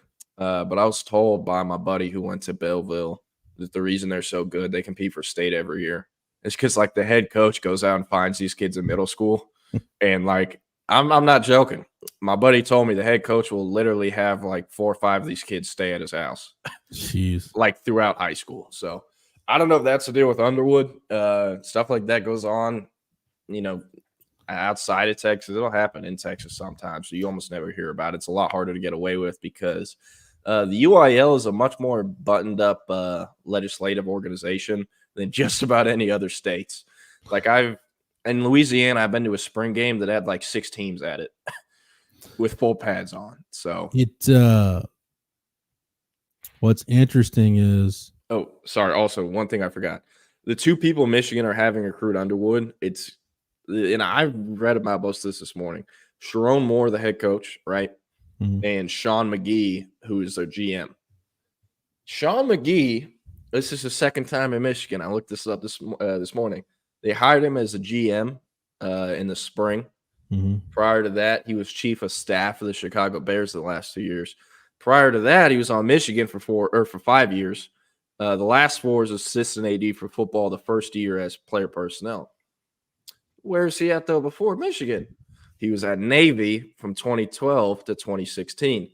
Who was at Navy from 2013 to 2016? Connor Stallion. So this something I thought was interesting there. It is interesting. And this GM, Michigan actually had him go to Bryce Underwood's game on Friday, and they took off one of their on-field coaches off the road so that would be possible. Texas had done the same thing with Chris Gilbert this year. Whenever he went to go see Michael Terry, they just didn't have PK go out and travel, and he never left Austin. So going to be really interesting what happens up there. Michigan obviously needs a QB, and part of what Underwood wants to. He doesn't want to play in that offense. So they're going to have to figure out a way to come up with a new offense or craft something new to be more attractive for Underwood. It would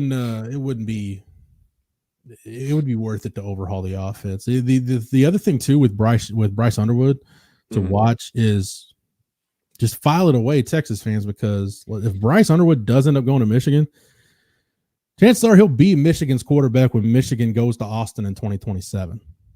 Yeah, no, he would be. That would be him in year 3. No ifs, ands, or buts. Unless he's going to bust out. Junior. Or he could be a draft eligible sophomore or a true junior at that point. Yeah. So something to think about. As far as Texas recruiting goes, pretty slow time right now. It's a bye week. They only have so many spots left in the 2025 class. Did you find it interesting what Sark said yesterday, by the way, that they're not really looking at the 105? They're still going off of it, like if they're going to have 85 scholarships. No, I didn't see that. Yeah, he was asked how they're doing it, and he said we're operating at 85 scholarships until we're told different. That's very interesting. Well, I am going to spend a few hours this afternoon then looking at the roster breakdown so I can figure out who's going in the portal. Because once you do it from that perspective, it's not that hard. I think you can look at participation reports and where some guys are, especially like second-year guys, where they are on the depth chart. And you can figure this out. Yeah. Also, or you can just go through the freshman class probably, and there's probably a few guys that clear out every year too, which will be interesting because I've had a couple predictions entered in the Horns 24/7 group chat going back to when some guys are in high school. So you've had some pre-signing day declarations that this guy are probably not long for the program. Hey, sometimes you just know. I know you're rocking and rolling with Eric until one. You said, Jordan, that's not necessarily a bad thing. I mean, you're in some cases you're taking flyers on guys, and man, sometimes it just doesn't work out. Yeah. I'm gonna just pull up some of these questions that we got in the chat for the last few minutes. Jose said, Jordan, better prospect to Malik Muhammad or Kobe Black. I like Manny more out of high school. I think Manny's also a better pro prospect. However, Manny got that red shirt where he was held back a year, whereas Kobe is actually pretty young for his grade. I actually pulled up their birth dates right now. Kobe intrigues me more, and as good as Manny is, I think there might be a higher ceiling for Kobe Black. I don't disagree with that. But I mean, yes, they're different years and they play different positions, but I trust Malik Muhammad way more than I trust Kobe Black. And even like going to their senior years of high school and watching those guys play, I'd say the same thing. But Kobe Black is young for his grade because he didn't turn 18. So he early enrolled at 17 years old. He didn't turn 18 until June 28th. Whereas Malik Muhammad turned 19 on September 14th of his true freshman year. He's born September 14th, 04. So there's that. Because we bring up birthdays, that does affect draft stock. Like for example, Michael Vasusi, if he was already 19, he still probably would be a five, or not probably, he would be a 5-star. But the fact that he didn't turn 17 till August, that kind of helps him a little bit because he will be 20 years old when he's eligible to be drafted, when other guys who have been in college for 3 years as well are 22. So be like Tyron Smith. Tyron Smith was like that. I think Tyron Smith got drafted by the Cowboys. I don't think he'd turned 21 yet. Yeah. So that stuff definitely changes draft stock. And I saw Jose talk about this earlier. He said, I think Kobe Black at nickel next year would be a cheat code with his size and coverage ability. I just think boundaries, his short-term and long-term home at Texas. If he's not playing boundary anymore, it's probably because he's playing safety. I just think they've always loved him for that. They always pitched him, you're our next Ryan Watts. You're going to be played exactly like he is. And I don't really see that changing. But they don't want, at least the way the defense is structured right now, they don't really want that big nickel guy. You know, Todd Orlando was big on wanting a big nickel guy. They would rather have that nickel function like a third corner as opposed to like a kind of a true hybrid type guy. Like Jade was perfect for that role. We've talked about it, like he's perfect for that star position, but for your draft stock, it's not gonna get you drafted very high. He was perfect for that role. Think of the Jade Barron skill set. That's what Texas, I think, would want going forward at the star.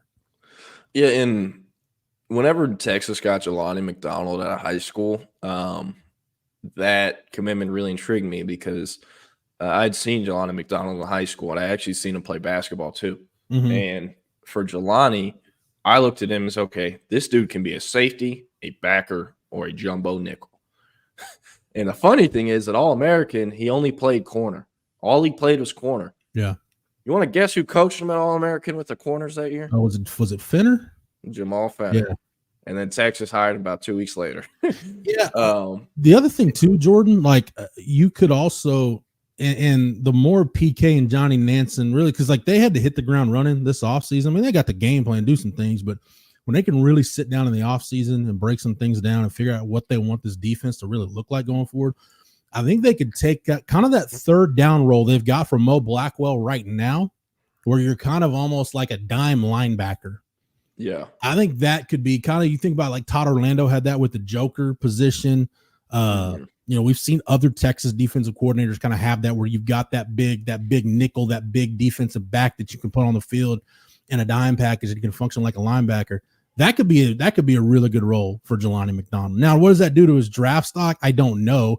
Would he play there every down? No. But situationally, that you're getting the most. To me, situationally, doing something like that with Jelani McDonald, it's no different than having Anthony Hill at middle linebacker and then on third down kicking him outside to rush the passer. Yeah, I also think Jelani McDonald, and I really do not want to take anything away from Mo Blackwell when I say this, because this is where Mo Blackwell stands on this show. Be careful. Be very careful with what comes out of your mouth next, sir. I think, and I felt this way going back to when I saw him do some freaky stuff in high school athletically.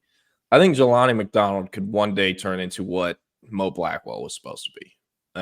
Where Mo Blackwell, he was supposed to be kind of that versatile chess piece defender, but struggled to put on weight and eventually got to a certain point where, okay, his body just isn't going to be able to put on the weight. Yeah. And, that's kind of is there's other reasons too, but it's among one of the reasons why he's kind of been shooed into the linebacker role he's currently in.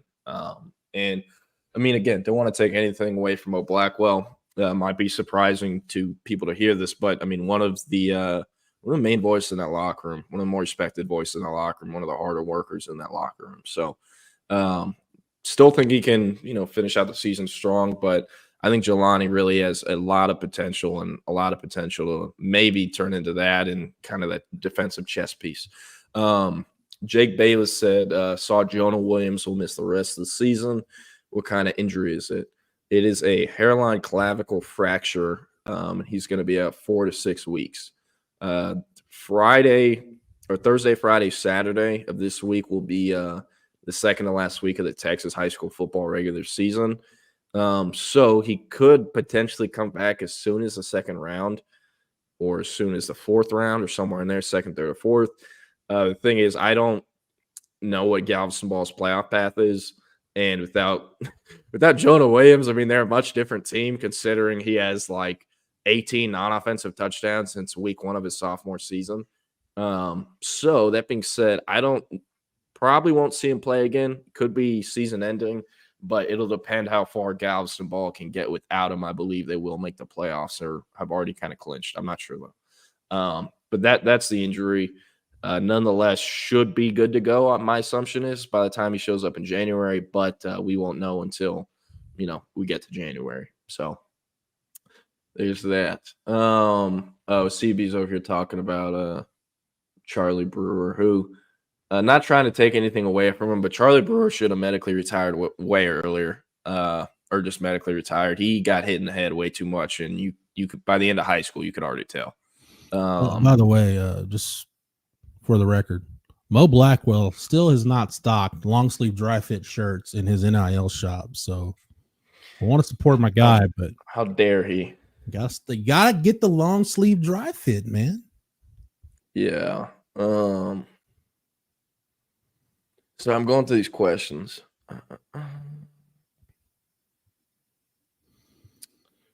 Jordan,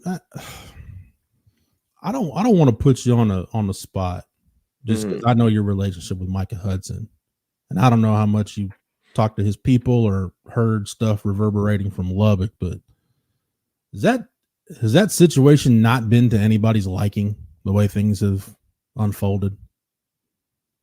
Or is there a method to the madness why he just hasn't been used like the college football world thought he was going to be used. Man, and if you don't want to say, just, you know, hey, we'll shelve it and discuss it another day. But man, I have a lot of stuff I know about Micah Hudson that would be relevant, but I want to wait a little bit to share it. Perhaps another month and a half. But for him, I can't tell you the exact situation of why he isn't playing. I don't understand it. Joey McGuire in his signing day press conference, I mean, literally kind of screamed at the media that he was a generational talent and that he wouldn't redshirt. Now he hasn't redshirted. He's actually started one game as well. But I believe he has less than 10 catches, maybe even like less than 7. I think CB just posted in the chat it's 8. He's got 8 this year. 8 catches. And I don't think he has a drop. I don't think he's ever been taken off the field for running the wrong route or being in the wrong place at the wrong time. You know, I'm not sure if I would hear from the people I know at Tech that he's having problems picking up the playbook or remembering things. But if that was the case, I haven't been told that. So can't tell you. And, you know, I think it's kind of ridiculous. I think Josh Kelly's really good. I think Corey Aiken's really good. I think Caleb Douglas, their transfer from Florida, who's actually a Hightower product. I think those guys are good. And they got some, you know, dynamic weapons. They got Tosh Brooks, but man, he's your highest ranked player in program history. Program history. There's never been a player at A&M with that athletic ceiling, with that pro draft ceiling.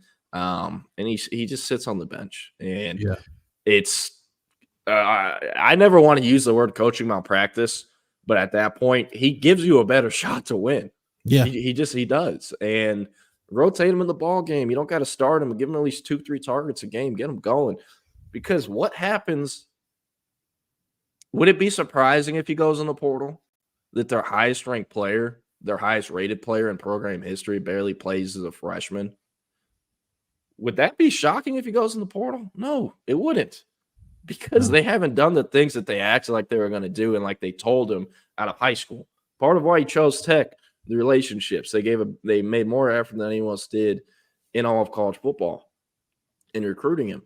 But a lot of that was because they guaranteed him early playing time. And when you're not getting that early playing time, guys get upset, they get unhappy, and they usually end up going in the portal. I haven't been told that one way or another, and if I was, I couldn't even report on it. But yeah, that's kind of my thoughts on the Micah Hudson Tech situation. So yeah. It's weird. I just don't understand it. And speaking of which, man, you look at Texas Tech. I was just because I'm watching. I've definitely got like a peripheral view of the Big 12 this year. Just looking at their schedule, at best, they're 8-4 this year. Probably 7-5 and 6-6 isn't out of the question. Yeah, and you know, I like Joey. I've said a lot. I root for those guys. They're Texas high school football dudes that, you know, crafted their careers from that. But like, man, Tech, you blew how much of a lead? I think it was 14 or 17 points. And, you know, that's not even making enough news because your kicker decided to have a political statement after a fake field goal touchdown, and then he missed another field goal later on, and that's why they lost. But also, no one is bringing this up. Everyone's making the joke, oh, the MAGA kicker got benched for a Hispanic kicker they put in. Everyone's making jokes about that. Why does Texas Tech have 2 field goal kickers? Why is that a thing? Why do they have 2 place kickers? Well, I mean, you got to have a backup kicker, right? Say what you want about the shirt. That's one of those deals. If you do it and your job you perform up to expectations and do your job, everybody forgets it in less than 24 hours. If you do that and then have a colossal screw up on national television, you don't get to live it down for a while. Yeah, but this is the problem with Tech season. The main storyline about them is not their true freshman phenom receiver. It's not the fact that they had to go to overtime with Abilene Christian to avoid losing to an FCS program at home. It's not the fact that they blew a 14, 17-point lead to TCU on Saturday. It's not the fact that the record is whatever it is. It's the fact that their kicker, one of their 2 scholarship place kickers, made a political statement, and ended up missing a game-winning field goal minutes later. So we can bring Eric in. I'm done kind of dogging Texas Tech. But when you do stupid stuff, people are going to make fun of you for the stupid stuff you do. Yeah. And that's what we're doing. The other thing that baffles me, maybe even it baffles me just as much as them having to go to overtime to beat ACU. How in the hell did this Baylor team hang 50-9 on them in Lubbock? Yeah, I know. I don't know if Joey McGuire has beat the Baylor staff since he left the Baylor staff. I'm not gonna lie.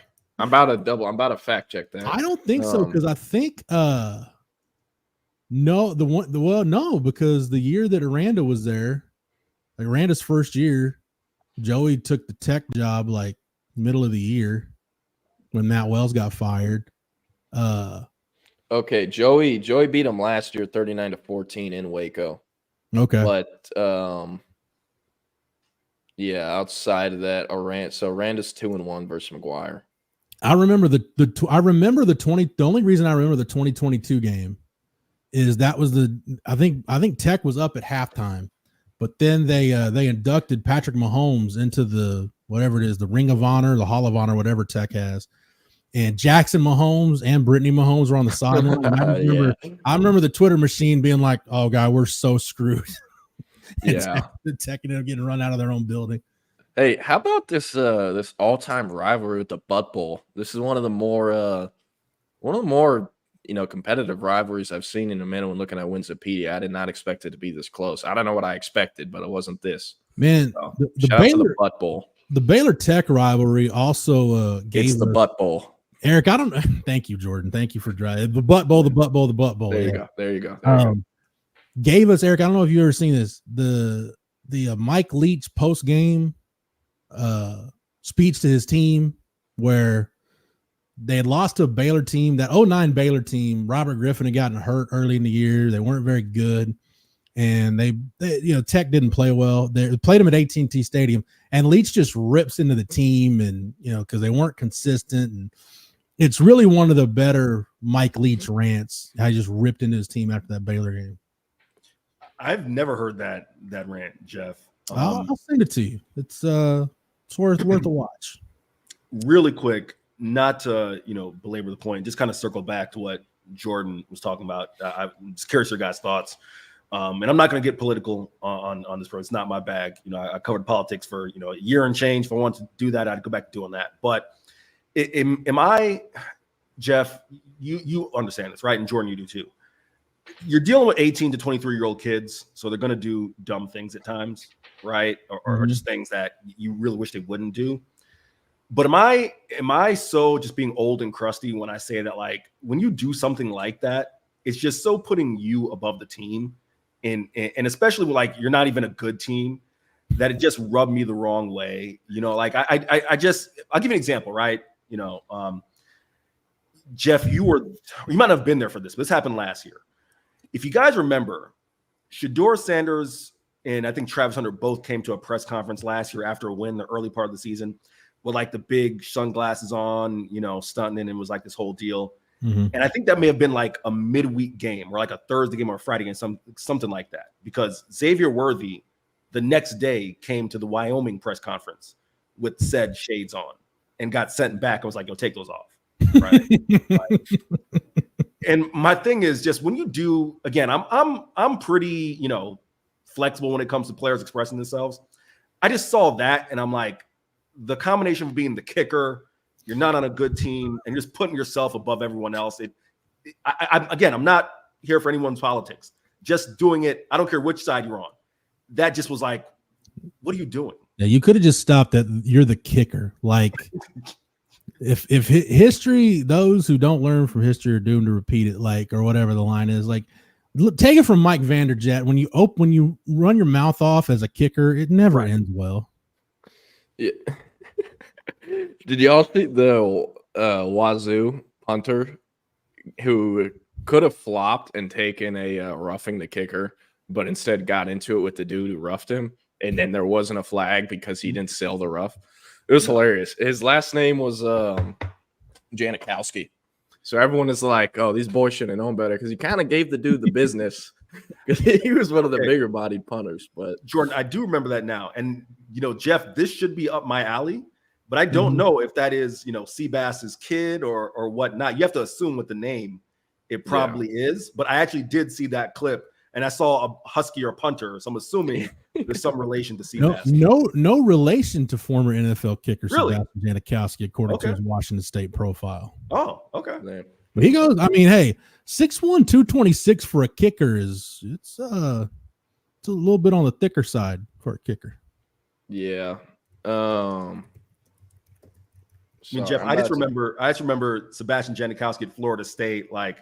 This was probably that first wave of overseas, European kids coming over and kicking, and just legendary stories of him just running through Tallahassee, just out drinking everybody.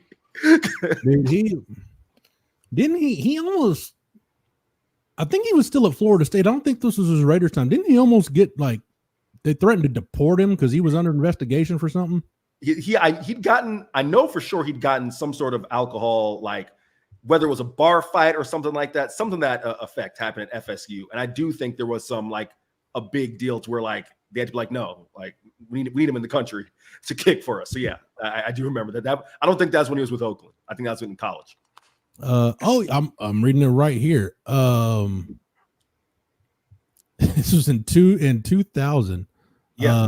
So he was out of Florida State, arrested on charges of possessing. Oh, GHB. Yeah, that's what it was. Oh, okay. That's problematic. Was also accused of trying to bribe a police officer. So yeah, he was. We're talking about Seabass. Yeah. You know when Lane Kiffin rolled him out there to try a 70-yard field goal? Yep. You can tell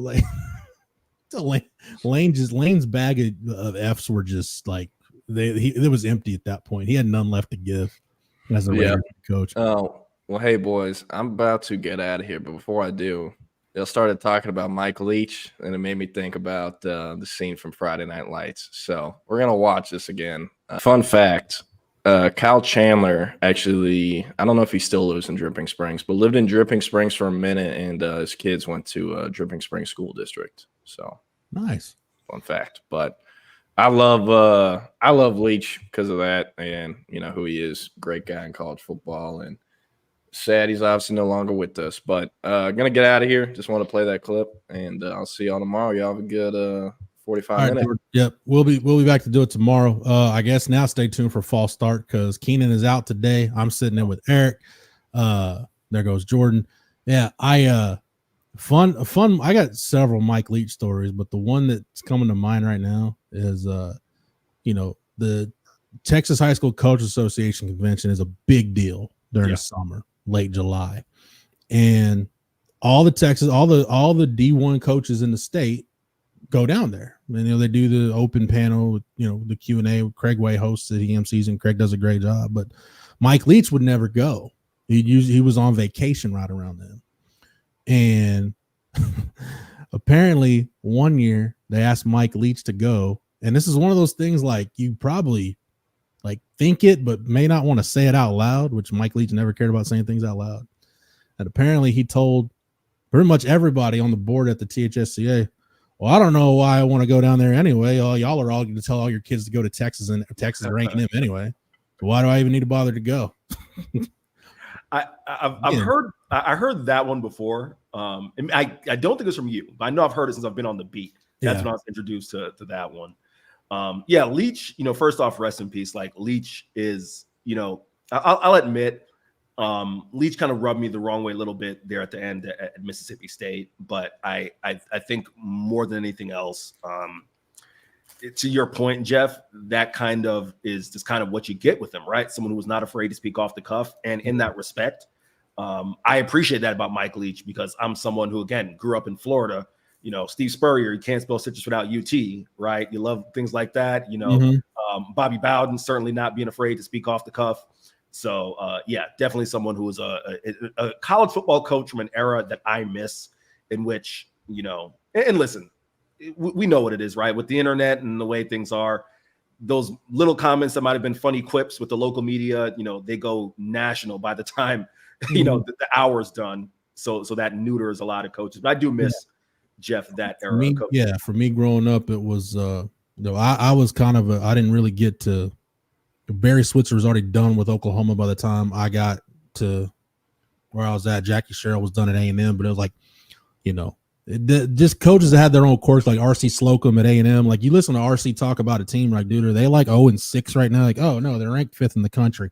Like Lou Holtz was the same way. Lou Holtz was like that. Bobby Bowden, like you said, Steve Spurrier. So Pat Dye at Auburn, entertaining dude. Like, they just don't. Coaches aren't cut from that same cloth anymore, Eric. Jeff, before we jump in a couple things, I actually, and first off, I guess I should say, think about my co-host Keenan's going through, a couple things family-wise. I had him out today and tomorrow, so I want to send my best wishes to he and Mrs. Womack. That's why he's out. Scheduled to be back tomorrow. Appreciate Jeff hanging around for another hour of his day to kick it here with me.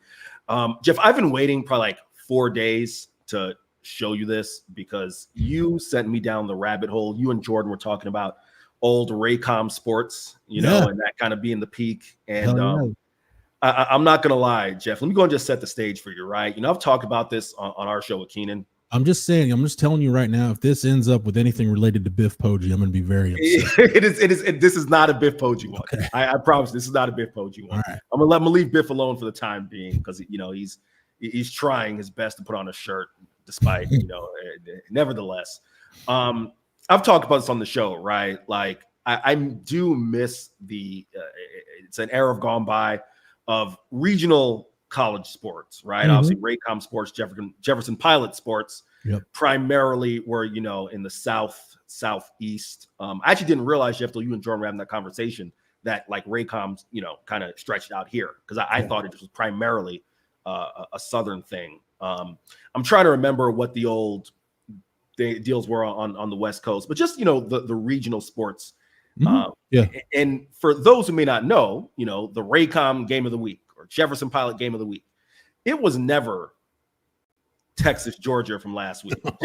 Jeff is smiling right now because he knows. It's like Rice versus Tech. Jeff, the amount of Hal Mummy versus Jerry DiNardo, Bandy versus Kentucky football that I grew up on as a kid, because that was your Raycom game of the week. South Carolina, the bottom dwellers of the Southeastern Conference. So Jeff, in kind of age range, like I know I'm 7 years younger than you, and then Jordan obviously younger than me, so kind of like it goes in this increment. So I'm curious to see if this clip I'm going to play resonates with you, because this is the sound of Raycom Sports to me as I go ahead and share my screen here. Let's get it going. Unfortunately, I was only able to find a basketball clip, but let's get it going.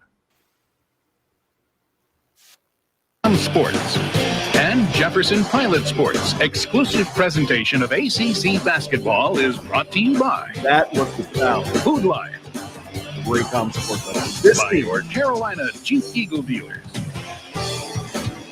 by Nationwide Insurance. I'll go ahead and go here now, and by Advance Auto Parts. Stop. Yeah, so Raycom had the ACC and the Southwest Conference were their two big, television partners back in the day. Yeah, like I said, did not know that they stretched out here to Texas in the Southwest Conference, but that was the sound of Clemson. This is, again, we're not talking Dabo Swinney Clemson. We're talking probably, I can't even remember who was pre-Terry Bowden, but that was the sound of, Clemson, North Carolina, Vandy, Kentucky. Ole Miss highlights on Jefferson. Ole Miss. Yeah.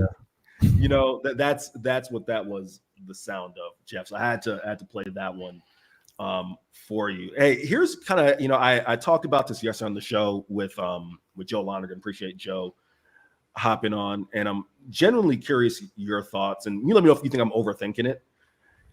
Texas right now, we'll see where things play out the rest of the year. You go to horns247.com. We kind of laid out our case as to whether Texas will indeed go 11-1 and make the SEC title game. But Jeff, first of all, I guess to set the stage, do you feel that the loser of the SEC championship game is kind of just automatically slotted into that 5 slot, or do you think there could possibly be room for 6? I guess it depends on what shakes out in the Big Ten. If let's say you've got an undefeated like an undefeated Penn State that loses the Big Ten championship game, or an undefeated Oregon loses the Big Ten championship game, then I think they probably go to 5. I would think it would determine the loser of the SEC championship game definitely shouldn't be lower than 6 though. Jeff, what frightens you more of these two scenarios? Let's hypothesize for a second that Texas is the 5 seed. Mm-hmm. That Boise State, when you take a look at their schedule, they're probably set to run the table. And in all likelihood, they are going to be the group of 5 representative. I think someone, I saw on Twitter, someone was kind of throwing out the hypothetical that maybe they could eclipse the 12 seed. I don't quite see that happen. I think the strength of schedule is going to make it tough based on that ranking thing, assuming that they can get to 11. So let's just, for all intents and purposes, say they're the 12. What kind of troubles you? I won't say frightened. What troubles you a little bit more? Ashton Genty coming into town to play Texas, or the possibility of that one offense that you never prepare for the entire year, and then you got to try and prepare for them. And I'm talking about Army. I want no part of the triple option. I want no part of it, because you can get into a game if it's a one-off. Now, this is a one-off, right? Yeah. So you don't have to be, it's not like, hey, who's the best team all year or whatever. It's one and done. Yeah. You can get into a game where if they get that thing rolling, you've misplayed a couple times, you can have a game where you're limited on possessions and you just don't have enough opportunities to score, especially, an offense that we've seen can turn the ball over. Yeah, I want no part of the triple option at all.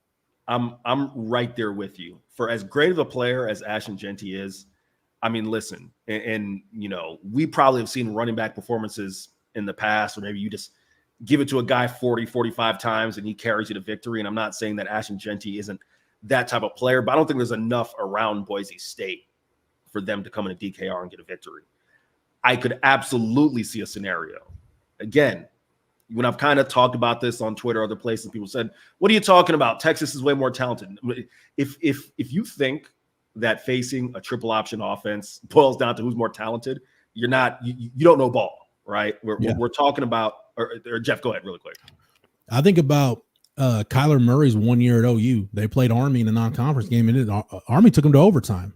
Yeah. Because I want to say OU might have turned the ball over a couple times, and I think they only had like 4 or 5 possessions.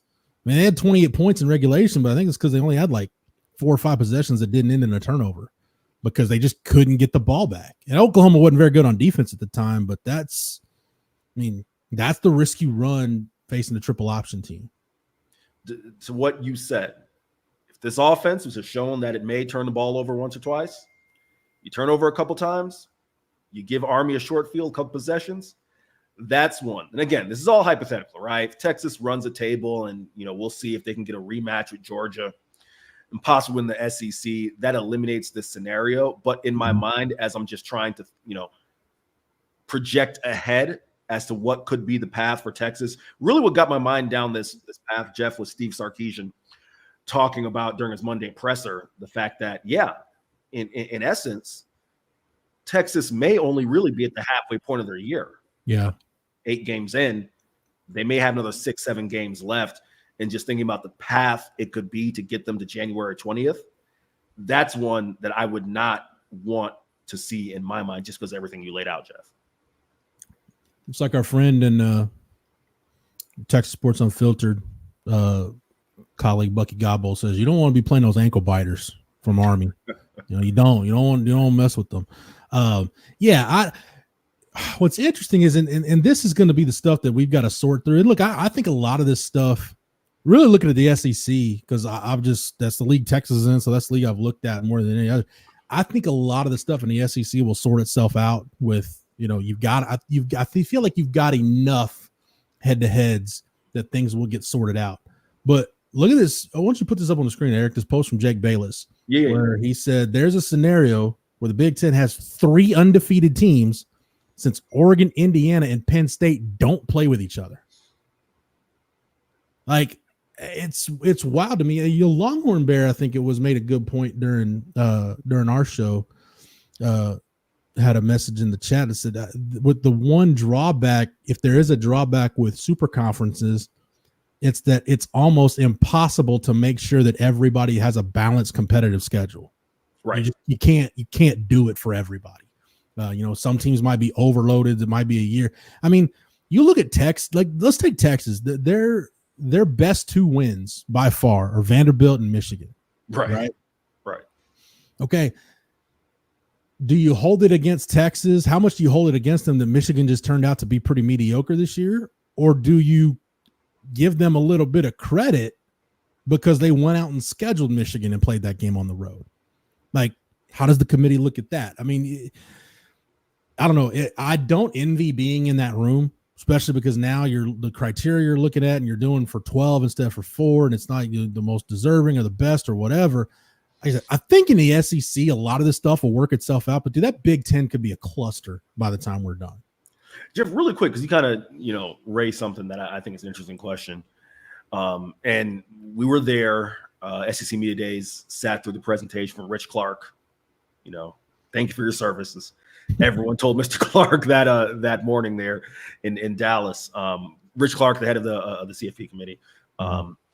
Would you like to see more transparency as far as kind of what goes into, the meat and potatoes of finding this thing out? Because I know for me, you give general broad outlines of the criteria, and obviously every week starting on November 5th, they at least come out and do the interview with ESPN and why teams are ranked. But to your point that you raised, when you have certain scenarios like this, it does feel like there's a need for greater transparency. It's like, hey, here was the thought process behind X, Y, and Z. Did we cross that barrier last year at Florida State, or more along the lines of me in that maybe you want to just get a little more transparency? Yeah, here's my thing. If you're not going to be transparent, then you got to give me a defined criteria. Correct. Sure. So I want one or the other. I don't think you're going to get both, but just give me one or the other. Now, if you're going to, I kind of like to, and I've heard from CDC and other people, whether it's been the basketball committee or the baseball committee, for the selection committees for the NCAA tournament. Everybody gets in there, and depending on who's on the committee, you could be looking at a different set of criteria every year. Right. Which is why I think the closest thing we've gotten to transparency is, when we get, what do we get, Eric? Like 3 updates before Selection Sunday of kind of like, hey, if we had to do it today, here's what the top 16 would look like. I kind of like that because it doesn't have a drawback. I mean, teams that are on the bubble are still going to be, the pucker factor is going to be, cranked up to 10, and you'll be sweating it out on Selection Sunday regardless. But I kind of like what football, what basketball has done, men's and women's. You gotta give me one or the other. And I don't know if you'll ever have a set criteria for maybe you will, just because these committees are, the committee members are going to be on it for football longer than you would be for basketball or baseball. Right. So I think you can have a defined set of criteria. I just, it's just this whole act of, saying one thing one year and then, hey, we're going to just kind of make it fit whatever we decided the next year. Yeah, that doesn't sit well with me.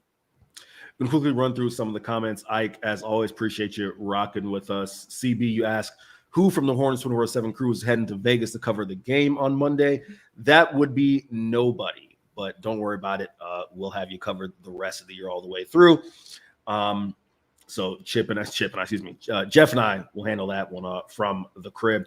Quad Standard Labs. It's a football game week, and when your football team is right there in the playoff mix, I love RT and Vic, but it's more pressing matters right now for the masses. No doubt about it. Quad Standard Labs. I got to save this one for my co-host. Keenan Womack would be legitimately upset if I debated this one without him. So we'll come back to that tomorrow. But there certainly is a list there that you could put together as far as the Caucasian rappers. Which, by the way, Jeff, put Bubba Sparks on there or what? Listen, Bubba Sparks definitely slept on, and also had the college game day theme for, in my mind, one of the better college game day themes. Right? All right, true story. Okay. When I was doing my show with Craig at the Horn, yeah, CB, because we had changed on our show with the outro song. I changed it to the instrumental because I think we were using Gnarls Barkley, but I changed it to Deliverance by Bubba Sparks and Timberland. That was our outro music. Right. And the day after we were talking about it, we were talking about Bubba Sparks, and CB said, "Yeah, greatest college football theme." And I'm like, I that was in my prime viewing window for college football. I had no recollection of that. And CB sent me the video thinking like, hey, maybe it'll trigger something. And I'm like, still no recollection, no memory of Bubba Sparks doing the game tape. Really? Yeah. Okay. So I like it like in hindsight, but I'm like, I still don't remember it. I mean, I preferred that so much more than the big and rich coming to your city. I mean, that to me was just kind of corny. But no, I was a Bubba Sparks guy. Like Deliverance, probably my favorite song, Ugly, of course, the classic. Oh man, I think that came out my senior year of high school or maybe the summer before. Yeah. Mm-hmm. See if there's any other comments run through. No, pretty much covered most of SD, I missed that memo. I didn't know that happened, so forgive me. I didn't get that memo. Jeff, I was going to say, some people amongst the Texas media contingent found a little hilarity with my tweet. I don't know if you saw it. Take a little break here before I get back to Texas football. I said that, I want to make it clear, speaking just on behalf of me, not on behalf of my employer, but that what Disney World is to children, Nashville is to white women. Pretty much. I mean, it's just the excitement you see when you get to the Nashville airport of like, I'm here. Yeah. And quickly, Jeff, I'll give a shout out to Fancy Boots Megan. Of course, she used to have a show here on Texas Sports Unfiltered, who commented. And listen, you probably be better equipped to reference this than me, but she commented the amount of women who were cosplaying as country, and she used as her reason for this the amount of boots that had no creases, weren't broken in at all. You can tell they were just bought for this trip, Jeff. Yeah. I remember the night that Vandy beat Alabama, and the Vandy students were carrying the goalpost down Broadway, and I saw all the they were talking about it like on ESPN on the halftime shows and everything. Like, man, there are a lot of bachelorette parties going on Broadway right now that have no idea what the hell's going on. Just a bunch of drunk college kids walking down Broadway with a friggin' goalpost. They're like, what the hell is going? Yeah. I mean, you remember the classic video the Titans did, right? A couple years back with or it's in the NFL with the draft there. And that woman was like, yeah, I'm just here for a bachelorette. I have no idea what's going on with this draft you're talking about. Well, SD, that is, yeah, that's pretty much the standard uniform. I mean, I have a 6-year-old, so I mean, my daughter's friends' parents, we're all kind of in the same age bracket, so yeah, it's I get what you're saying. That's par for the course. Real quick, like I said, before I get back to Texas, I do want to ask about Quinn, just talk about his performance a little bit, but Vandy, First Bank Stadium. It's my second trip. First time I was there. Middle Tennessee versus Vandy in 2018. Unlike the old Derek Mason trip. They're like 21K in there probably for that one. Yeah, that's a stretch for that one. But one of the unique things about that stadium, and obviously they're going through construction right now, so it's kind of like extra all over the place. I have to show it to you next time I see you, Jeff. To get to the press box, you basically have to go in the visitor's locker room and then make a left through a door, right? Like, so, okay, so I'll try to sum it up, right? And you've been in a million stadiums. So you walk down a ramp, which is the main entrance, right? Which is basically, it's a regular gate, right? Like it's gate 4, fans can get in that, but then there's a side where media just walks in. You walk down that ramp, it takes you directly to the corner of the end zone. You walk through the end zone to the other side, and then there's this little door that basically there's no other way to go around it. You go through the little, so if you remember, Jeff, where Texas, they're kind of tunnel, like you go through there and you have to take about like 5-6 steps towards the Texas locker room and then make a left through a door. And it's just like a little corridor up to an elevator. And it was one of those moments where like I was taking Jonathan Thomas, shout out to JT from KXAN there. And he was like, are you sure it's the way? I'm like, I'm sure. Because as we're walking, we're greeted by 6'5", 320 pounds Alfred Collins coming out. He's like, "You sure it's the way?" I'm like, "Trust me, if we bump into Steve, it's only because he's on the way out. So we're not just walking to the locker room." But one of the more unique setups. I was going to ask you, what's the, of obviously, big time college football, quote unquote, and this is the SEC. What's the smallest kind of unique stadium you remember ever being in? Because Vandy, I think of the power leagues, I think Vandy is the smallest I've ever been in. The old Floyd Casey Stadium in Waco had no interview room. Like you literally had to do your interviews on like the concourse outside the locker room. Kansas at Memorial Stadium at KU, you're in a room pretty much the size of a broom closet. There's not a lot of room to work around in there. Trying to think of some other ones. K-State, before they got the interview room they have now, because when first time I went there was in 2012, and they were a lot of stuff was under construction at the time. So like the Texas interviews were done like literally like I'm talking like on the concourse, like at a tent set up, like you'd see like for like NCAA baseball tournament or something. Like they had the tent set up. Trying to think. Everything else has been pretty, Notre Dame had an interview room, SC had an interview room. Everything else has been pretty normal. I was still floored at just how like bottom shelf the facilities were at FedEx Field. Like, yeah, you always talk about that when I'm telling you. The interview room, I'm like, dude, you're one of 32. Like, step your game up. But yeah, the old Floyd Casey situation for the visitors at Baylor was pretty brutal. Jeff, did you come down for Houston last year? Yeah. So you remember that was a cluster. I'm trying to remember. I'm trying to remember. I know you're at the game. If you came down for post. If trust me, if you got to think about it, then you probably didn't, because it was the worst setup. 30 people inside of a hallway. It's where like Jalen Ford is having to say, "Excuse me, guys, can I get to the locker room to get through us?" But there's the last thing I'll say about Vandy before I come back to Quinn. I'm not going to say which player said this, but as you know, we're down there. We get field access at First Bank, so shooting some pregame stuff. Then myself, Danny Davis, getting ready to head back up. And so, like I said, you go through that little area right there where Texas locker room is, and there's a little door. Players, they're starting to warm up. We know this. I guess I should say for the audience, visitors' locker rooms are notoriously small. Yeah. So you got, your 70-something players plus staff, all the people going in there. It's cramped. So the guys are starting to spill out into that little area that takes you up to the press, but the elevator to the press box. Mm-hmm.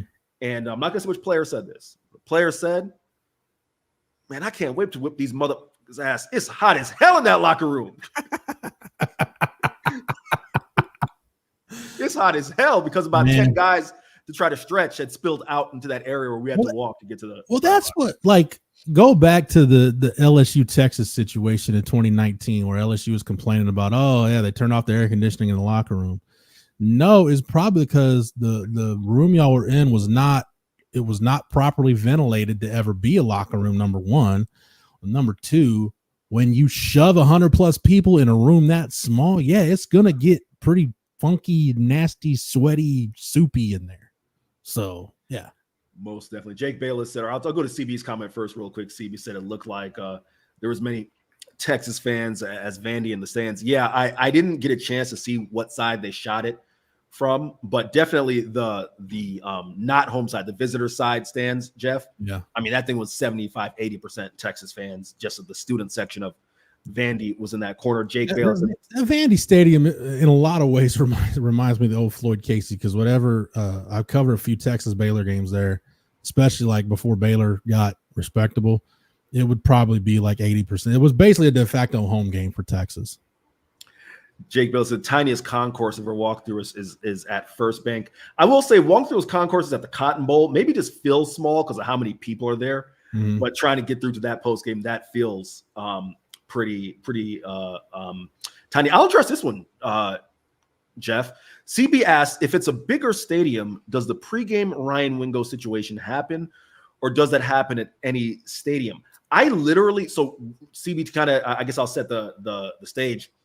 Our guy Josh Newman, the Lone Star Live, tweeted out that Ryan Wingo had collided with a Vandy staffer pregame. Literally, as John Thomas and I were walking down the ramp to the end zone, I saw Wingo down. So I didn't see the actual collision. But to your point, your question, CB, I don't think that was a byproduct of the stadium. I will say this: it was a little cramped in terms of the amount of distance between that end zone where Texas's locker room is and the nearest stands, because they try to create that little like VIP area there. And that felt, Jeff, I'm sure you've seen when football's played those soccer stadiums for bowl games and there's like this much room between the end line and stands. It did feel a little cramped, but no, that seemed to just be, the Vandy staff are just walking and not understand the way that people warming up. Yeah. I'm surprised though that doesn't happen more. Yeah.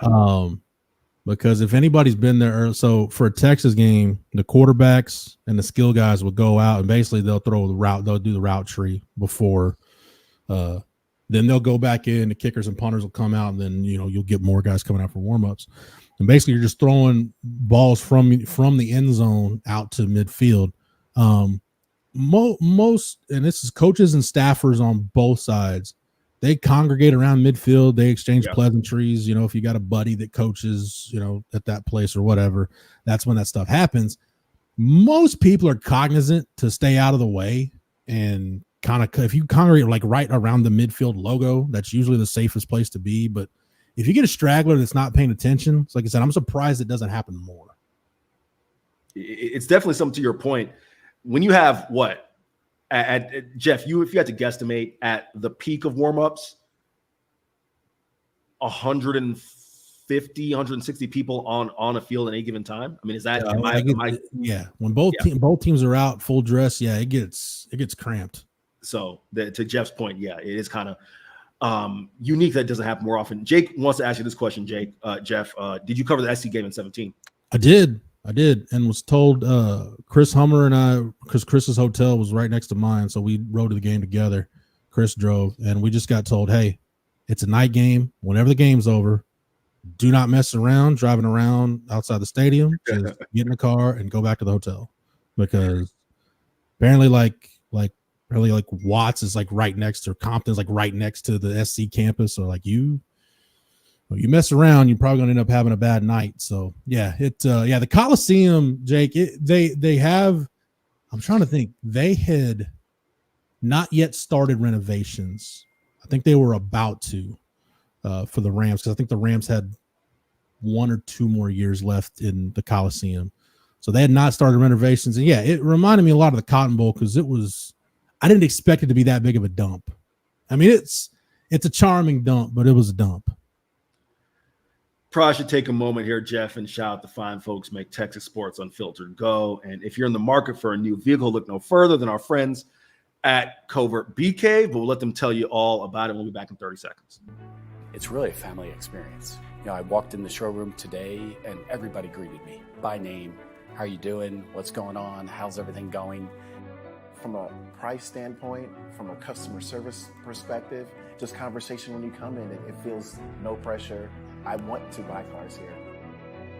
The family buying car experience, one of the best that you will ever have. Come and experience it for yourself.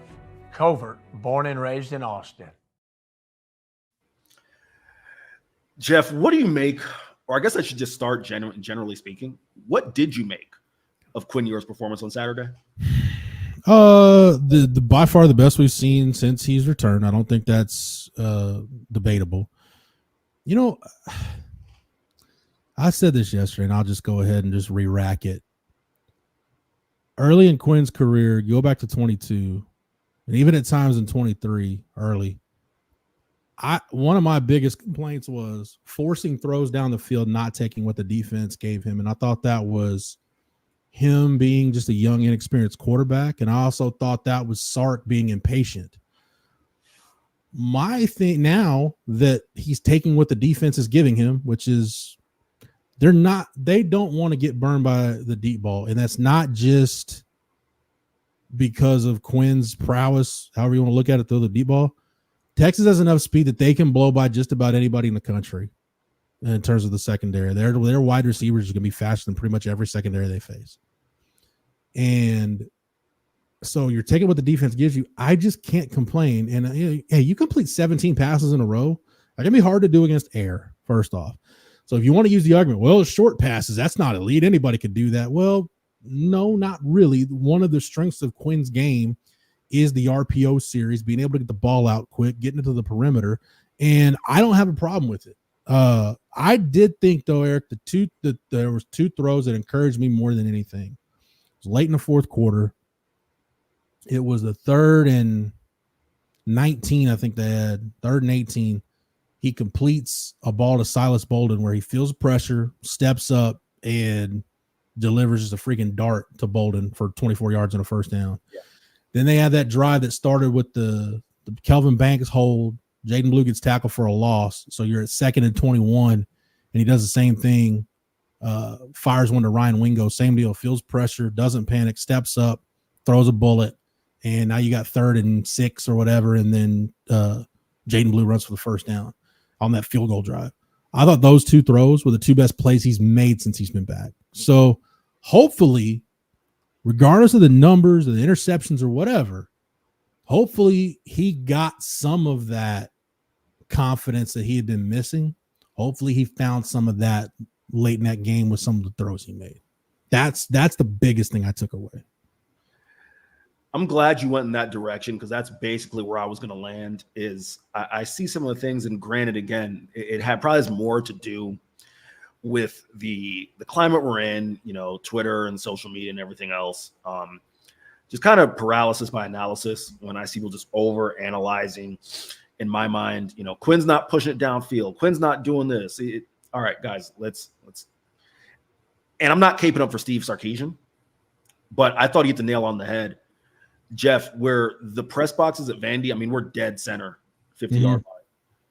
You can see Vandy was playing to not get beat deep.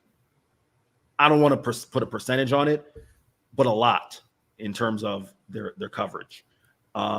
This is not talking about, check down Charlie, a guy 3rd and 8 throwing a 3-yard pattern, right? And it's like, all right, that's not what we're talking about. Yeah. Yes, and I looked at the numbers per Pro Football Focus. 27 of Quinn's 37 passes didn't travel farther than 10 yards in the air.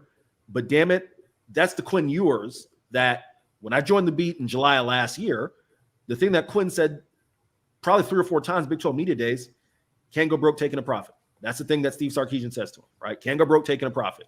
That's an old Mike Leachism.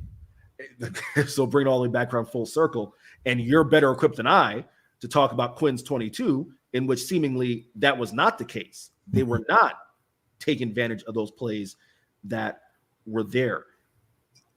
Anytime you're completing 17 passes in a row, that's a damn good thing. I'm not comparing Texas to Florida State. I bet you they wish they had a quarterback who could complete 5 passes in a row, let alone 17, right? So that's where I say, when you really want to overanalyze, his yards per attempt. And YPA, I don't know how you feel about YPA, Jeff. I'm a believer in the stat in the sense that teams have to at least respect your ability to throw it downfield, right? Mm-hmm. But YPA isn't necessarily an indicator of how much teams respect your ability to throw it downfield. Case in point, Texas, as you talked about with the speed on the outside. Some of that is just, we got to throw what we got, and we're checking it down or throwing underneath. But if you have a quarterback an offense where they just don't respect your ability to throw it downfield and you can't do it, that's different. That's not what we're talking about here with Texas, Jeff. Yeah, I look at I'm just looking at some of Quinn's numbers here. I'm trying to look at PFF on the fly, so it's not giving me what I want. Look and Naaman Roberts mentions it right here. Says Ewers doesn't have the it factor. Check downs don't work if you have the athletes that can play man. Instinctive quarterback play is what we need, not scripted. Okay. First off, going back to I'm gonna die on this hill. How do we know they're checkdowns? Right. How do we know that's not his first read? Like, you can't, and regardless of where they are or not, you can't pick on a guy for saying, "Oh, well, he's a single read quarterback. He just goes to his first read." And then also criticize the guy for going through his progressions and checking the ball down. okay, which one do you want? Do you want a guy that just throws the first read and that's it? Or do you want a guy that works the field, makes his progressions, and then gets rid of the football? I'm not excusing Quinn's performance against Georgia. He was terrible. I'm not excusing his performance against Oklahoma. He was pretty average. But to do kind of this all or nothing complete binary thinking, man, you can't do that with quarterbacks because there's so much that goes into it. Look, again, going back to Mike Leach, right? This is the problem that people had with the original form of the air raid and why it was so successful and why people just took so long to wrap their heads around it. They're like, oh, he's dinking and dunking down the field. He's only getting 6 yards a pop. Okay, well, Mike Leach's theory was, if I'm running the ball for 6 yards a carry, everybody's talking about how great this offense is, how physical you are. But if you're just throwing a swing pass and he's gaining 6 yards, everybody's like, oh, that's finesse football. You're still getting 6 yards. So what the hell's the difference? Does it matter how I get it? Or does it matter that we're staying on schedule? And I haven't looked at where Texas is in terms of, success rate on offense. I would imagine they're still probably top 10, top 15 in the country just in terms of staying on schedule. That to me is more important than pretty much anything else. Are you setting yourself up for either manageable third downs, or are you able to avoid third down by just getting a first down on first or second down? So there's all kinds of numbers. There's all kinds of trends you can look at. I don't really know where Quinn's NFL stock is. I mean, I'll be honest, I don't feel great about it, but yeah, that's not of my concern right now. My concern is Quinn Ewers a guy that Texas can win a championship with? Yes, he is. Because I can't forget about that guy we saw in Ann Arbor earlier this year, or in Tuscaloosa last year, or in the Big 12 championship game last year. Just go through the games Quinn has had in the last season and a half. We can't forget that guy in the body of work he's put together. Has he played that way in the last 3 games? No, he hasn't. Can he get back to it? Yeah, I saw enough at the end of the Vanderbilt game to make me feel like, yeah, he can get back to being that guy. Jeff, I'm so glad you made the point in there about this offense staying on schedule. That was precisely why I asked Steve Sarkisian, I asked the question to him yesterday of, hey, how important is the screen game, the shallow game in your offense? I think, Jeff, and you may, again, you've covered Sark since his entire tenure here, better equipped to answer this. It feels to me that this year more than any, and maybe I'm dying on a hill, maybe I'm just being unfair to Steve, I don't know, right? Because Steve would probably say, well, if we're not getting chunk plays, you'd say, how come you're not getting chunk plays? Why are you picking on me for the fact that we're not running 3, 4, 5, 6 yards a pop? You look at Texas yards per attempt on the ground. It's been better in previous years. Obviously, that a large part of that, Bijan Robinson, Jonathan Brooks. I haven't seen Texas show the ability to close out a game the way they did against Alabama last year on the ground, grinding it out, nor have I seen Texas show the ability to run the football earlier in games and just pick up those yards. It's been primarily the chunk play, but to the point you just made, screw it. If the shallow passing game or the screen game or the check down game is keeping them on schedule, what's the difference? However this team has to do it this year, they just need to be able to do it, Jeff. So I'm really glad you made that point. Yeah, I'm trying to look. No, this isn't giving me what I want. I'll figure this out here before too long. Wait, just hold on. Just give me a second. I'm trying to find. You're good. While you're finding that, I'll go to CB's comment here real quick. It says they miss Baxter so much. Listen, CB, that's something that there was so much preseason optimism around Jaden Blue, and rightfully so. It's not like it was misplaced. However, there is, and we're not just talking about a big back. We're talking about someone who consistently, for what you could say about CJ Baxter, and I was someone who critiqued him in this regard, not forcing missed tackles, not turning that 4 or 5 yard run into something that could be longer, consistently did that as a true freshman. So I would agree there with you, CB. All right, I got it, Eric. So here's the statistic that I'm looking at, right? Expected points added. You hear people refer to EPA. This is what it is. It's a stat that measures how well a team performs compared to their expectation on a play-by-play basis. Okay. Texas right now, offensively, they are 4th in the country in offensive EPA per play. They are, let's see, that's their net. They're overall 8th Rushing EPA per play, they're 15th, and drop back passing, they're 7th. So basically, in terms of staying on schedule, basically doing what they're supposed to do, they're a top 15 offense in the country.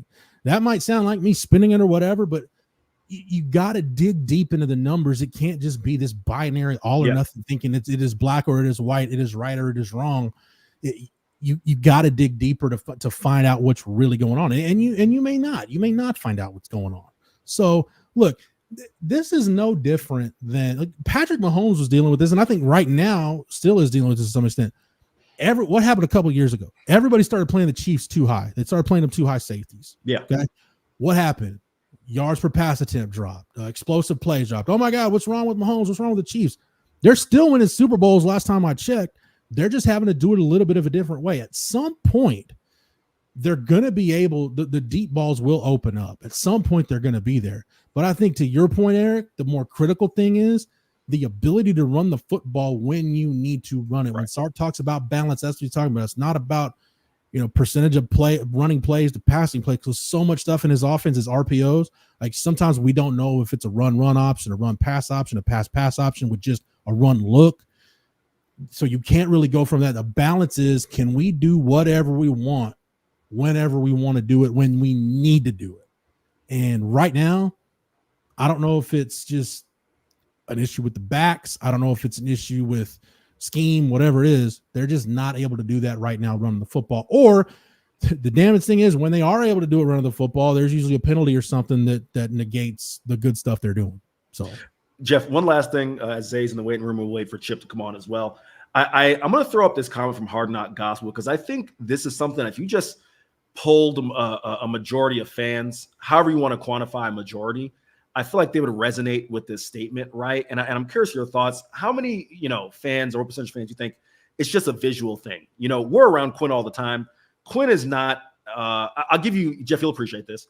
One of my favorite quarterback clips, I'm sure you've seen it, is one of Troy Aikman, which I've never looked up what year it is, but I'm sure it's later in his career, where he's running down the players to coach saying, "I'm tired of having to be in the guy to bust everyone's ass. We got a coach who won't do it." Like the visual aspect of quarterbacking. How much of that you think is just something with Quinn, where people realize like Quinn is for lack of a better phrase, a pretty mild-mannered dude? I think sometimes we mistake being stoic for being aloof. Yeah. And they're two very different things. I think that's why Aikman's a really good example, because I remember a complaint about him when he played. People thought he was too stiff, too stoic, and, just was kind of stuffy. But you talk to guys in that huddle. I mean, there's a reason why guys broke their bodies for that guy. And I think for Texas fans, I think at some point, and I'm not saying there's anything wrong with this, but I think we look at Vince Young's leadership style, and I say this because this is at the point when I was a fan. I think you look at Vince Young's leadership style and you romanticize that and be like, oh, I want that guy. There was only one. There was no Vincent Paul Young Jr. before he got to campus. There hasn't been one since. So once in a lifetime type guy. Colt in public, out in Gen Pop during a game, wasn't the guy that would run up and down the field and jump everybody's ass. When you play with guys like Brian Arakpo and Roy Miller, you didn't have to be that guy. Sure. Chip was around that team more than any of us. I mean, Colt didn't have to be that guy. And I think for Quinn, hey, who's going to be the bad guy? I think when he has the beast, I think Sark is the bad guy for this team. This team has good enough leaders that, it's to me, I'm more worried about, does a guy understand what his role needs to be for this team to be the best it can be, rather than just saying, oh man, he needs to jump in somebody's ass. Well, there may be guys in that huddle that don't react well to that. Right.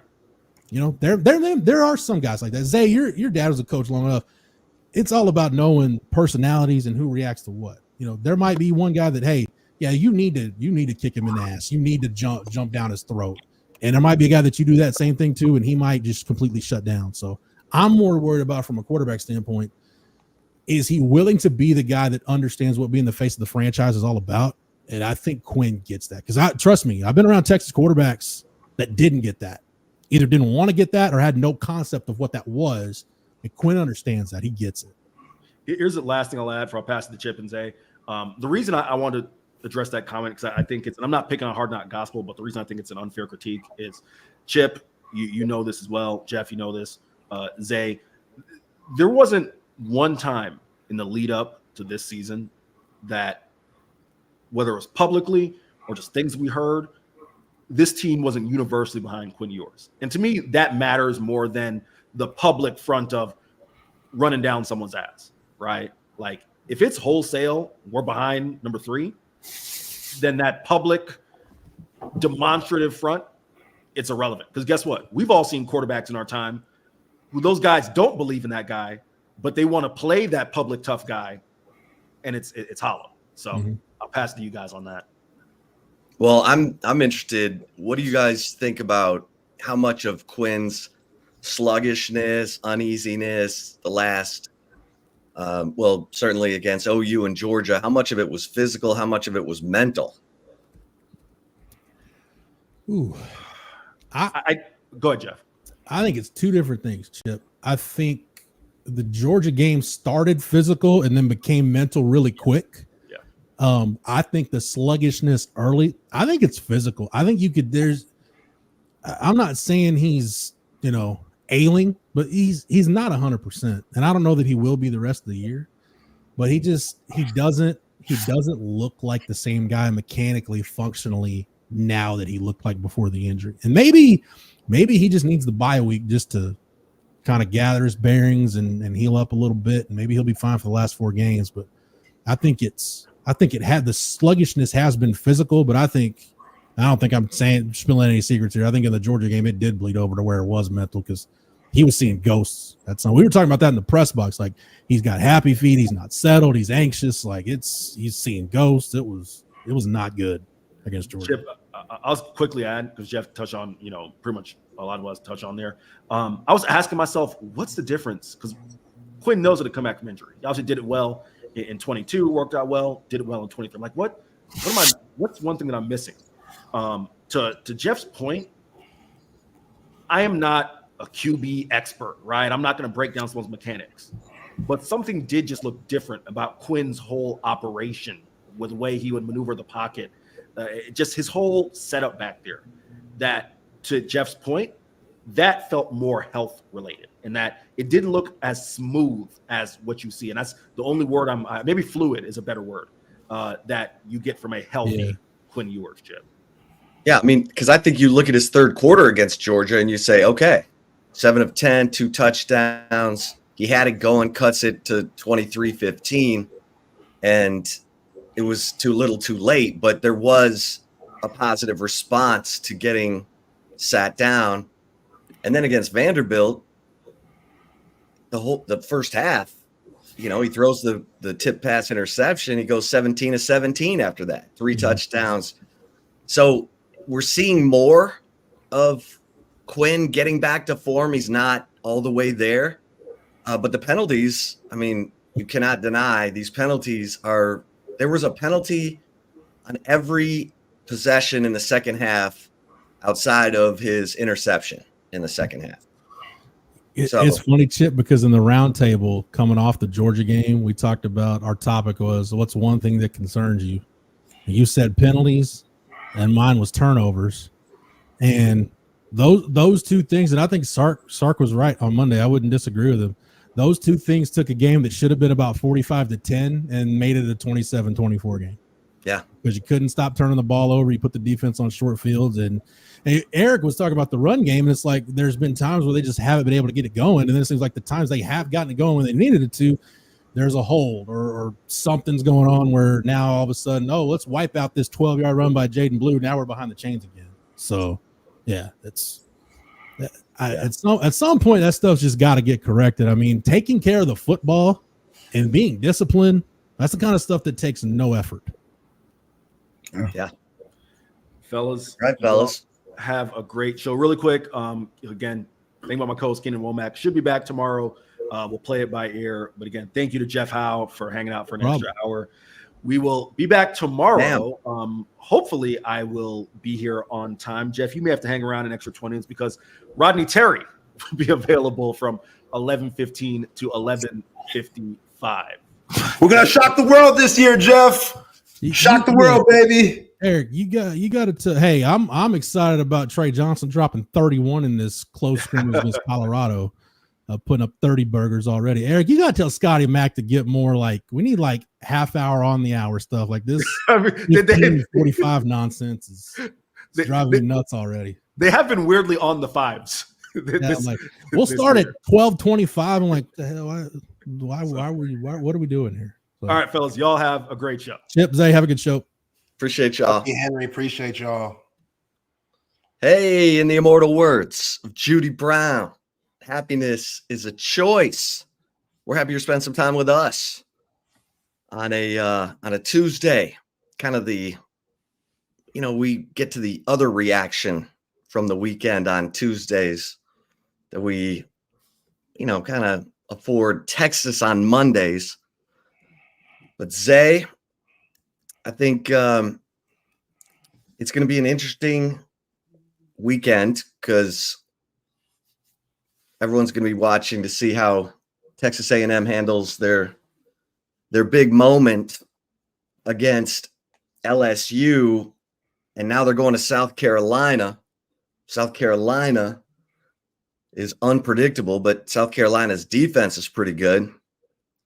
And we'll talk to Chris Hummer coming up at 1:30 on that. Hummer. What's your early gut on Texas A&M at South Carolina? Well, first of all, come on, Mike Elco. What we reneging for? What we doing that for? Say what you said. Let the people know. Yeah, I was talking about Jimbo. He came in yesterday and he wanted to squash it. That's not what I meant. And I'm like, come on, man. I thought y'all were big dogs now, A&M.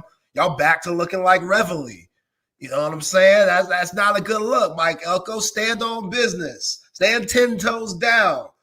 Let the people know, hell yeah, I was talking about the guy before me that put this program in a hole, and I got to dig that thing up and put it on the elite level. Let them know, Mike Elko, but nah, man, he had to go back because, the PR team was probably like, Mike, come on, Mike. I know you were feeling fiery after the win and you were making all the right calls for your defense, but you got to reel it back a little bit. So I was a little disappointed in Mike Elko yesterday because what he said on Saturday after the game about Jimbo Fisher, I get it. He didn't say his name, but we talked about it yesterday, Chip.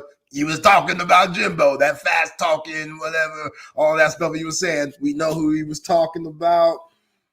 I mean, yeah, South Carolina, you better worry about him. Sellers, he ain't no punk. They had Alabama on the ropes.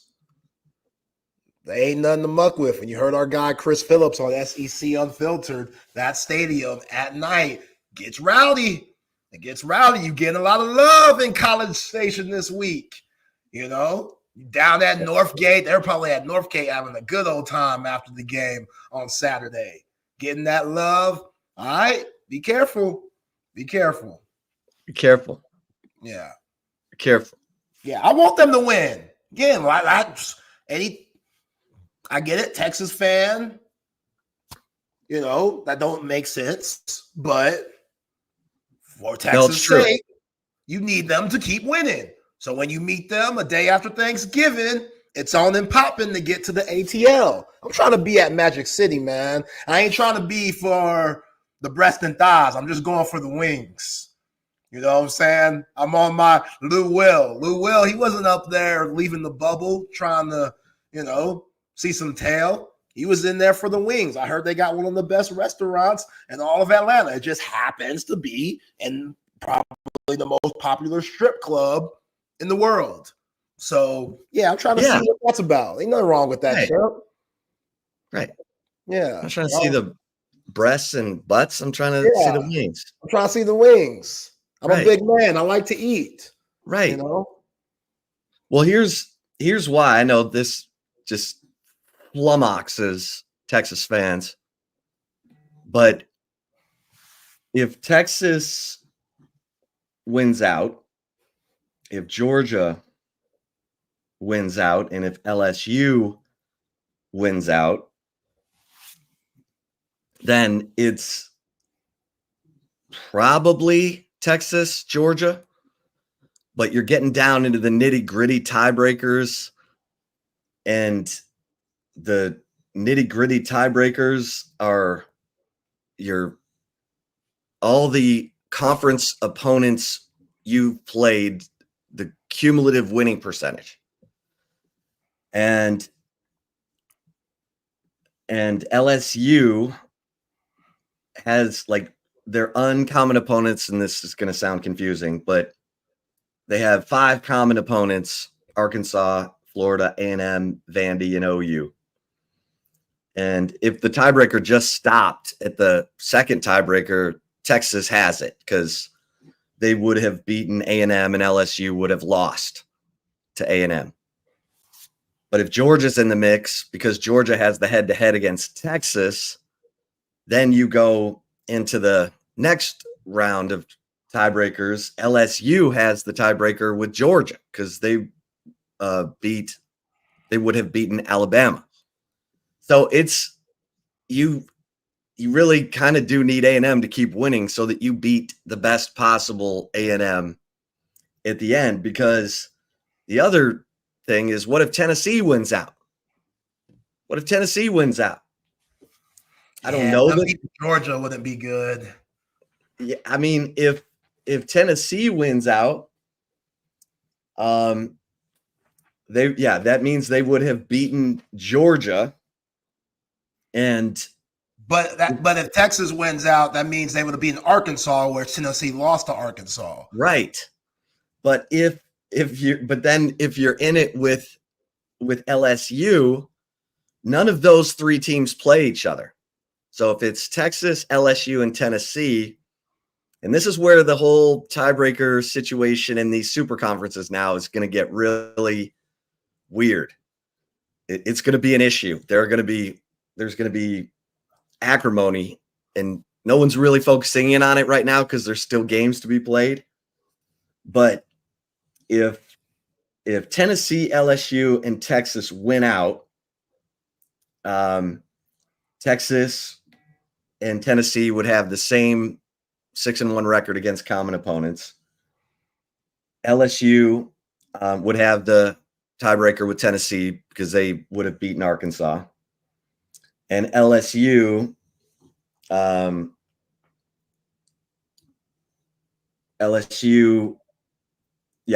have the tiebreaker over Tennessee because they beat Arkansas. So you almost kind of want Tennessee to win that game against Georgia, because it would probably end up with Texas and LSU in the conference championship game. Oh, I like that. So I like that, Garrett. He was shaky that second half. I don't know if it was the ankle, but old Nussmeier, he was shaky.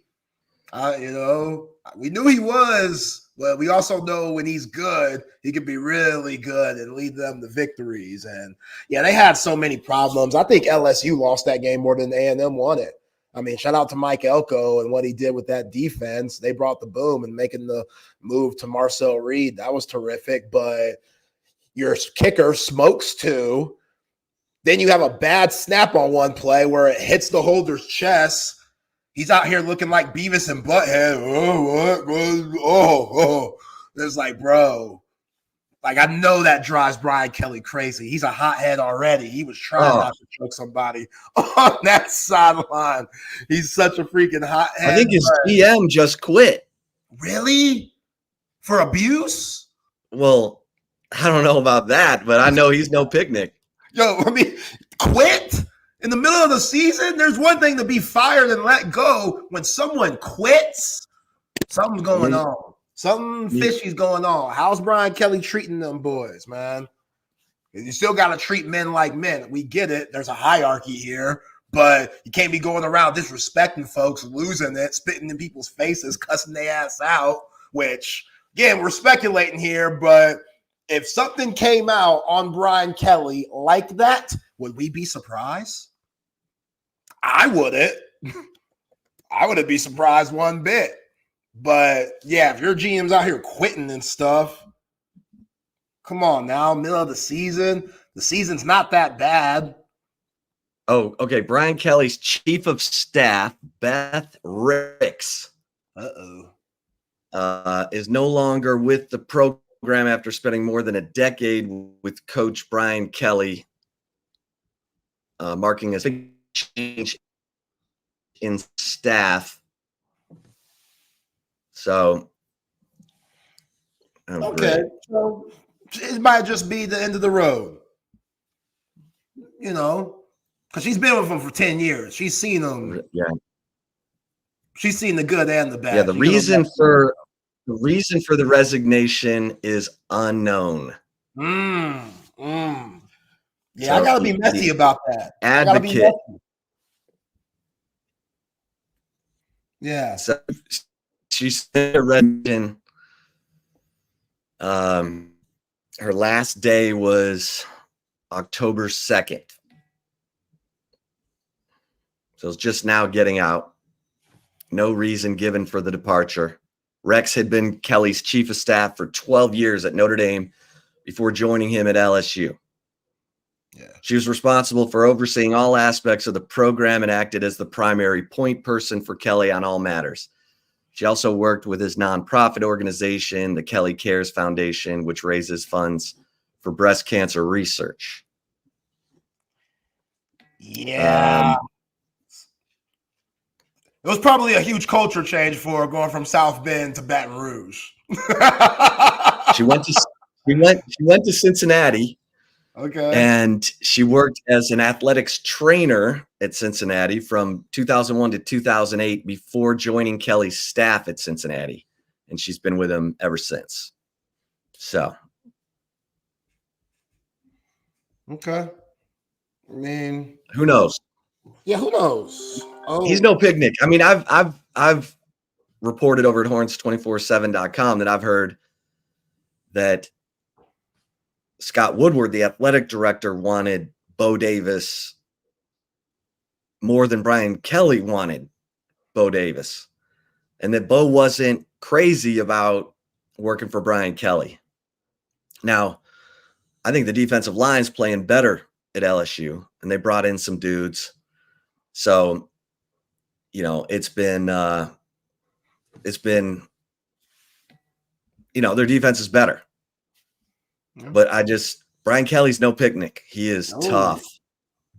Yeah. I mean, you pour truth it was serum. The first game of the season, and he was in the presser slamming his head on the desk, and I'm like, damn, first game, you feeling like this? This is a brand new team. How are you comparing it to the others? Already? The ish has hit the fan already? Relax. You haven't even started SEC play. Things could turn around, which it has. They've gotten better since that first game against Southern Cal. But right. Man, you're right. He ain't no picnic, man. I couldn't take it. I'd snap on him right back. Like, coach, slap right back, right? Yeah, who you think you are? You know who used to be crazy like that and has calmed down a little bit? College basketball? Old Tom Izzo, Michigan State. You remember he was like strangling dudes basically and chewing them out, and it looked a little dark, and he was bumping them and getting in their face. And then last clip that I saw of Tom Izzo, he's out here putting his arm around the kid. You know what I'm saying? The kid's kind of talking back, but you could tell it's positive still because he's letting the kid speak his mind and let him know what he saw. And then Tom Izzo, after he was done, told him what he should do. And I'm like, look at Tom. That's a national championship coach, evolving, adapting. You know what I'm saying? Again, Brian Kelly, he has his ways, and I think it definitely fits Baton Rouge, even though he was doing some weird stuff, when he first got the job. But, yeah, sometimes, to what Jeff Howe was saying, not all people can be coached the same. Like, you got to adapt to each player, and it's hard. That's why you get paid so much, 7 figures, a lot of these big-time Power 4 coaches, because you got to be a people person still with being a good X's and O's guy. Yeah. Yeah. So was Bob Knight level angry?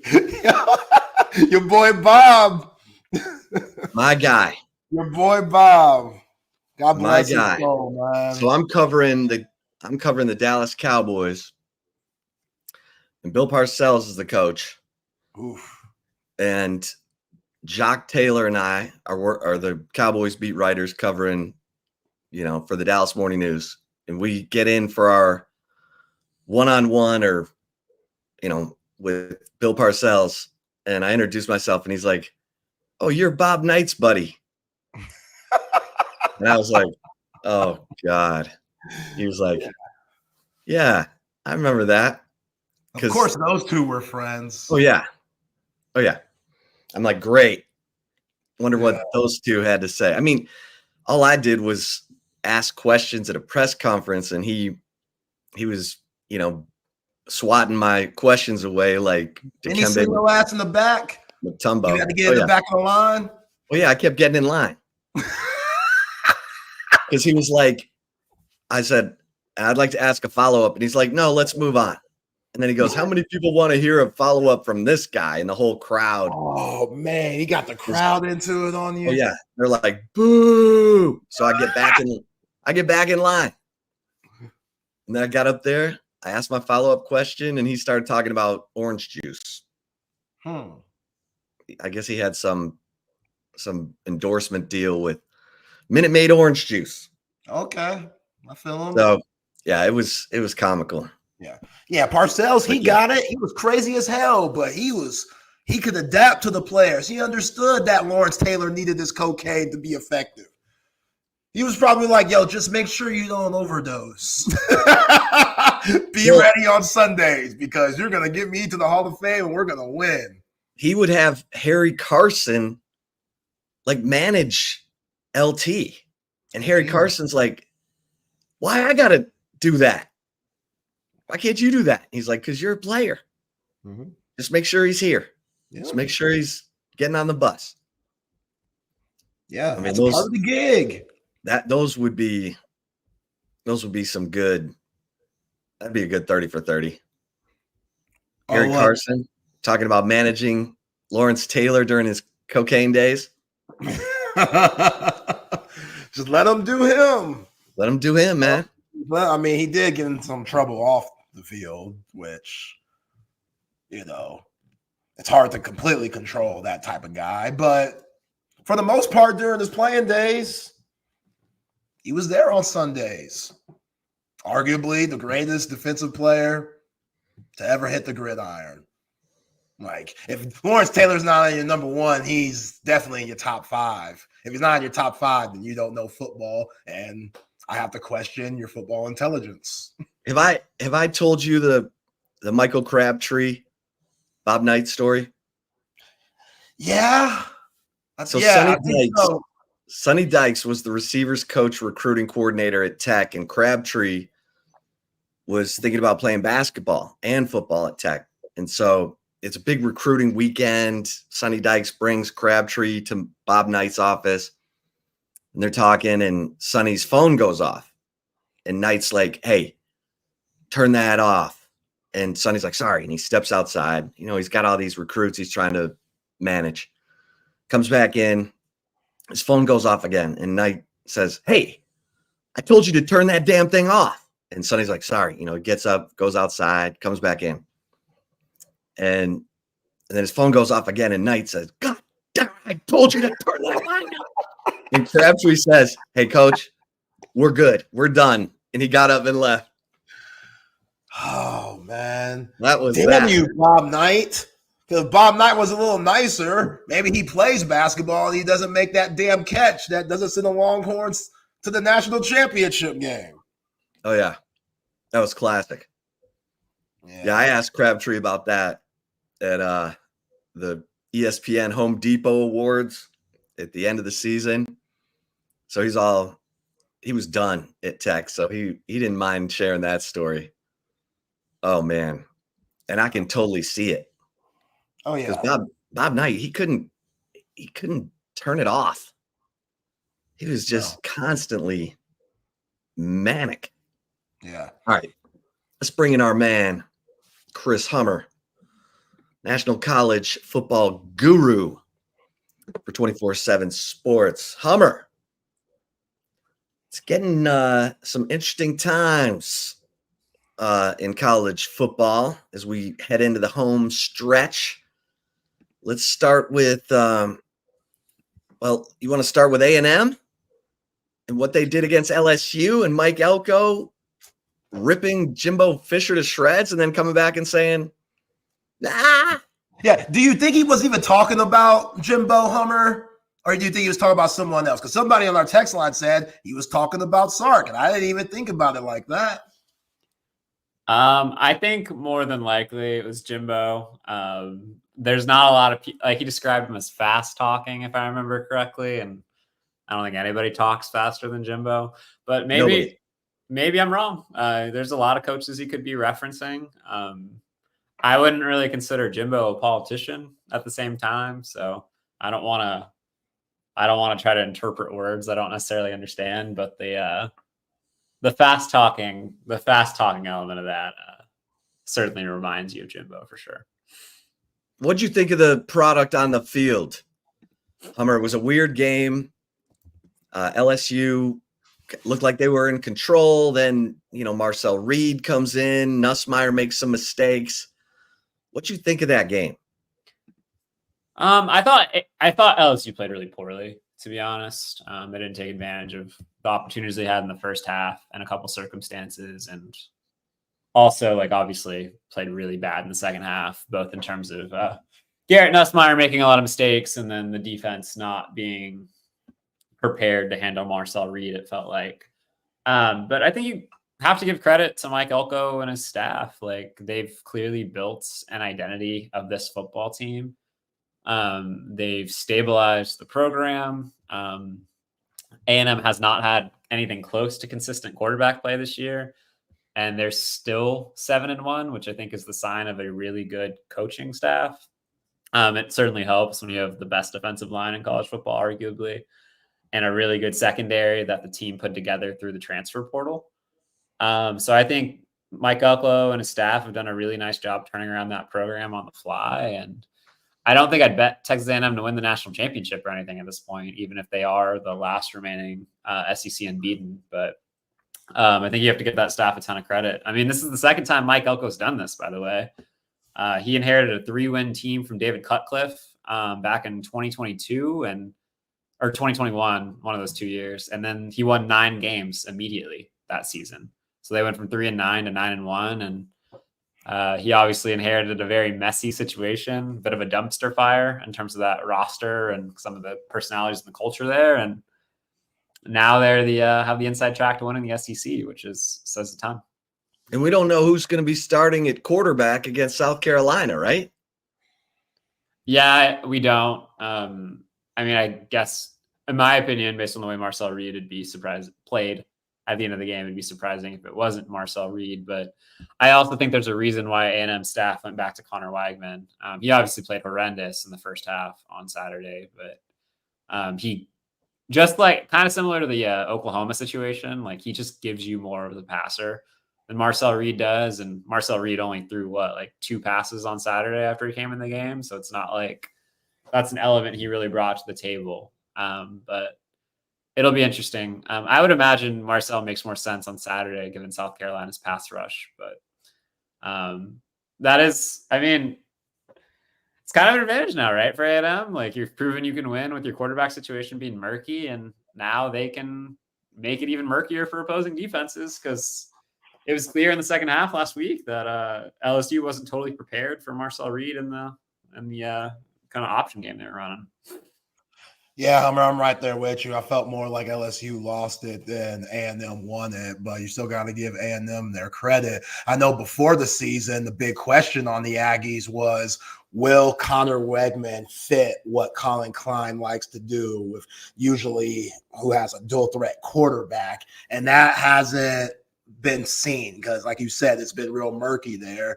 Do you think it's the system with Connor Weigman, or do you think just he's kind of like in a Quinn Ewers state where he had an injury and he's still not 100% and he's still working out the kinks with that? I don't 100% know. Weigman's a difficult person to pin down because, as we've talked about before, there have been some moments of true brilliance from him. I think about the Miami game earlier last year. He was awesome against Missouri when he came back earlier this season from that injury. And he's had 2 pretty rough weeks against Mississippi State and LSU recently. He seems to struggle in the face of pressure, has been my read on that. And I think if you kind of dive into the data, there's a little bit of that. I think he's also struggled to consistently deliver the ball accurately, which if you're going to play him over Marcel Reed, that's what you need him to do. So I'm not 100% sure what's been wrong with him, but it hasn't been consistent. And if you wanted to start at a place like Texas A&M and you want to win championships at a place like Texas A&M, you need consistent quarterback play. So it's understandable that they've made the switch on a couple of occasions this year. Well, Hummer, let's talk about the real story of the weekend, which is SMU. And my man, Jafari Harvey, jumping over the Duke field goal kicking line and blocking the field goal that would have won the game for Duke. And then SMU wins in overtime. And now they're playing Pitt. I heard they were, under consideration for game day. They didn't get it because it's going to be Ohio State and Penn State, which is probably a little bigger game. But your thoughts? That to me was one of the craziest plays of the college football season. Yeah, that play was crazy. But what's crazier? SMU lost the turnover battle 6-0 and still won. 6-0.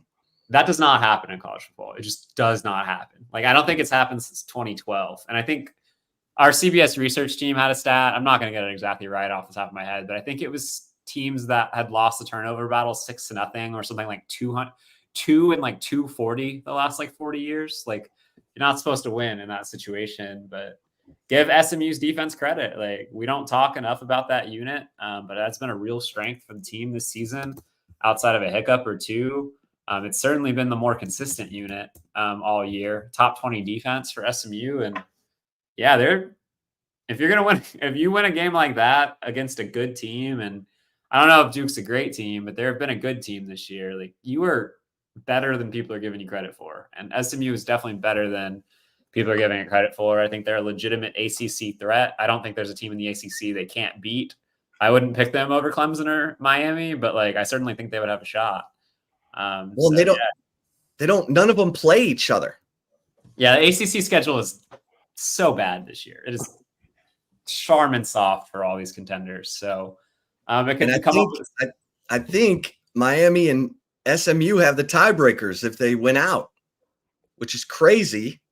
You would have to tell me how those tiebreakers work, because I honestly have no idea what happens. And I was talking to somebody about the SEC tiebreakers last night, and it is just as wild about what could happen. Yeah, we were just talking about it. Yeah, these jumbo conferences, when teams don't play each other, just things can get really weird. So, but yeah, no, good for your ponies, man. Start paying people again in college football, and SMU's back. That's right. We were the first to do NIL. Just wasn't legal.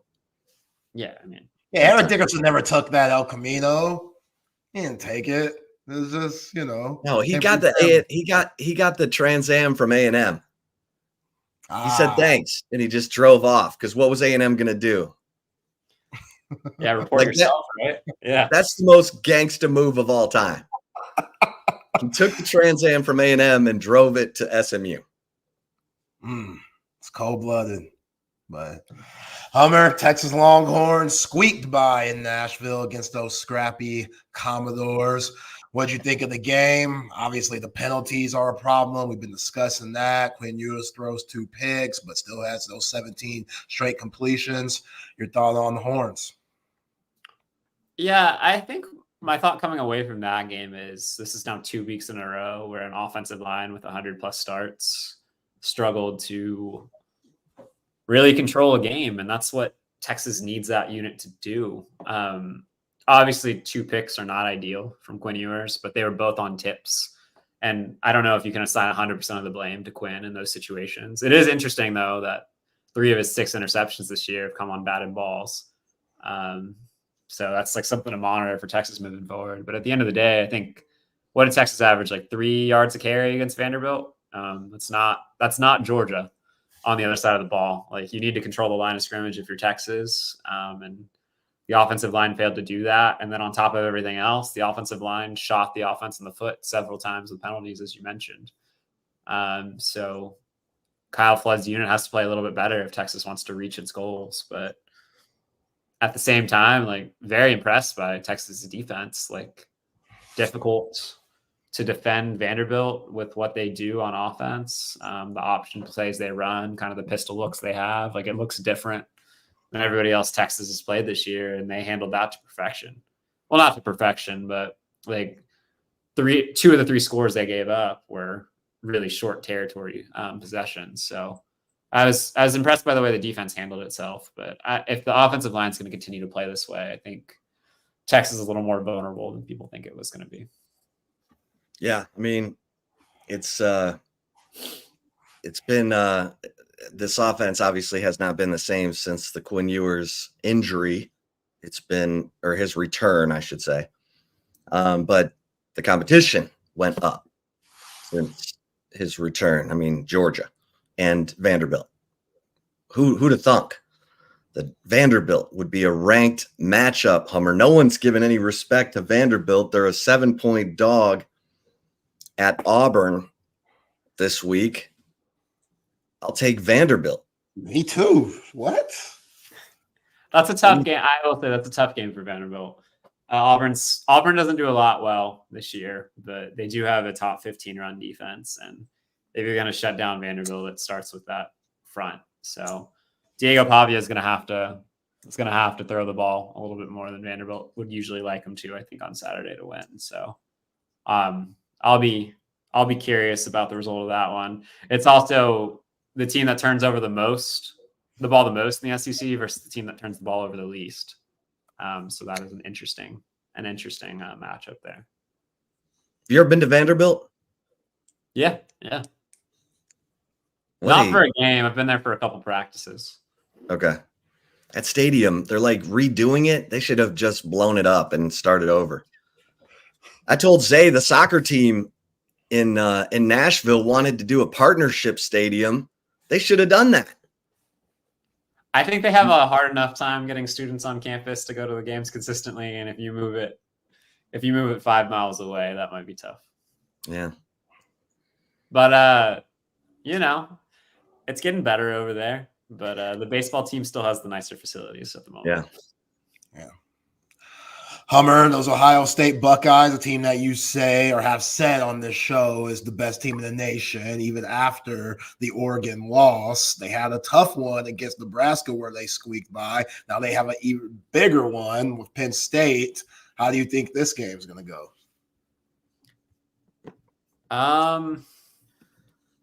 Well, I don't feel as confident about Ohio State after watching that Nebraska game. That offensive line for Ohio State. I feel like we're talking about offensive lines a lot this year, and justifiably so. Like, they win you football games, and that unit has really struggled since Josh Simmons, their left tackle, went down with an injury.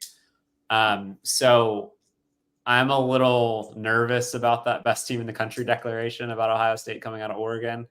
But this is still Ohio State versus Penn State, and James Franklin is still the head coach of Penn State, and James Franklin is 1-12 all time at Penn State against top 5 opponents. So until proven otherwise, I will be taking Ohio State in this matchup. I think Penn State has the defense to really push Ohio State. I think Will Howard's going to have to use his legs a lot on Saturday for Ohio State to move the ball. But given Drew Aller's injury and the uncertainty at quarterback for them, given Penn State's lack of really explosive weapons on the outside, they're very reliant on Tyler Warren at tight end. Like, I like Ohio State in this game. Okay. All right. That would shake things up for sure. What are there any other games? It's kind of a weird slate of games this week. Any other games grabbing your attention? Yeah, I mean, there's quite a few interesting games this weekend. Florida, Georgia is going to be pretty monumental. Maybe not for the standings, but for the coaching carousel potentially. I don't think Billy Napier needs to win this game by any means to keep his job, but being respectable in all elements is important for Florida the rest of the year. And I think that game is going to be pretty telling for Georgia as well, given the last time we saw Carson Beck in that offense. It was quite a struggle against Texas. So I'm curious to see how they come out. I think Duke at Miami is kind of a fun one this weekend. We mentioned Duke earlier, but obviously this is the Manny Diaz revenge game. Not often you get to go against your former coach or school that fired you. Manny Diaz is actually getting to do that twice this year. They clipped North Carolina earlier this year, and everybody around here remembers Mac Brown firing Manny Diaz midseason. Manny got his revenge against North Carolina earlier this year. Now can he get his revenge against Miami, a school that fired him to hire Mario Cristobal? Miami, I think, is a little more vulnerable than people would think this season, so I'm paying attention to that game. I'm interested in Texas Tech, Iowa State too. The Red Raiders have really struggled recently, so I'll be very interested to see how they respond. Brendan Morton is hurt. They might have to play a true freshman on the road at Iowa State, which is never fun. So those are some important games on deck. Yeah. You know, Colorado Hummer has played some good football as of late. They've worked their way up in the top 25 at number 23, and they're in the 4th place of the Big 12 standings. Do you think if somehow something happens with BYU or even Iowa State, that they can make a run, get in the Big 12 championship game, and maybe get to the college football playoff? Yeah, I mean, I'm willing to admit I was wrong, and I would hope a lot of other people in my space can do the same thing about Colorado, because like that's a hell of a football coaching job by Deion Sanders and his staff this year. I remember week 1 and week 2 after watching that offensive line and watching that defensive line, I thought I thought Colorado would be like a 4-win team this year. And the last 2 weeks, I think Colorado's allowed only like 4 total pressures. I think they probably had 4 by the end of the first quarter against North Dakota State in week 1. Like that offensive line has been really good, and Colorado has one of the 3 or 4 best quarterbacks in the country. Colorado has the best player in college football, who happens to be a top 10 cornerback and a top 10 receiver. So yeah, like, absolutely possible for them to make a run. I think they have Texas Tech, Utah, like Kansas and Oklahoma State left. So it's not exactly the juggernauts of the Big 12 left on the schedule. Like there are wins out there for Colorado. And I don't think BYU or Iowa State is infallible. I don't think anybody in the Big 12 is infallible. So I know Brett Yormark is rooting for Colorado to get into the Big 12 championship game. I can tell you that. He wants that sizzle, baby. He wants prime to dress up his title game, Hummer. Yeah, it'll be Big 12 title game sponsored by Logan Paul if we're not careful here. So that was a prime as an energy drink by Logan Paul. I got it, Hummer. I know Zay would. I got it. I got it. All right. So who's the best team in the Big 12, Hummer? Iowa State, I think. They've looked really good this season. Rocco Becht, as we've talked about here before, is, I think, one of the most underrated quarterbacks in the country. Iowa State's had a top 20 defense all year. Ames is an incredibly difficult place to play. And I think Iowa State has developed skill as well as anybody nationally. We don't talk enough about that, but they always seem to have at least one high-level receiver. This year they have 2 in Jalen Knoll and Jaden Higgins. They have a really deep running back room, 3 guys who are averaging more than 5 yards a carry. Obviously, Iowa State also has impact tight ends. So this is a team without really any weaknesses, at least in comparison to the rest of the Big 12. So I think they're the favorite. But that said, like, there's no guarantees that Iowa State runs the table. They still have to, I think they still play Kansas State. I know they still play Cincinnati. I know they still have to go to Kansas. So there are some games that could be difficult on the schedule for Iowa State. Meanwhile, BYU's kind of, I mean, they don't have much heavy lifting. I mean, they have to play at Utah on November 9th. I guess that'll be they get Holy Kansas. War, What's that? Holy War, man. Let's go. Yeah, Holy War. Big 12 game now, which is really weird. Yeah. But yeah, no, you're right, Chip. Like their schedule is very light outside of Utah, and Utah can't move the ball whatsoever. So it sets up really well for BYU to go to Dallas for the big game sponsored by Prime. Yeah. Hummer, I always have to ask you about G5 and what they're doing. Obviously, Boise State got a big win last week. Genty is still going crazy, but is there anybody else that you think is going to give Boise State any trouble at this point to not make it as that Power 5 or G5 team in the college football playoff? Yeah, I mean, I think it's pretty likely that they have to play UNLV again for the conference championship game, so that could be a hurdle. Colorado State is, well, I mean, in the Mountain West at least, Colorado State is quietly 3-0, and they do have some talent. But mostly, I think it's going to come down to who wins the American. Army undefeated still. Memphis has one loss, and I think Tulane might actually be the best team in the American. They have been on a roll since 2 early losses by a possession to Kansas State and Oklahoma. That's a really good team this year. Their schedule is pretty soft the rest of the way, except for a game against Memphis. And if they go 10-2 and they beat, let's say, Army in the American Championship game and beat Memphis at the end of the year, like they're definitely going to have an argument to be that 12 seed. All right, Hummer, who's the best team in the SEC? Georgia? Chris, I say with a question mark, I guess. Like, I don't know. I think it's probably Georgia. I would pick Georgia head-to-head against everybody in the league. So go Georgia, I guess, in that respect. I think if Texas plays a normal game against Georgia, you might argue Texas.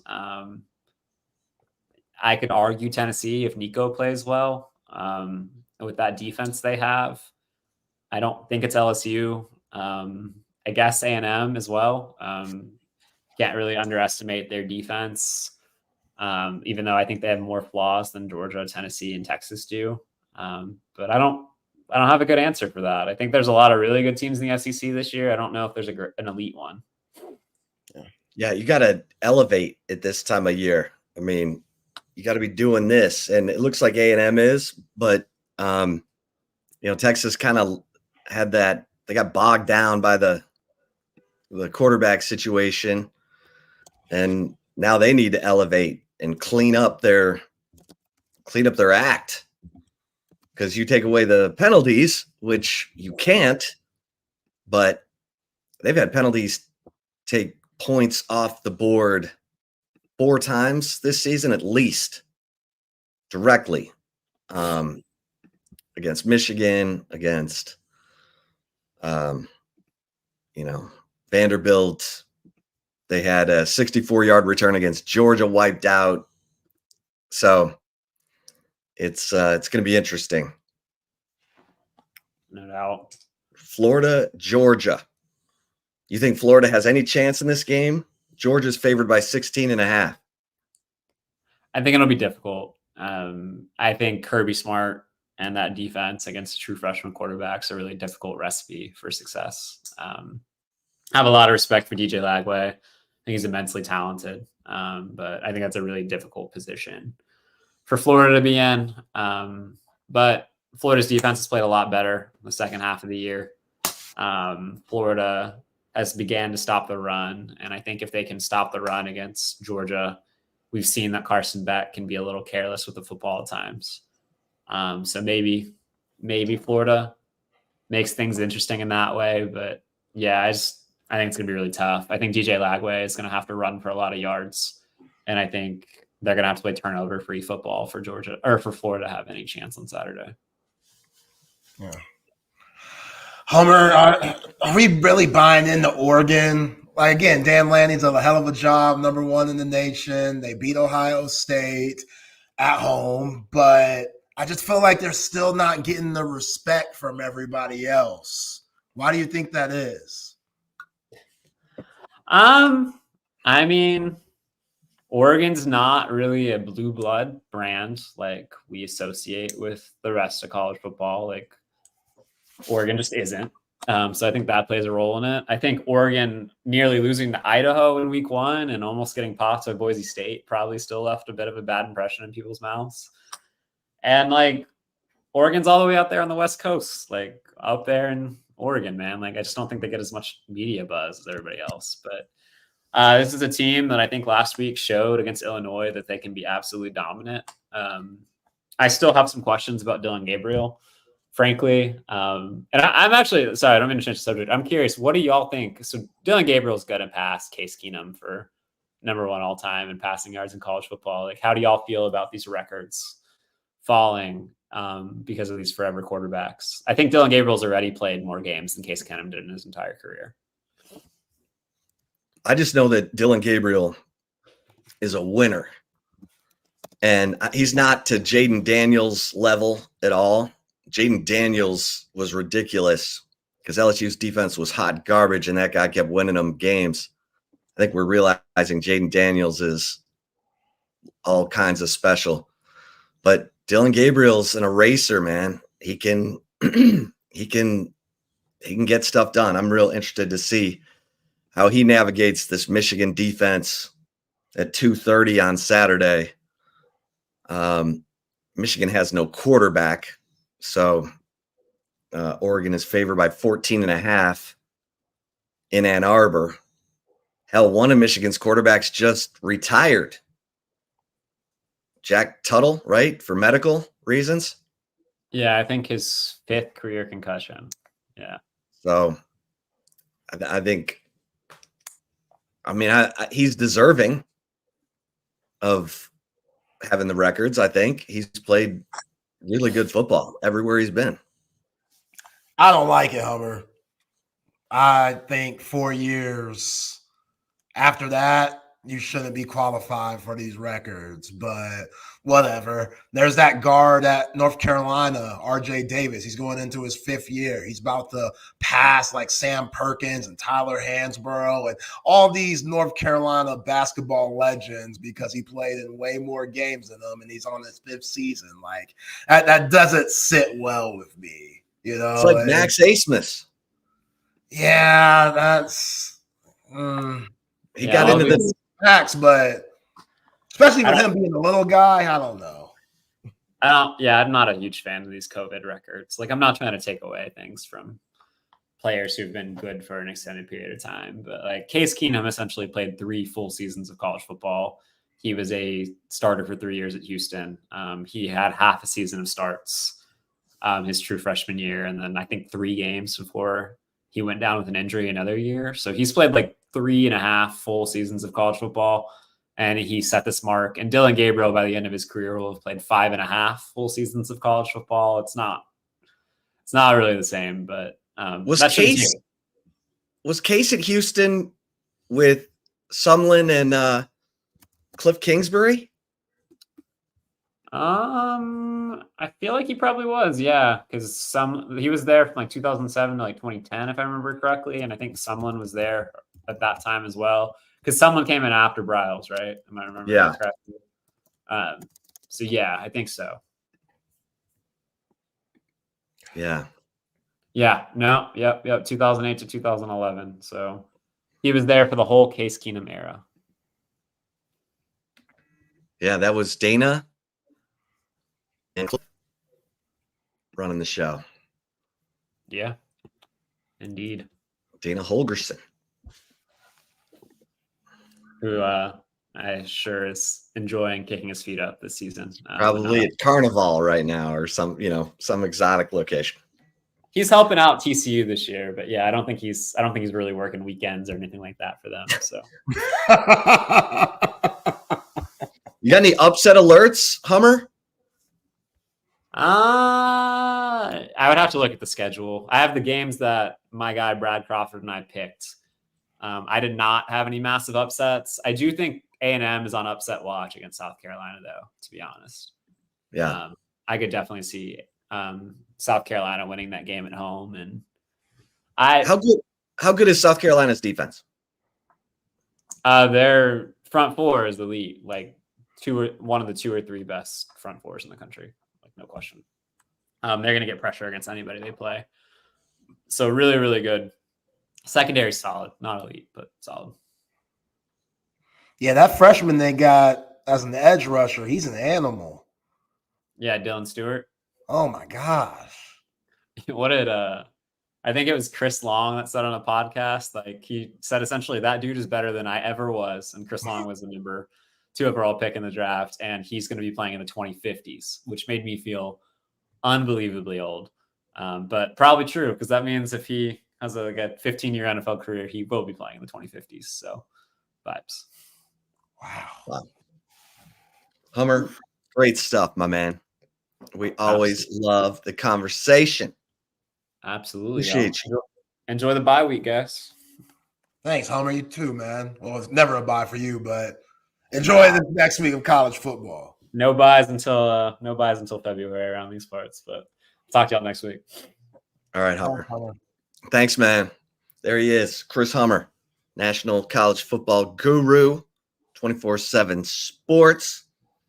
All right, let's get a couple mentions in here, like audio-visual consultations, my man, Tom McKay. Been doing it for 30 years. He's the go-to guy in Austin for anything audio or visual. He's going to bring you the best price on big screens. He's going to, hook you up with surround sound, electronic shades, surveillance, new lighting. Just make the phone call, 255-8678. And Tom and his crew will bring everything to you. You don't need to be lugging TVs around town, punching holes in your drywall. Just let Tom and his crew handle it. 255-8678. And Salt Traders Coastal Cooking. I mean, come on. Talk about the best seafood in Austin, Texas. And great happy hour. 3:30 to 6:30. Getting $5 off the Shareables menu, which has that incredible New Orleans barbecue shrimp that I love. And the best selection of raw oysters, crazy good raw oyster specials during happy hour, 3:30 to 6:30. Get over to Salt Traders Coastal Cooking right there at Zilker, Rollingwood, and Mopac, and up north in Round Rock at Old Settlers. And of course, busr.ag. You want to get a little down on the games? You go to busr.ag, use the promo code TSU. Welcome. And you're going to get up to $2,500 to bet with. I mean, come on. And of course, passes.com. Love passes.com. It's your way to connect, like literally directly connect with celebrities, athletes, 40-plus student athletes from Texas on passes.com. Ryan Wingo was saying, join me on passes right after the Vanderbilt win. So, and Anthony Hill was saying, join me on passes right after the OU win. And you're getting all kinds of opportunity to interact with them directly, get some signed memorabilia, Q&A, you name it. So get over to passes.com. You got the Texas One Fund on passes.com. Want to help out on NIL, get something in return? Let's go. Passes.com. All right, Zay. So I don't know if you saw this ending to the SMU game last week, where this kid, Harvey, jumps over the line, and if he touches anyone on the offensive line, it's a penalty. And Jafari Harvey times this thing perfectly. He jumps literally like did those box jumps. He just jumped right over the Duke line and then blocked what would have been the game-winning field goal. So the game goes into overtime, and SMU wins it. And if SMU ends up having this special season, that's going to go down as one of the best plays in school history, because SMU is finally back in a power conference. It's weird because they have the three top teams in the ACC right now don't play each other.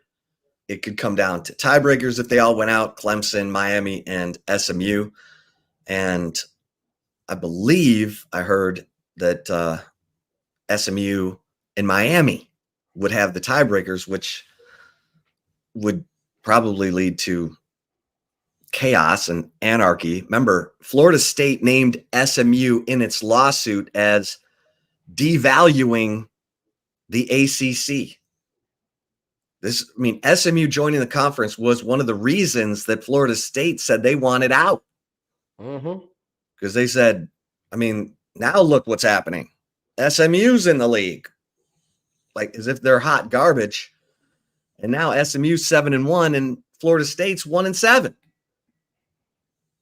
Is that some karma or what? Oh. No wonder Mike Elco went nutso today saying, hey, I wasn't talking about Jimbo. He don't want that karma coming back to him. He heard about it.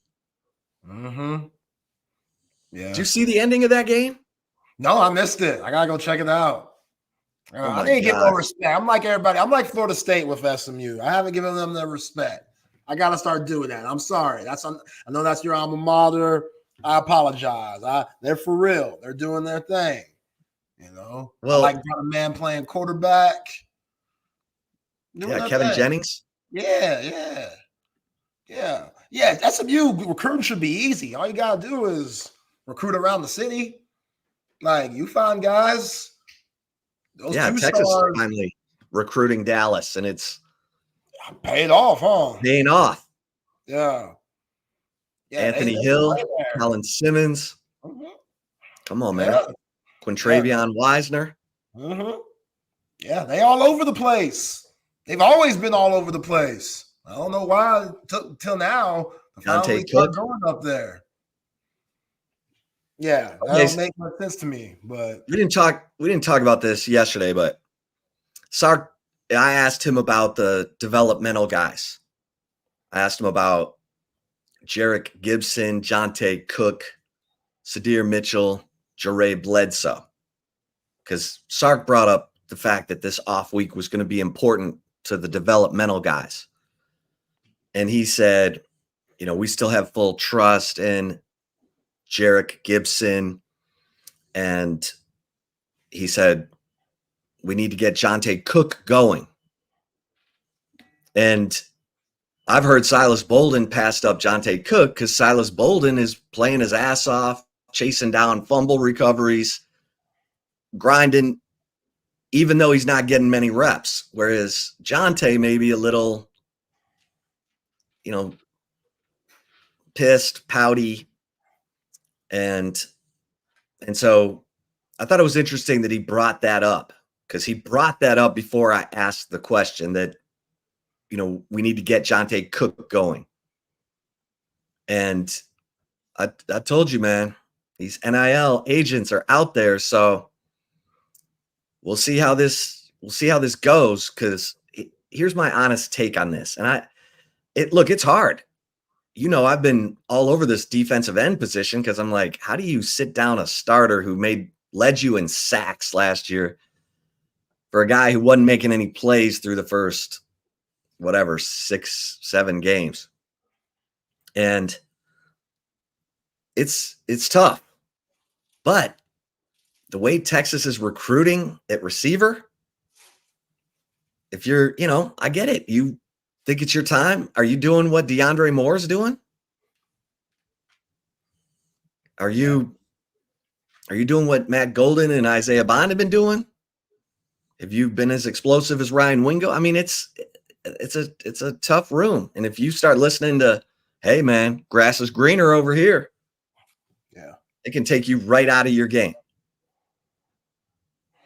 Yeah, don't listen to Unc. You know, that crazy ass uncle that I always talk about that thinks he knows everything about the game and feels like you're getting hosed because you're not getting any bump out here on the field.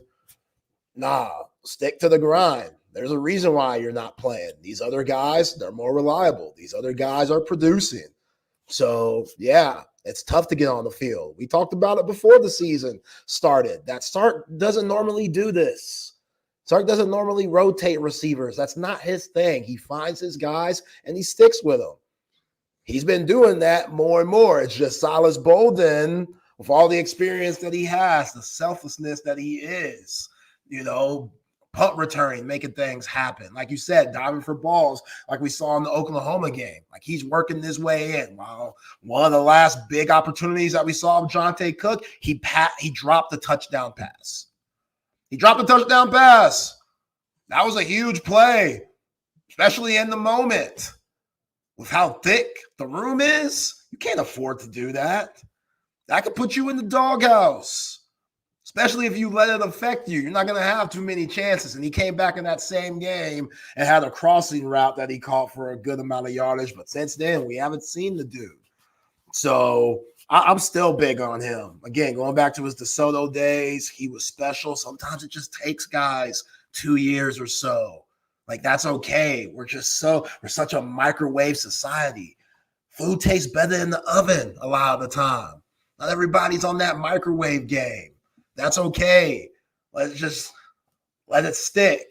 But like you said, NIL, transfer portal, they calling them, and sometimes that's just the game, and sometimes the grass is greener. You know, everybody should be listening to calls. You got value here.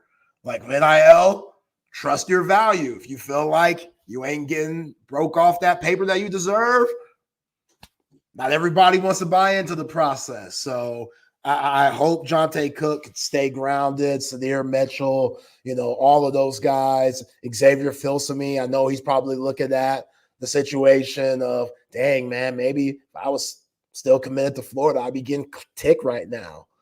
You know, like that's probably not hard to think about. And now you got Kobe Black. He's like, man, Kobe Black, we were in the same boat. Now this dude taking over reps for Gavin Holmes. Gavin Holmes played a lot of football going back to his Wake Forest days.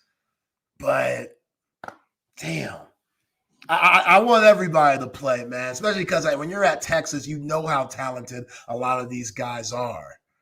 You know, you just – not everybody pans out. And, hell, look at Anthony Richardson, benched. They benched his ass for a 40-year-old. But that 40-year-old's a Super Bowl champion. That 40-year-old ain't going to take himself out of the game because he's a little winded. Can you believe that, Chip? You know how soft that is? That's the softest thing I've ever heard in my life. I die before I'm getting taken off this field. Coach, I need one. As a quarterback, what does that mean for your team? They had to bench him. They had to bench Anthony Richardson. They had to, man. That's so weak. That's so weak, bro. I can't believe he did that. And then said I was tired afterwards. Didn't lie about it. Admitted it. Admitted it. Like, what? And I'm trying to get with this new generation. They painting their fingernails and stuff. They crying in mama's arms and stuff like that. They doing the TikTok dances and the diaries and all that. I'm cool. Let them be them. They're probably thinking, when we were younger, what we were doing was crazy. When you were younger, back in the 90s, 70s, whatever the hell your time was, you know what I'm saying? Everybody had their own vibe, but man, I don't want to be old guy, get off my lawn, but what is that?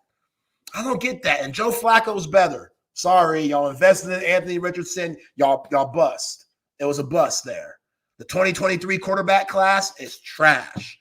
Besides CJ Stroud, Will Levis struggling. Even though Will Levis, you know, he might still have some hope. Bryce Young might still have some hope. Anthony Richardson, after seeing that, I don't know if he could come back from that. That's going to stick with him for the rest of his career. Meanwhile, the 2024 class, Jaden Daniels, Caleb Williams. They all right. Looking like players. Yeah. Yeah. Well, Drake May was playing some decent football before. Yeah, Drake May. Yep. You know, Bo Nix was out here getting wins. Right. Bo Nix is underratedly playing some good football right now for Sean Payton and the Broncos. He has his moment, but he saw similarities to Drew Brees and Bo Nix. They're, both kind of undersized guys, but super accurate. And I'm watching that relationship develop. What do you think of Russell Wilson and the Steelers last night? They're 6-2. Justin Fields got benched when they were 4-2. They've won, with Russell Wilson now. He got smacked around a little bit, coughed up the ball late, but they had a lead and they won. They're 6-2. Mike Tomlin and the Steelers are in first place in the AFC North. Your thoughts? Yeah, Mike Tomlin, no matter what roster he has, they're going to be competitive. And, Justin Fields, kind of like with the Gavin Holmes situation, like it wasn't like he wasn't doing anything wrong. He just wasn't making enough plays. So if you got somebody that's going to make more plays, Russell Wilson, he's done that, and he's proven Super Bowl winning quarterback. So their defense, TJ Watt on the edge. I like Porter as a corner. I've got Fitzpatrick back there roaming around. Their defense, pretty gnarly, but it's the Giants too. Like Daniel Jones, he just be doing dumb stuff. he just be doing dumb stuff, man. Like he'll have those moments where you're like, okay, we get why you went number 6, but then he has those moments where you're like, bro. Remember when he was just running down the field by himself and he tripped and fell? He just buckled. And I don't know. I mean, you have to start thinking it's time to draft a quarterback. You paid him. You lost. He's not a closer. Yeah. He's not a closer. No. Good athlete. Some guys don't got it. Some guys just don't have it. You know what I'm saying? Like, and there's always signs. There's always signs. We should have known Josh Rosen didn't have it when he was in the hot tub in the dorm room. We should have known then. We should have saw the signs, but we like looking past it. We should have saw the signs where Anthony Richardson didn't have the best career at Florida and only played like 15 games. We should have saw the signs. You know what I'm saying? Yes, he's the most athletic guy in the world. Peyton Manning could barely jump over a phone book. And he got the job done. Like, there's just some guys just have it.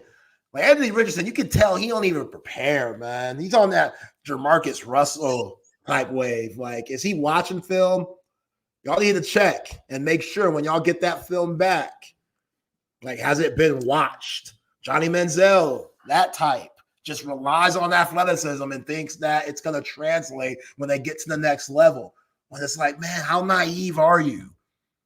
Like, get in the lab. Understand how hard it is to make it and survive in this league. Case Keenan, we were just talking about him with Hummer, one of the greatest college quarterbacks of all time. He was just surviving in the league and had some good years. But overall for him, it was just about surviving. When I get my opportunity, I do enough to always have a contract. And again, this is one of the best college quarterbacks to ever throw the pigskin. Like, who threw the pass? The miracle in Minneapolis. That was Case Keenum. That's Case Keenum. Case Keenum to Stephon Diggs, who's now out for the year with a torn ACL. Oh, that hurts, man. That hurts. So the Texans, that hurts, who've had injury issues with Nico Collins, Tank Dell, now lose Stephon Diggs for the year with a torn ACL. That's rough. But Anthony Richardson has played 10 games in 2 years. He's supposed to be playing 34 games. He's played 10. So I'm with you. I'm selling that stock. Sad, man. It's sad. You know how many guys are playing in Canada, XFL, USFL, just won the shot?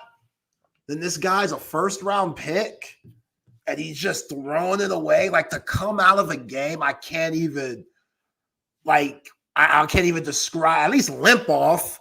At least say you're hurt. Like, no, I'm tired. I'm a little winded. Come get me, coach. As a quarterback, as a running back, makes sense. Wide receiver makes sense. But you're playing QB. I'm tired. Oh,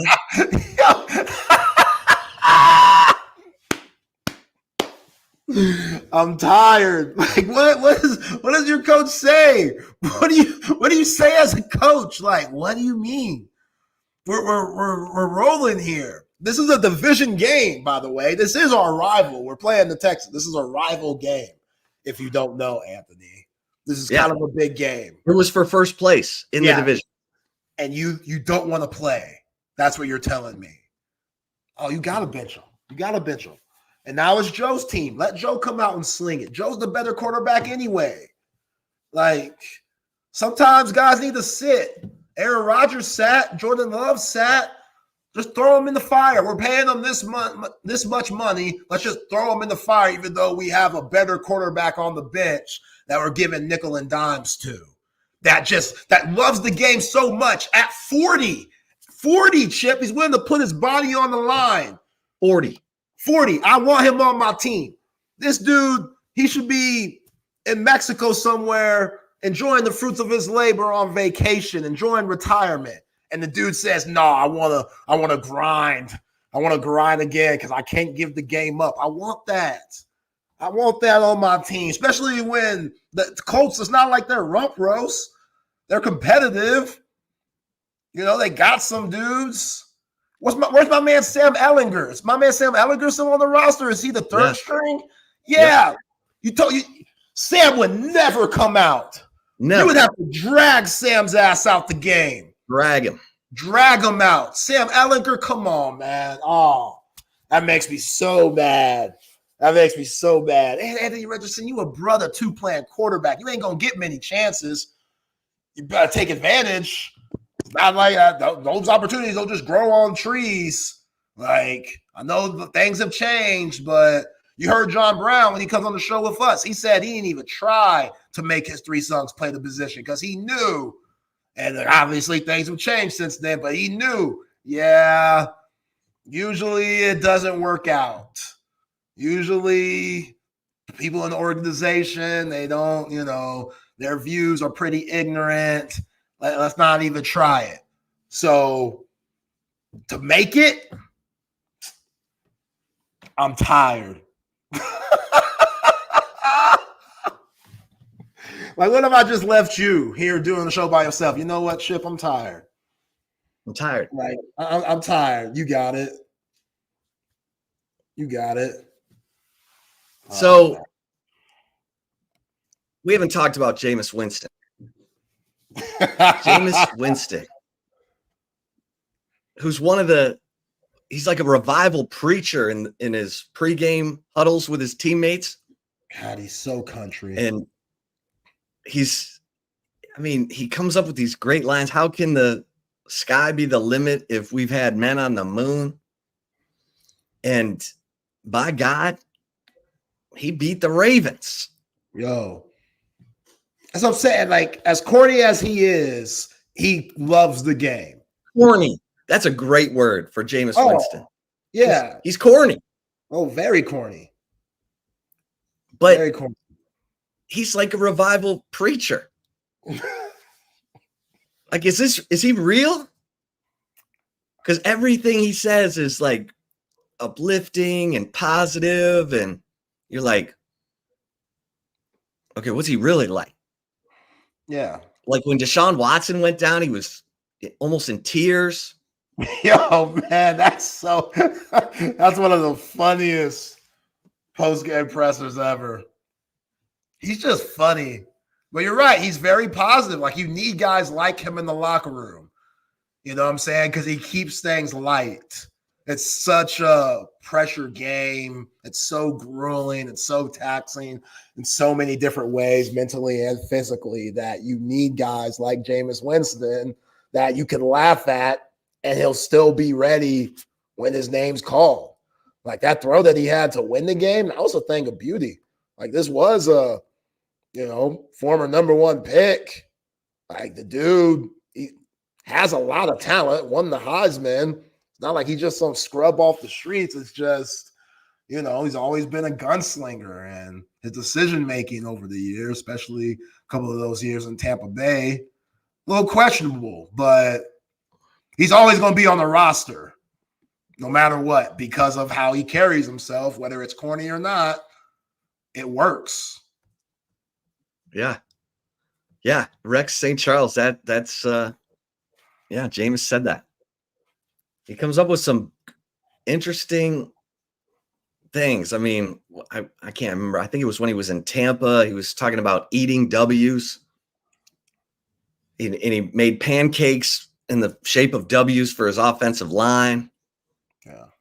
He's like, we got to be eating W's. Got to be eating W's. And then in his pregame, he, made his fingers in the form of a W, and he's licking his fingers and everything. I'm just like, country, man, straight from Alabama, straight from Alabama. Yo, he's still that same dude that was stealing crab legs from the grocery store.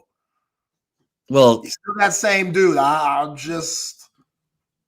He's still one of the most classic videos of all time. His friend got him on the camera. His friend put those crab legs right out on the counter for him. He just came in and picked them up. He thought it was a gift. He thought the employee had bought him that crab. No, he stole that crab, Jameis. He stole that crab. Jameis. Yeah, that ignorant folk is still in him. But Jameis. Good for him. Good for him. Again, you beat Lamar Jackson. You're doing some things. Hey. He's been in the league for 10 years. Yeah. Good career. 30 years old still. Huh? That's a good career if you ask me. Oh, yeah. Oh, yeah. Oh, yeah. And he just bought himself another contract. Yeah. You come in and win a game as a backup, you're going to get a job somewhere. Oh, yeah. Oh, yeah. He don't mind traveling. That's right. He don't mind. If you love the game. Yeah, Colt. When we had Colt on the show, Colt was able to come in, win games when needed at Washington and Arizona. He kept getting deals. And then he told us, I just couldn't stay healthy. Yeah. He said, my elbow, this, that. It was just like, he just ran out of gas. But what, 14-year career?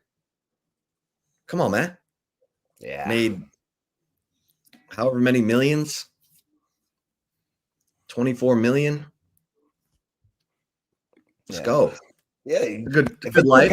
if it's your passion and you're willing to put in that work, then you could do it. And Colt's one of those guys, you knew he was going to be prepared. And again, you got to be a good teammate. That's probably the most important thing. Because if you're toxic in the locker room, they'll still kick you in your ass on your way out. Oh, yeah. Colt McCoy. Yeah, if you're a quarterback, you got to be a mentor. Yeah. Colt helped Kyler Murray. Yeah. Colt helped Kyler a ton. And look at Kyler. Kyler's still bringing some his personality looks better. Yeah. He doesn't look like damn it. He don't look like the little man syndrome Kyler Murray that he did in previous years. You know, his Yeah. attitude looks like he's grown a few inches. In maturity. Yeah. You know what I'm saying? He's still playing video games and stuff. Nothing wrong with that. A lot of guys play video games, but you got to be a good person, Kyler. You are the face of the franchise. Face of the franchise can't be no grouch. That's not a good look for anybody. Tied for first. Yeah, fighting. Arizona, San Francisco, and Seattle, all 4-4. Fighting that NFC West. And the Rams are 3-4. Look out. They're scary. They're scary now. Look out. Matt Stafford, one of the most underrated players of all time, Matt Stafford. I love Matt Stafford. Love him.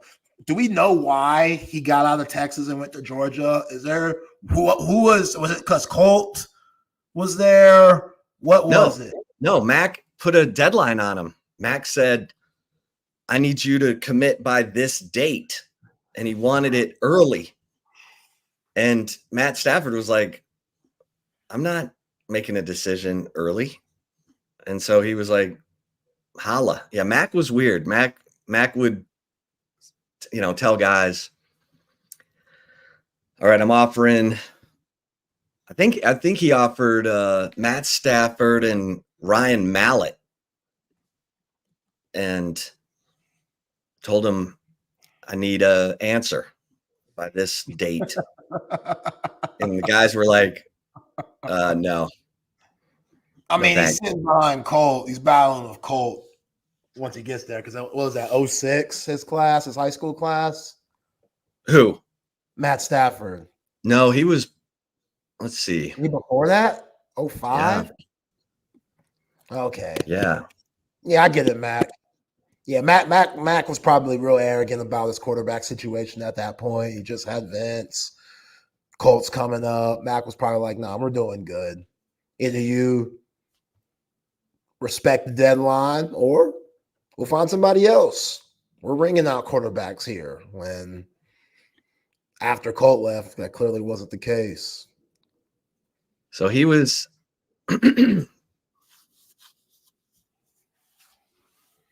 okay, yeah, he was the class of 2006.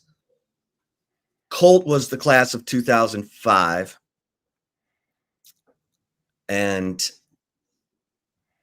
I'm trying to remember who. Yeah, so then he brought in Jevin Sneed and but yeah, Matt Stafford he wanted an answer. Gave him a deadline. Matt Stafford said, no, man, I'm good. Yeah, I'm good. I'll be fine. I'm going to go to Georgia and play for Mark Richt. But I love the way the ball comes out of Matt Stafford's hand. So pretty.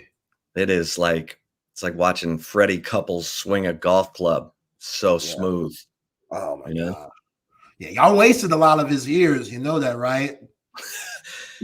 Yeah. Like, oh, my God. Yeah.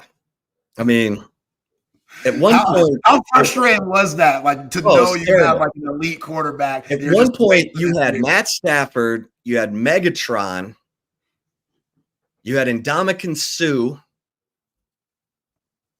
you had talent coming out the yin yang, but you had no one running the show. Remember, they hired the knucklehead defensive coordinator from the Eagles, Jim.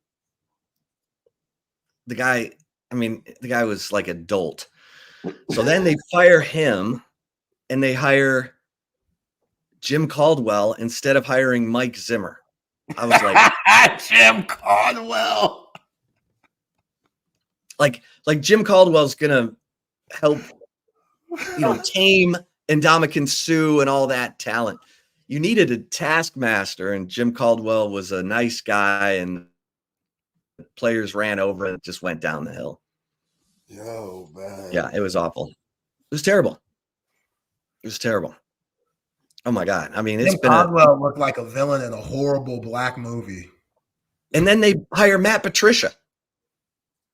Patricia, who was terrible. Maybe the worst coach in Lions history. Damn.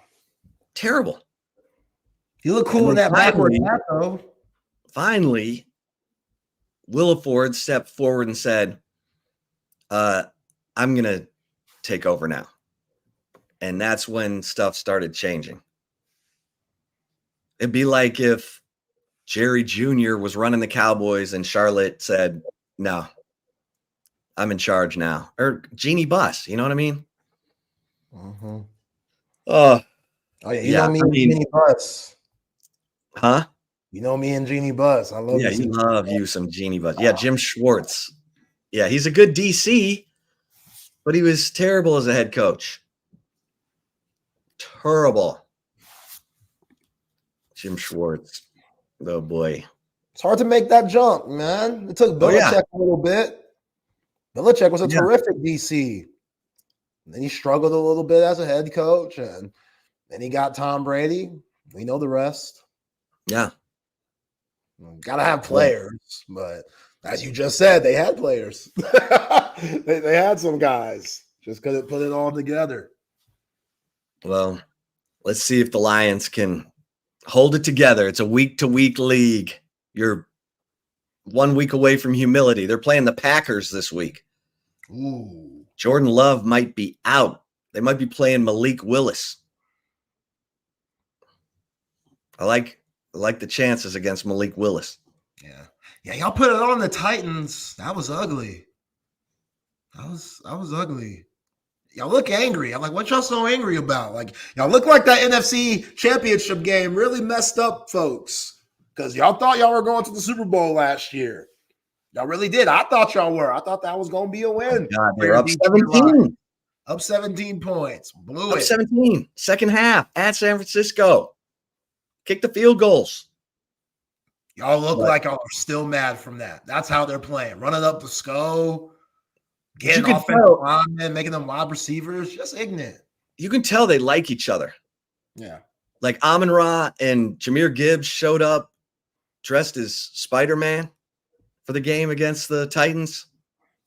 And they've got every offensive lineman has a passing play for them. So they're all excited about what are we going to work on this week? What trick play are we working on this week? Which is what Andy Reid does with Mahomes and his players. Like on Thursday, the players get to bring in play ideas. And what are you laughing at? Nothing, man. Nothing. Keep going. Just a comment I just deleted. It's unreal. But you're right. They do like each other. That's a big part of it. I mean, it's hard to get that. It's hard to get, it's hard to get that in the NFL. I've said it's hard to motivate millionaires. Yeah. Because they're all so young. Yeah. You know, that helps. That helps. But they're very mature. You know what I'm saying? Like David Montgomery, he looks like one of them brothers that drinks coffee every morning, like reads the paper. You know, Amon-Ra's way more mature than what his age is. Jared Goff, what he brings to the table. But also they have a looseness about them that shows their youth that Dan Campbell does a really good job of bringing out and allowing them to be themselves. It's a lot like what the NBA you see with the Oklahoma City Thunder.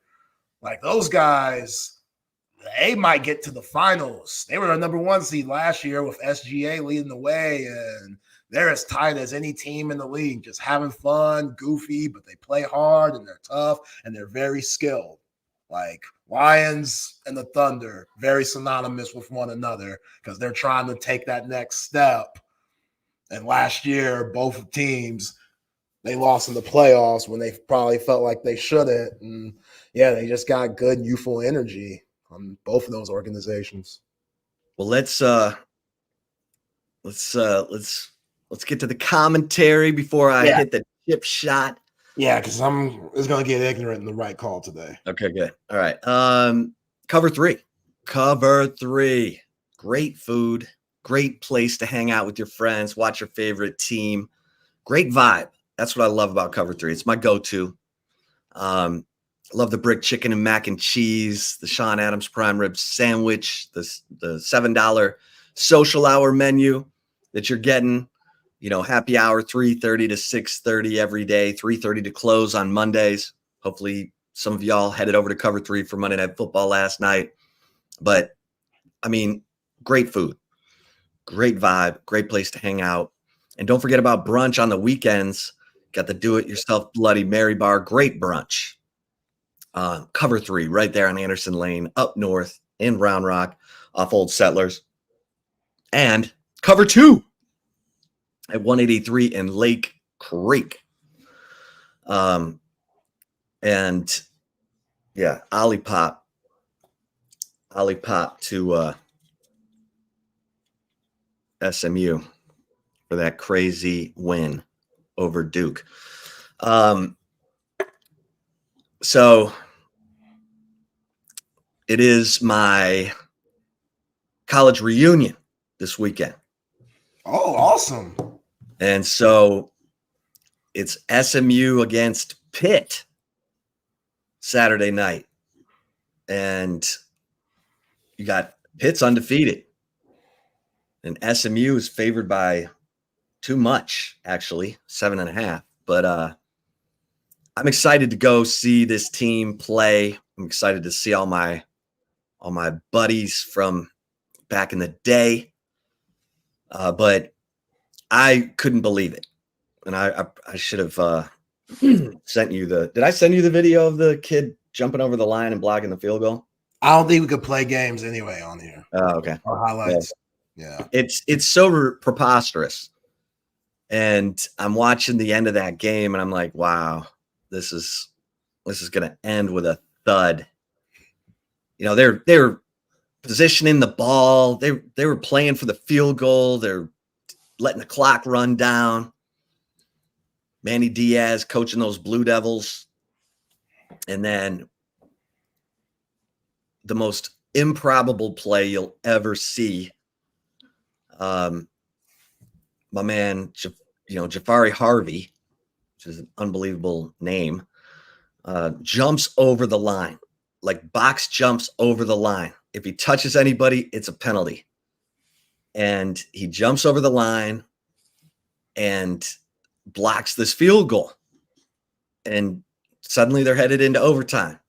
And SMU grinds its way to the win. And the people left that Duke stadium going, how on earth did that just happen? SMU turned the ball over 6 times. Duke turned it over 0. And SMU still won. So there's something going on with that team they're hanging together. They're not giving up. And the defense is leading the way. That's what's crazy. Because Rhett Lashley, he's an offensive-minded guy. He changed quarterbacks. He went from Preston Stone to Kevin Jennings. Jennings has been really good.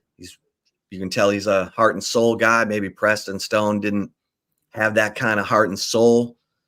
But Kevin Jennings is making plays. And it's crazy that Florida State named SMU in the lawsuit that they filed to leave the ACC, saying that SMU is devaluing the conference and that they should be able to leave, that it's not the same conference, that they agreed to a grant of rights and we want out, and SMU is part of the reason. And SMU beat the crap out of Florida State this year, like beat the dog out of them. It was nasty. And you don't think that Rhett Lashley was playing that song for his team? So I like the makeup of this team. I like how they fight. And, this game at home against Pitt, you got 4 undefeated teams in league play. Pitt is undefeated, period. They're 7-0. Miami's 8-0, but you got Clemson at 5-0 in the conference, Miami 4-0, SMU 4-0, and Pitt 3-0. And so it's a huge game. It's a huge game for the Mustangs. I hope they can come back to earth after this crazy 28-27 win over over Duke, over Manny Diaz and Malik Murphy, because that was bonkers. Kevin Jennings had 3 interceptions. They had 3. Jennings lost 2 fumbles. I mean, it was a nightmare game. And I'm honestly surprised that Rhett Lashley stuck with him. But, and Malik Murphy, threw for 295 yards and 3 touchdowns, was having a game. And the SMU fight and spirit, man. And they lost. Remember, they lost their stud running back, Ulysses Bentley, to Ole Miss. Yeah. But you got this kid, Brashard Smith, who's like next man up.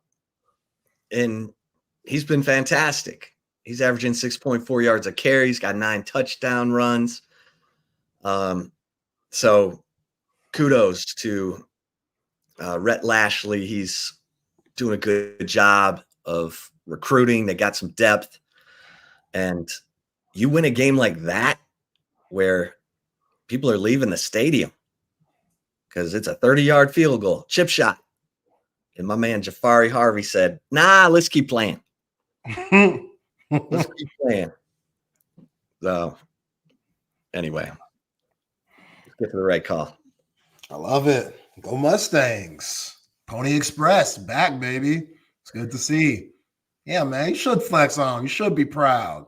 You gonna turn up with the homies too? For the reunion, you got to turn up. Go to the old stomping grounds where y'all used to party back in the day. Yeah, I'm gonna have to go to their fraternity house because mine got kicked off campus.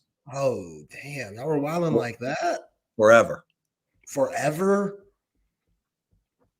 Yeah, that's probably too dark of a story to talk about. So let's just get to some of the mentions before. They have a good tailgate scene now.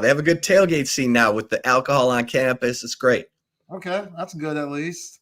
Yeah. All right. Well, Leaf Landscape Supply. Check them out. Full service wholesale and retail plant nursery and landscape supplier here in the ATX. 2 wonderful locations, both near you. One up north off of Palm Springs and the other down south off 290 and Monterey Oats. Whether you're looking for large quantities and supplies to fulfill a landscaping job, if you have just, the house needs more decorating outside, your wife's asking for more things, Leaf Landscape Supply, they'll hook you up. Or if you need to go inside, they got trendy house plants, rare plants, specialty plants. It's your one-stop shop for everything you need. Check out their website at leaflandscapesupply.com. And when you go in there, mention Texas Sports Unfiltered and Zay. That's where you heard it from. Get 10% off. You can't beat that at Leaf Landscape Supply and Covert Bee Cave. My wife and I are Covert Bee Cave people, and you should be too. They provide high-quality selection of new and pre-owned vehicles. We love our Buick Encore, but they got so much more from GMC, Cadillac, Ram, Jeep, Dodge, and Chrysler. Go to covertbcave.com to see all your latest specials and inventory. Nobody beats a Covert deal. Not now, not ever. All right, Chip, 2 ignorant stories for the right call today. I'm sure the folks are wondering what else is new, Zay. Well, that's very true, but these stories are pretty hilarious. The first one, let's start in college football. LSU, we saw what happened when they went in the College Station. Too many mistakes. Again, I think they beat themselves more than A&M won the game. Garrett Nussmeier, 3 interceptions. Your kicker misses 2. Also, your holder gets doinked in the chest. Just too many mishaps. Well, they got some weird stuff going on in LSU. There's something called the bro code. I think some of these guys don't really understand the bro code because Will Campbell, their all-world offensive tackle, who a lot of people are going to say he'll probably be the first tackle taken, if not Kelvin Banks, in the 2025 draft. This fool is dating Garrett Nussmeier's sister. His sister. They are dating. They are together. Boyfriend and girlfriend. Happy relationship.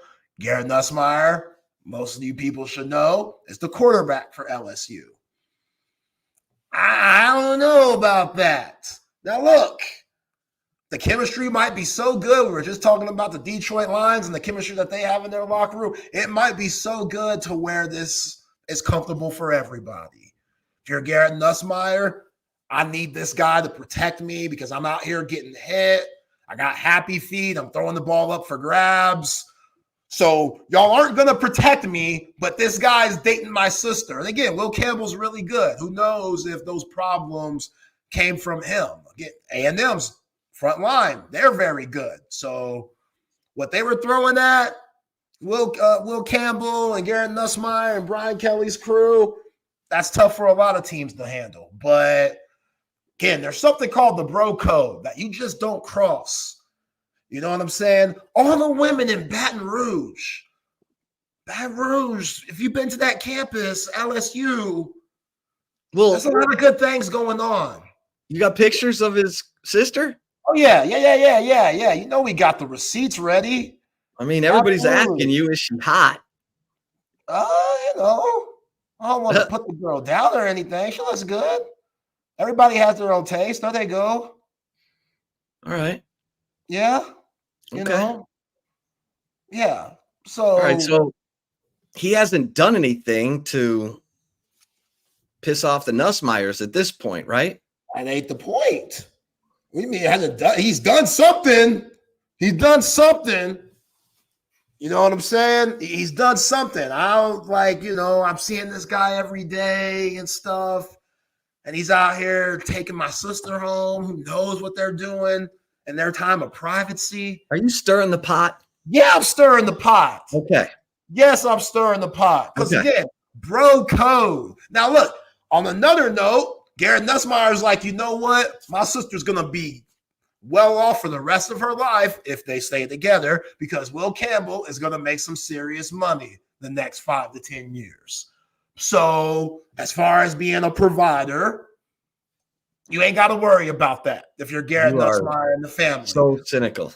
But as a quarterback, I'm thinking, okay, dog, like out of all the women out there, and what if Garrett Nussmeier's sister was like, yo, put me on.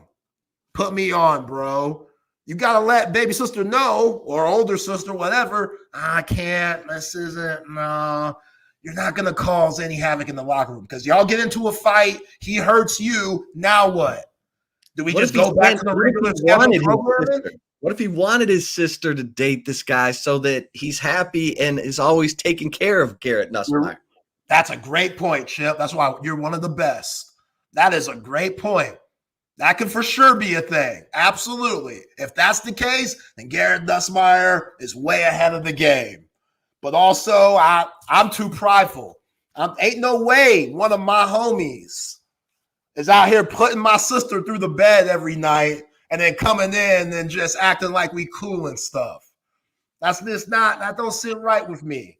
Maybe after college and go on to the NFL and stuff, maybe later. But now that you're teammates and stuff, I don't know, man. I don't know. Will Campbell, do your thing. Do your thing. All right, the other right call topic for today, Shaquille O'Neal. Shaq, I love you. You're one of my favorite players of all time. You are an absolute legend. You are out of control. So Shaquille O'Neal went on Angel Reese's podcast. Angel Reese, LSU, great. WNBA, beautiful. Angel Reese, beautiful. She puts in work on the court. I don't get into the Caitlin Clark, Angel Reese battle because Caitlin Clark is better. Sorry. I know people like to make it more than basketball. We're not going to do that here on Chip and Zay. But Shaq went on the podcast, and Shaq said he thinks the WNBA game, women's basketball, would be better if you lower the goals to where they could start dunking. And he said he needs Angel Reese if they were wearing booty shorts out there while playing. while playing. He's like, yeah, if you wear those little booty shorts that I saw you wear, at the concert the other day, and you out here dunking on folks, you can't tell me folks ain't going to want to tune into that, which Angel Reese, she was professional. It's her podcast. She ain't going to get into a heated battle with Shaq, especially since Shaq pays her a lot of money because I think he's the CEO or president of Reebok, and that's who Angel Reese is signed to. So they have a good connection there. But, Shaq was wilding for that. And look, I go back and forth. I see both ways. I see why women can feel disrespected by a comment like that.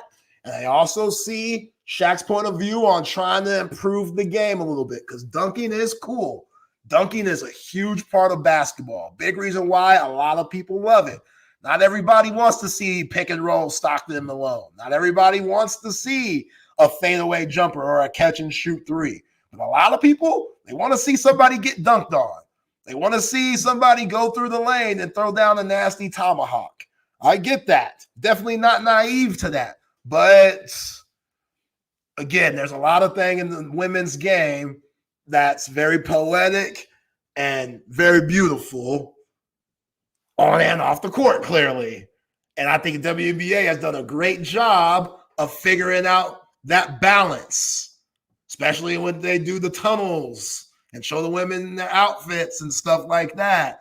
Like WNBA was popping this year. I don't understand how they keep losing money, but it was popping this year. Did I watch much of the finals? No, because we're in football, but it was still popping. So, Shaq, you out of control, bro. I had no idea that Shaq was president of Reebok. Yeah. And he named Allen Iverson his vice president. Yeah. And they introduced Angel Reese's shoe. It's called the Engine A. So he's probably on our podcast talking about her shoe. No, he was the talking Engine about A. Yeah. He was on the podcast saying women be changing the motive and be changing things mid-relationship. Shaq was talking crazy. I'm like, yo, Shaq, it's not like you've been a saint throughout your career. Kobe snitched on you for a reason. Your wife divorced you for a reason and started Basketball Wives with your divorce money. We know the California divorce rules. They can break the bank for a dude. Don't do it. Don't do it. They got Shaq. I don't think Shaq signed that prenup. They got him. They got my guy. And, he's been really good, too. I haven't heard Shaq talk crazy like this in a while because he's been really good. He always owns up to the mistakes that he made with his ex-wife and all this. But Shaq get around. Shaq on his Tupac, I get around stuff. John Stockton wore booty shorts. Conspiracy Stockton. God, Stockton was good, man. If he wasn't so damn crazy. The Engine A shoes have little rocket boosters to help her get up off the ground. Remember the pump? Yes, I remember the pump. D Brown pumping them up before he did the I'm looking. That dude had like one over the arm. And did that dunk. Yeah, D Brown. Come on, bro. We've came a long way in the dunk contest since then because that was a horrible dunk contest. If that wins, good grief. That was a rough time for dunkers. But yeah, the pump, that's an iconic shoe. Yeah, I love Reebok. Reebok kind of, they struggled a little bit, and then Shaq and AI started doing some things. And the best shoe that Reebok ever made basketball-wise was Allen Iverson's first shoe. The question, that shoe is iconic. Like, that shoe gets, like, streetwear run. Like, you don't see that shoe. Like, a shoe's iconic when you see guys wearing it with jeans and it actually looks cool. The question won AI's rookie year. And he had some good shoes after that, but that was the shoe for Reebok that changed everything. They gave, I think, Iverson a lifetime deal. Oh, yeah. And the career that he had, clearly. But yeah, Shaq shoes. Nobody was wearing Shaq shoes. Those big old tree stompers. They look cool. The kamikazes, they look cool, but they only fit big, gigantic dudes. Like no one wore the kamikazes and played point guard. If you did, you were nuts. But yeah, CB, Carolina Blue AIs, those are crispy, man. Crispy. Those are crispy. Yeah, somebody on the Coda text line said they got a pair of the questions in the closet, the red and blue joints. Yeah, that's one of those shoes, man. That shoe, obviously all the Jordans, and then Penny Hardaway shoes. Oh my gosh. With Little Penny, you remember those commercials? Chris Rock with Little Penny? Yeah, those shoes that Penny had, what a run. My man Eric Henry loves, like, Anthony Hardaway was his man. Like, that was his first basketball crush, you know? Yo, E. Henry has great taste. Penny, before the injuries, Penny could go. If Shaq wasn't so damn ignorant and needed that money more than Alonzo Mourning and Jerry West being who he was and basically stole Shaq to the Lakers from Orlando, I think Penny and Shaq could have done something, but Jordan messed all that up in 96. Jordan and those 72 and 10 Bulls sweeping Orlando. It was a wrap then. Is this a thing? John Concat, New Balance high tops. I don't know anything about those. Oh my God, that's funny. John Concat. He's an SMU guy.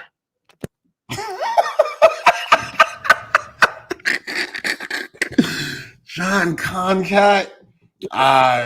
If he had a shoe, shout out to him. But I don't remember those. Pair of John Concat Converse. That's a joke. New Balance is getting into the tennis game. They got everything. Tennis, basketball. They're doing well. Are their basketball shoes getting any better? Their tennis shoes are tight. I mean, Kawhi Leonard ain't helping nobody.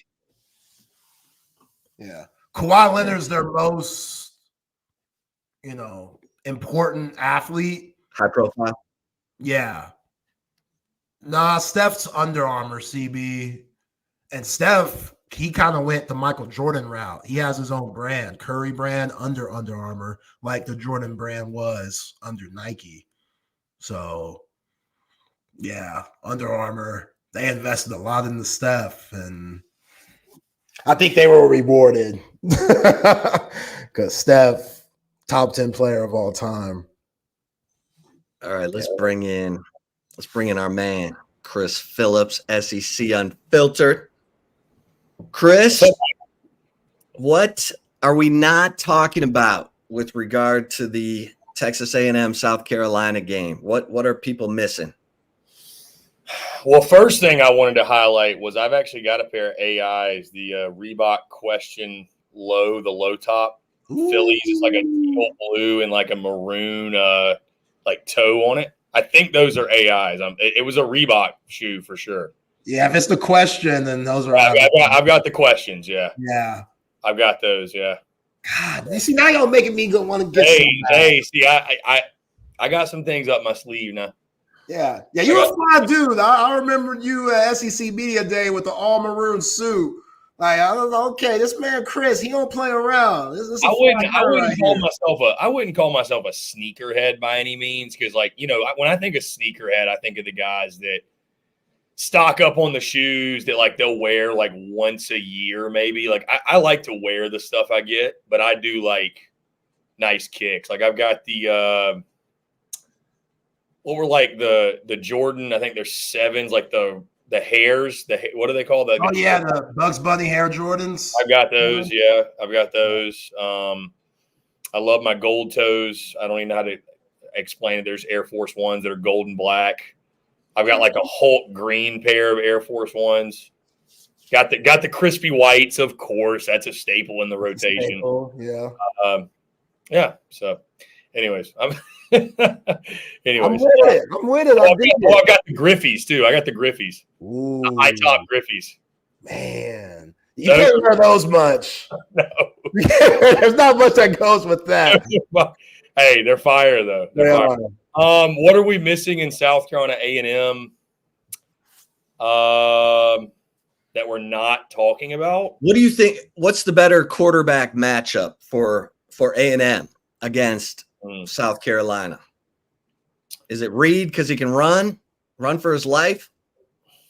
It's a good question. I think A&M's offense is better with Marcel Reed to begin with. I think he's going to give them a better shot against that South Carolina defensive front. Same time, though, if you're running that option, and Dylan Stewart and Kyle Kennard will be glad to meet you at the mesh point. So, I think South Carolina features a really dynamic safety duo. I think you're going to have to attack them on the outside, on the perimeter. That defense is legit, though, man. Like, that defense is for real. I mean, they're 13th in the country nationally in defense. I think 16th in rushing defense. So, I think Reed, though, is A&M's best option. This sounds so low-hanging fruit, but, guys, it really comes down to me. I think if A&M takes care of the football, I think they're going to be fine. It's just when you walk – kind of like you saw with LSU, when you walk into an environment like that, if you start turning the football over, the momentum's a fickle mistress, and it'll get away from you really, really quickly. So I look at it this way, guys. I think A&M is the better team personnel-wise, top to bottom. But the game being at Williams-Brice Stadium at night against an upstart South Carolina group that's searching for a signature win, guys, because you look at their 4 wins, they've been close, but their 4 wins are against Old Dominion, Akron, Oklahoma, and Kentucky. Like, they haven't beat anybody worth a damn, to be honest with you. So it's like, this is your opportunity. And it's another opportunity. Had an opportunity against LSU, couldn't get it done. Had a big opportunity against Ole Miss, laid an egg. Another home opportunity for South Carolina. It's just, if you don't start cashing in on these home games, man, it's just going to be a tough pill. It'll be a season of missed opportunities. So, yeah, they were this close to beating Bama. And the Bama game. Yeah, but, specifically at home, man, at a place like South Carolina where the expectations aren't crazy high, like the biggest thing is, even if you go 7-5 or 8-4, like you guys know, like winning those home games is really important to satisfying the faithful wherever you're at. So finding a way to win a game like this at home at night, it's you feel like on the South Carolina side they need to capitalize really truly, but we'll see. So all right, fellas, we'll get out of your way. Yeah. Cole Logic. What is that? Love it. The peace sign. Just people love me. That's all. We all know it. It's all good. We love that. Yeah, exactly. One last thing. I don't mean to keep y'all. One last thing, because this is going to segue into what I'm going to tell Cole. I get it now, guys. I get it. Because I said one nice thing about A&M, giving them their props, and the reception to it on social media was, oh, fuck you. Like, don't come jump on the bandwagon. You suck. Like, and I'm like, I get it. Like, I get it. I get it. Like, I really do. I get it now. So I get it. That's all I'm going to say. I get it. Yeah. Well, and Mike Elco. Why I'm wearing this shirt, A&M, just in case you want to pop off at the mouth. Don't forget what happened last time. Oh, man. And Mike Elco, anyone in the media who thought I was talking about Jimbo is asinine. It wasn't just people in the media. Did you get called out, Chip? No. Oh, but, okay. Like, I know Rick Neuheisel was calling it out. I mean, I guess he's in the media now, but he's a coach. I'm just telling you, Elco's got to be careful. He's tempting fate. Dangerous game. All right, fellas. See you guys. Cheers. We'll be back tomorrow at 1. Good to see you. Cole, what's up, man? Busy day. Busy. Yeah, Stephon Diggs decided to tear his ACL, so I got to report on that for the last freaking 3 hours. That's fun. Stephon Diggs tore his ACL. Out for the year. Yep. Oh. That's brutal. Yeah, it's a lot of fun down here. I've been reporting on that. I didn't think that we were going to get the news until this evening. So I thought, okay, I'll come on and hop on. And I'm like, okay, well, now my brain's flustered between doing NFL stuff, college football stuff. But welcome to the party, Christopher. I'm glad that you were able to kind of taste what is Texas A&M vibes when you doubt them at the beginning of the year. You're never allowed to have a second opinion. Your first opinion must always be the only correct opinion. If you ever doubted them, then you doubt them still now to this point. And they'll remind you that back in week 1, when you picked Notre Dame, oh, well, you weren't with us back then. But when I picked them to win against Notre Dame, and now I'm a hater. So, it's always just that fun kind of style.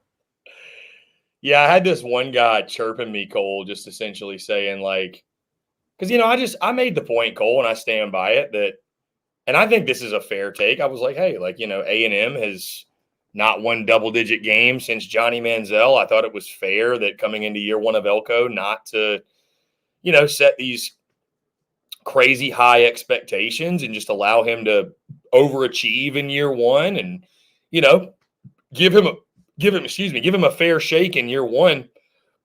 And this guy he didn't agree with that sentiment.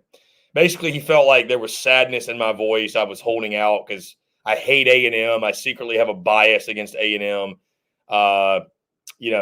Mentioned that if I was making predictions, expecting 7 and 8 wins is Bush League, is what he told me.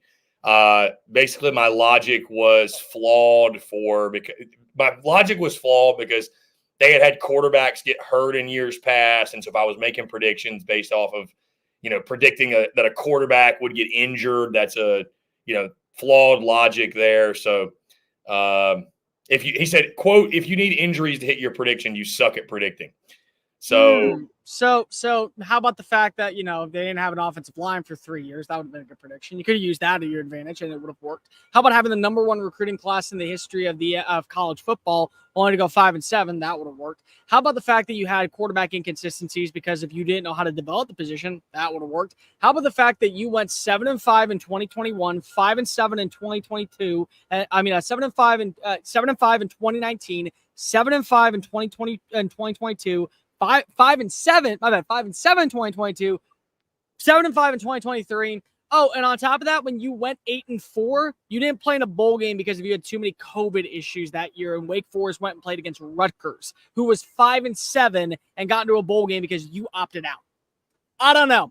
Maybe one of those would have worked. Is that make it Bush League to think that for the first time when you hire the right guy that maybe we were a little bit behind schedule? I don't know. Maybe that's just me. Maybe I like to look at a glass half empty than half full. But that optimistic crap that we continue to see out in College Station, it's optimism at its finest, but that's all it is.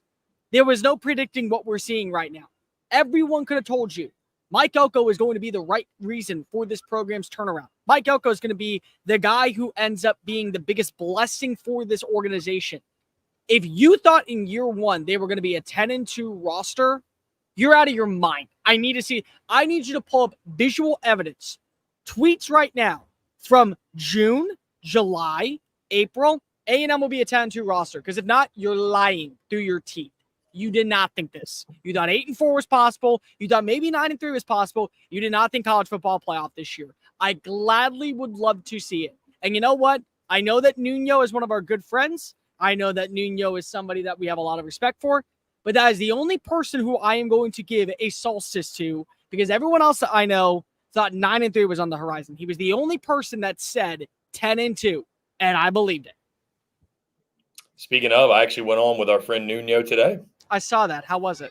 It was fun. Yeah, it was a blast. We talked obviously the South Carolina A&M game specifically. Had a great conversation, and Nuno's an awesome dude and appreciate him. But yeah, I mean, listen, it is what it is. I'm kind of jabbing the Aggies a little bit, but it is funny. A lot of the it's so funny because, in case anybody missed it on the timeline today, I just essentially said, hey, you know what?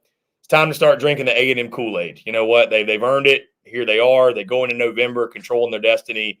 And the replies for the most part were like, please don't, rat poison, no, go away. So I'm like, I don't know what you want at this point. I don't know if you You know, I mean, their remaining schedule at South Carolina, New Mexico State, at Auburn, Texas. I mean, here's what they want, Chris. They want to be doubted because if we all doubted them in the offseason, and they don't want us to give them credit now. That's all they want.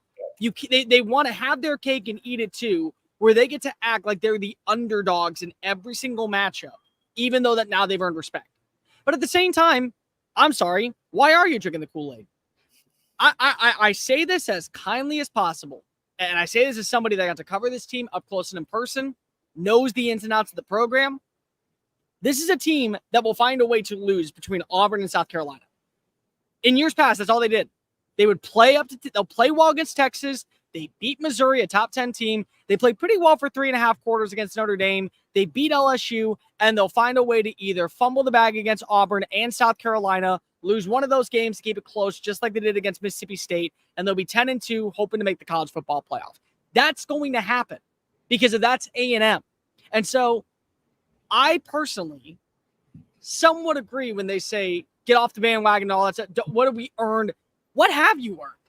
You always play well against top 5 teams. You beat LSU when you were a 5-7 roster and they were the number 5 team in the country. In 2021, you beat the number 1 Alabama Crimson Tide as an unranked opponent. You've beaten a top 15 Ole Miss squad. You've beaten a top 25 Arkansas squad. You've played well against quality competition, and then you've struggled against inferior opponents. Mississippi State, whether it be South Carolina in 2022, whether it be an Ole Miss squad that was 6-6, that's A&M. That's been A&M.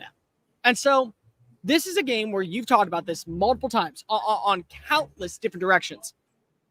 South Carolina is hungry for a win.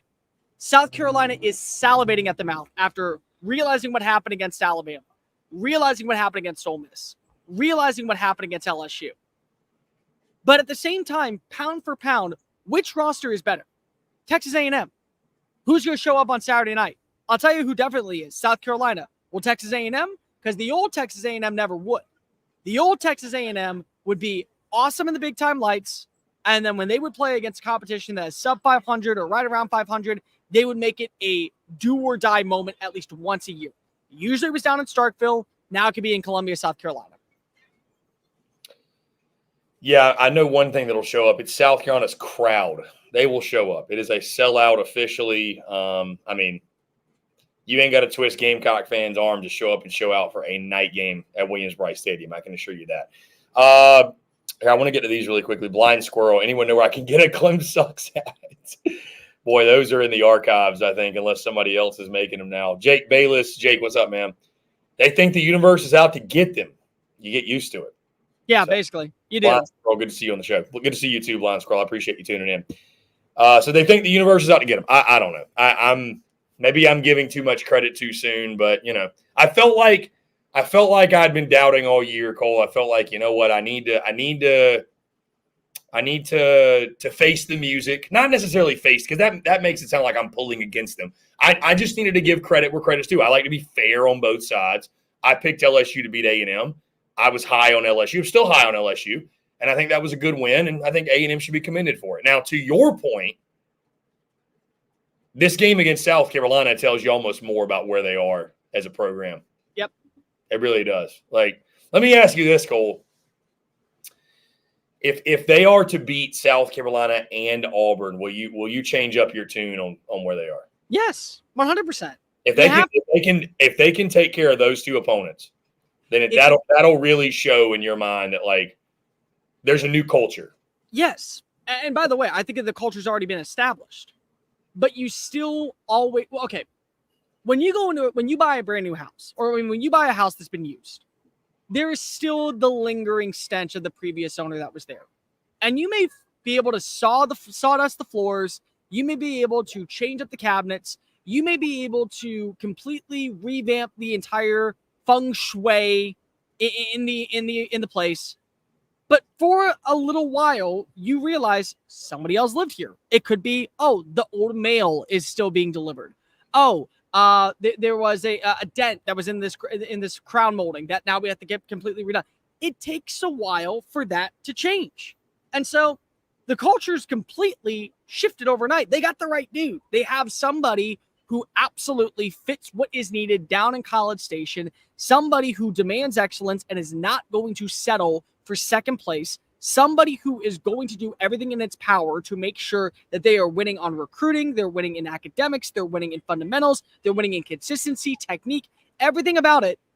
But yet there still is that lingering moment where the previous owner still has a little bit of flair inside that locker room. Still has a little bit of flair inside that building. And that's just my point. It may not come until the college football playoff. What if, and just humor me, Chris, they're 11-1, they lose to Georgia in the SEC title game, and because they lose to Georgia in the SEC title game, they're now the 5 seed, and they play Boise State. And Boise State comes on down to College Station, Texas, and Ashton Genty runs rampant, and they're eliminated as the 5 seed. Is that not the same as what we would say if it was South Carolina or if it was a team like Auburn? A group of 5 school beats you when you beat LSU, when you beat Missouri, when you beat Texas? Really? So the only way A&M can like really change this stigma is they've just got to win. They've just got to win a lot. It's not that they have to win a lot. If they win, they're supposed to beat. I mean, is that I think that's fair. If you told me right now that they would lose to Texas, and they would lose by double digits to Texas, with where Texas is in year 4 underneath Steve Sarkisian, with where Texas is in terms of the transfer portal and the recruiting numbers and what they've been able to establish for years on end with a veteran quarterback that's going into his 3rd season, nobody's going to be shocked. The shocking point comes when you're going into the 4th quarter and you're down by 6 against an Auburn team that lost by 4 because of 4 interceptions against Arkansas, had some struggles against Cal. That's when you say, oh, no, that's still Texas A&M. Nobody's going to sit here and say, oh, well, they lose to Texas, the culture is still really awful. No. But when you play down to the competition of a team that still has multiple questions on offense in South Carolina, and as a quarterback that's turning the ball over left and right, and he has more turnovers than a bakery in New York City, well, unfortunately, it's hard to say that the culture has completely shifted just yet. It's in the right direction. It 100% is. I have no doubt to say that Texas A&M, if you ask me if they were a 10-2 roster and they would be in the college football playoff, no doubt about it. But that doesn't mean that overnight they have completely gotten rid of the stench of the Jimbo Fisher era. It takes time, and it's okay to take time. They have the right guy now. They just got to make sure that they keep this consistency moving into 2025. 2025 and beyond, indeed. Jack Burton says they're just getting on their little high horse. Don't worry, we'll take care of that shit. It's an old tradition of ours. On the note, by the way, of that game, Cole, the cheapest get-in ticket for Texas A&M Texas right now is $1,026. I thought it'd be more. I really did. So we might have to write a letter to Prize Picks. Dear Prize Picks, we need to go to this game. Don't you? Let me ask you, Cole. Don't you feel like that? Don't you feel like we need to be there? Yeah, 100%. I mean, 100%. I mean, I feel like we need to be there. It just, it'd be wrong if we weren't. I think it would be terrible if we weren't. Prize Picks. I think that you have to realize I'm a native Texan. I'm somebody that would bring in a bunch of you do realize that if you send me there, A&M folks will come for me. They will find me. They will point me out. Great for content.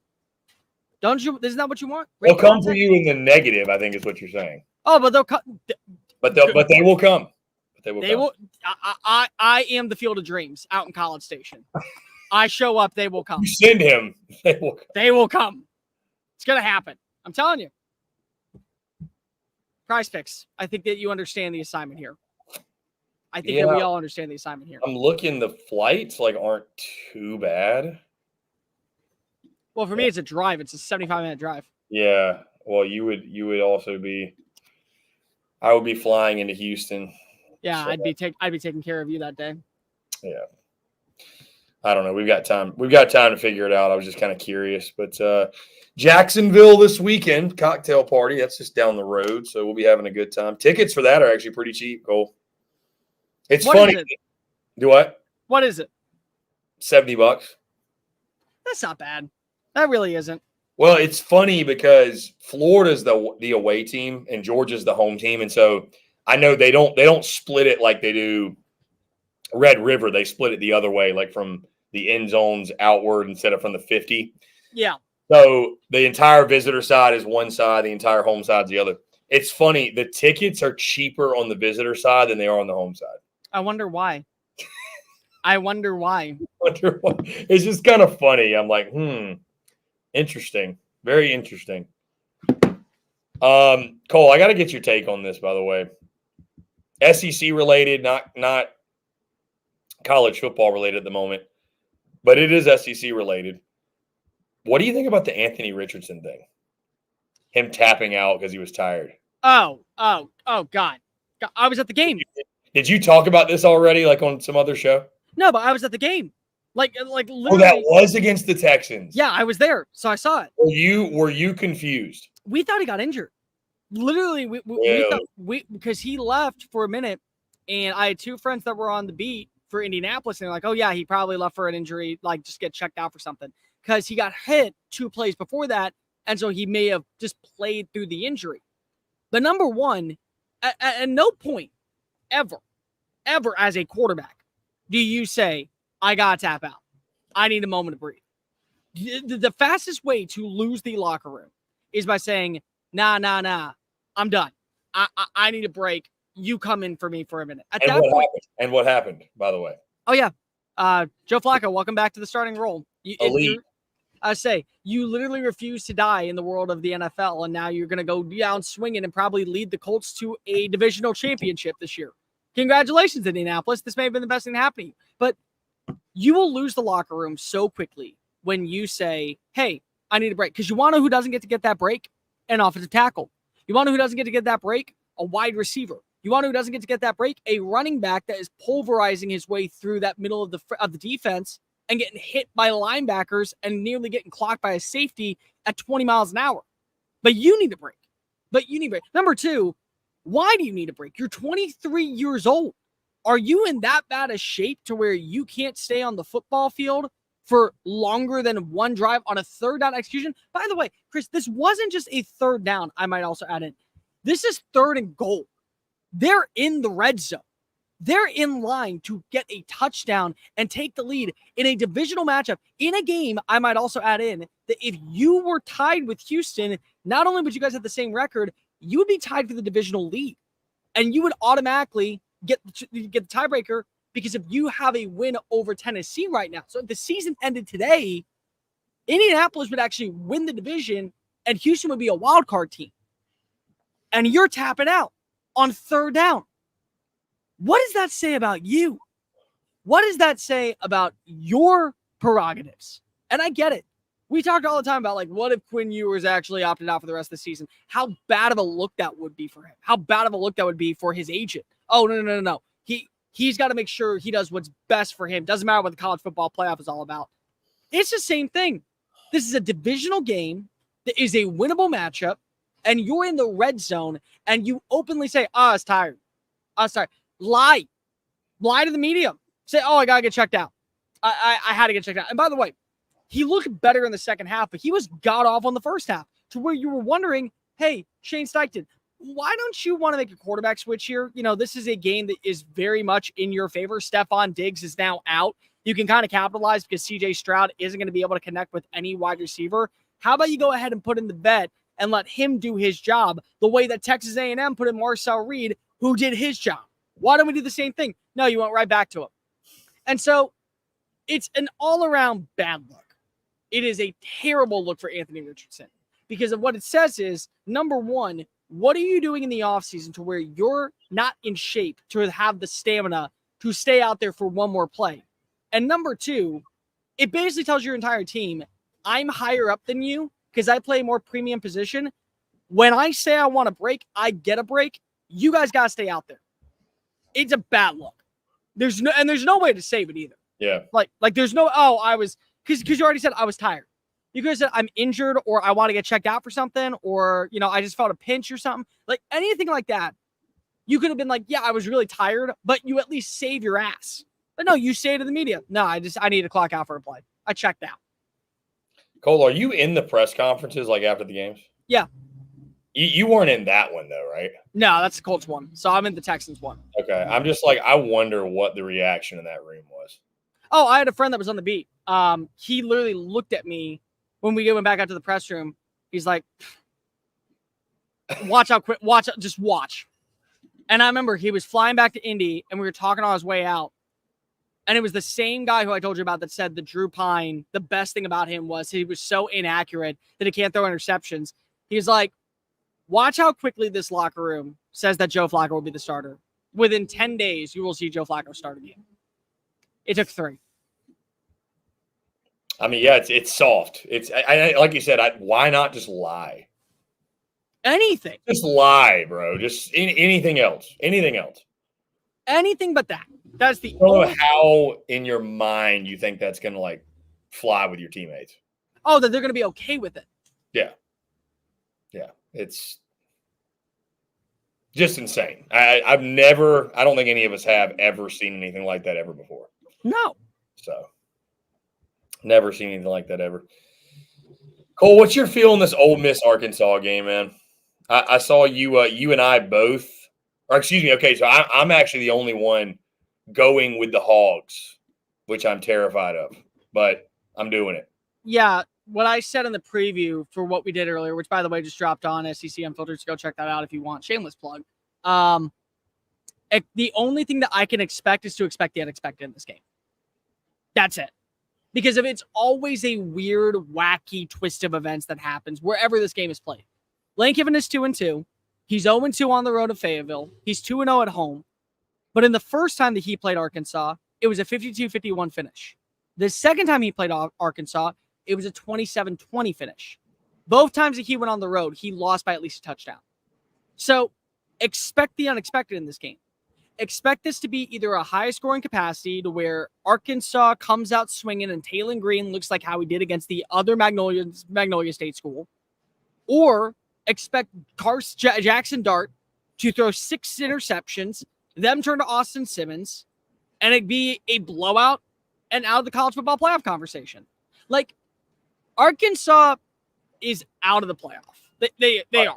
Like, there's a slim, and I mean marginally slim, a bunch of things have to happen in the next. Cole, they have to win out. Yeah, but not only that, they'd have to see other teams lose out. They would have to see they'd have to see A&M lose a couple games. They would have to see Texas lose a couple games, including to them. LSU would have to lose a game to Alabama because of that's the way that all these tiebreakers work now because there's no divisions. So because there's no divisions, technically Arkansas has not been eliminated from the SEC championship. But still, the point is that for Ole Miss, this is an elimination game. And it feels like a hot ball of lead is just sitting in your stomach about ready to erupt. Like, you ever see those videos of like them taking a hot ball and they drop it in like slime? And that's what it feels like probably in every Ole Miss fan's stomach, knowing that this is a game that could be an elimination match for them. Bubble guts. It's 100% bubble guts. Don't even don't even kid yourself. It's not bubble guts. You suck. Bubble guts game of the weekend. God. They haven't won a game in Fayetteville. Yes, thumbs up, exactly. Since 2008. They've won against Arkansas in Little Rock, but they haven't won in Fayetteville since 2008. How are you not crapping bricks right now if you're Ole Miss? Yeah. Like haven't scored 30 or more points in 4 games. You have to be perfect in this matchup to guarantee a win. Oh, and by the way, just remember that in a week from now, you get to toss up against Georgia. And you can't show any weakness in this game, so that way Georgia doesn't take a part of it. Sorry. Like, what do you do? Cole, let me ask you this. Fair or unfair, or just give me your thoughts on this. Ole Miss most disappointing team in the SEC this season? Unfair. I would say.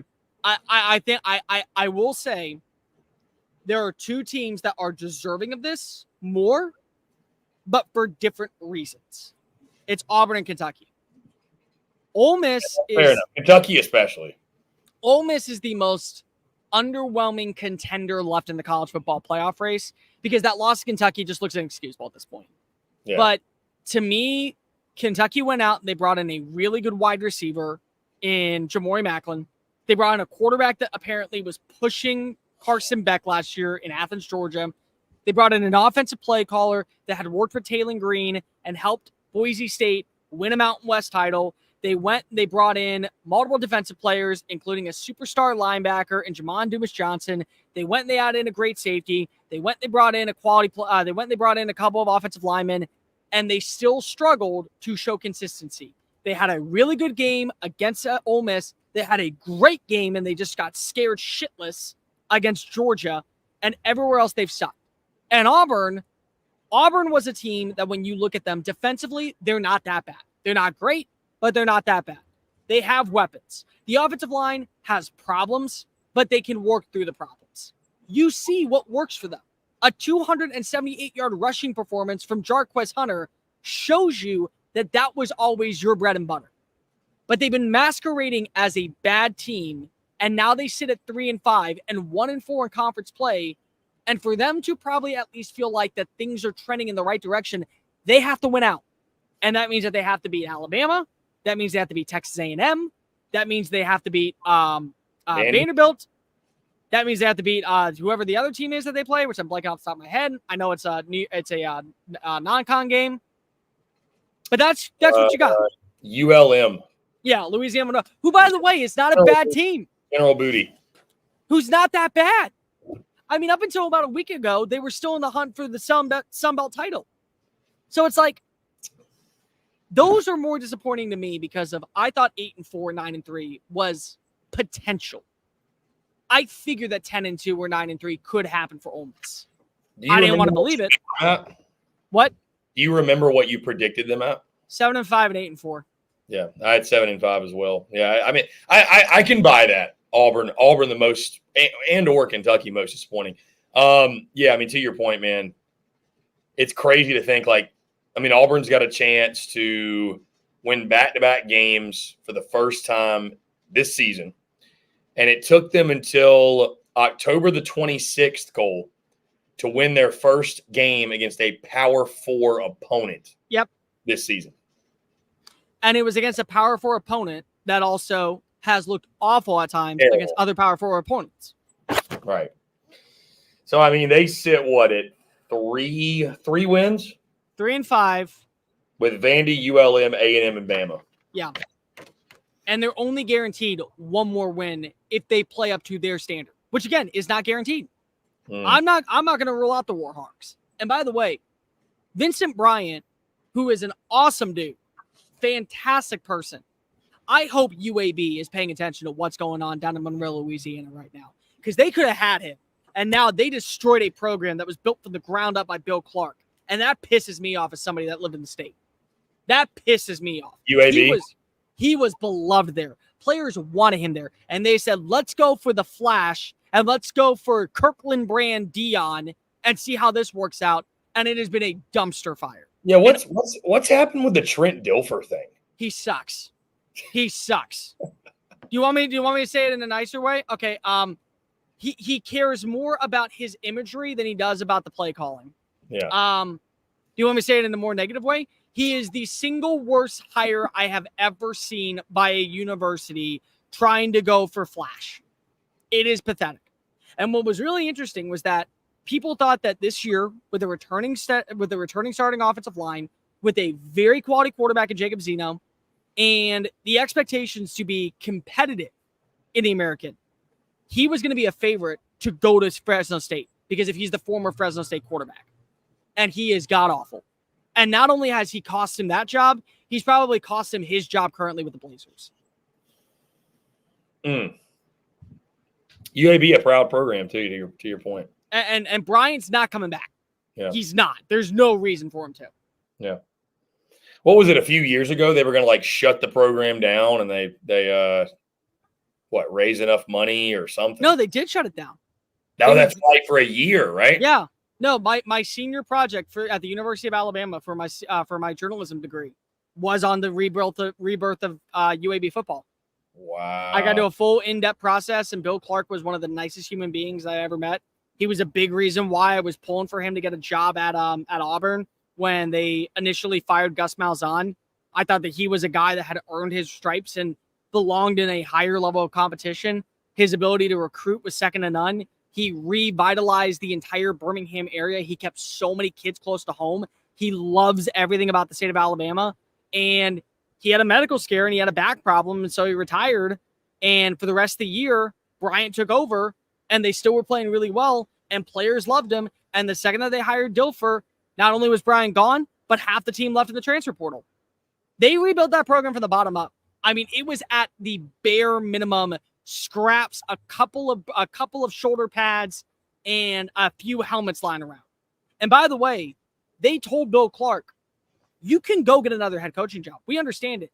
We know that Jacksonville State's looking at you. He said, no, I'm going to stick around. I'm going to build this program. He didn't coach for 2 years to build that program up right, only for it to come crashing down. The bureaucracy of college football. Congratulations. I will be defensive about this. I will. I love it. Really quickly, Cole. Ike says, could Chris get boots? I have not yet. That is going to be happening before I go to Texas, though, I can assure you. Jake Bayless was going to say Mizzou, they suck, as most disappointing. Those might be fighting words for Cole Thompson, resident MIZ bandwagoner. But yeah. Okay, but let's be real. Jake, how many people had Mizzou finishing 10-2, 11-1 going into the year? Be honest. And even the ones that did, Cole, we all said it's just because of the schedule. Like I don't know, man. I'm surprised how big of a step they've taken back offensively. I am. Oh, I would agree. I don't think it's wrong. I don't think that Jake's wrong either. What I disagree with is how many of us thought that Mizzou was going to be this team that looked like a top 10 roster. Not many. And by the way, they still have games to close out the year against Oklahoma, against Arkansas, against South Carolina, and against somebody else that's non-con, if I'm not mistaken. Yeah, Oklahoma, South Carolina, at Mississippi State. At State, that's it. At State, yeah. OU at home, at South Carolina, at State, Arkansas. So they can still go 10-2. And it wouldn't tricky finish though. It wouldn't shock me if they have Brady Cook healthy, which again, they're not going to have a fully healthy Brady Cook. It's just impossible to say at this point. That ankle injury is going to be lingering throughout the year. But if they have back Brady Cook in some capacity, they'll be okay. Like they'll go 9-3, and then their losses are to an Alabama squad that is still in the hunt for a 10-win season, and maybe a college football playoff berth, and an A&M squad that looks better than advertised. So it's not like that they've lost to teams that they shouldn't lose to. What it is that they've lost teams that they were probably going to lose to, but the way they looked in those games showed that there was a clear difference from what we saw last year to this year. That is where you can say they're a disappointing part. Because it wasn't close in either matchup. And it wasn't going to be close even if Brady Cook came back out in the second half against Alabama. It wasn't. Yeah, I mean, to your point, it's going to depend a lot or really all on Brady Cook's health, the way they finish. I mean, just, like you said, he's going to be – that ankle injury is going to continue to linger and bang him, be a problem. But they're going to have to have him. They're going to have to have him, so – By the way, Jake in the comments section, I appreciate it. I figured losing Baker to LSU would hurt their defense, but would do enough to keep them in games and thought the offense would still be pretty good. All that paired with the forgiving schedule. Jake, I hate to be the bearer of bad news. Their defense has been saving them.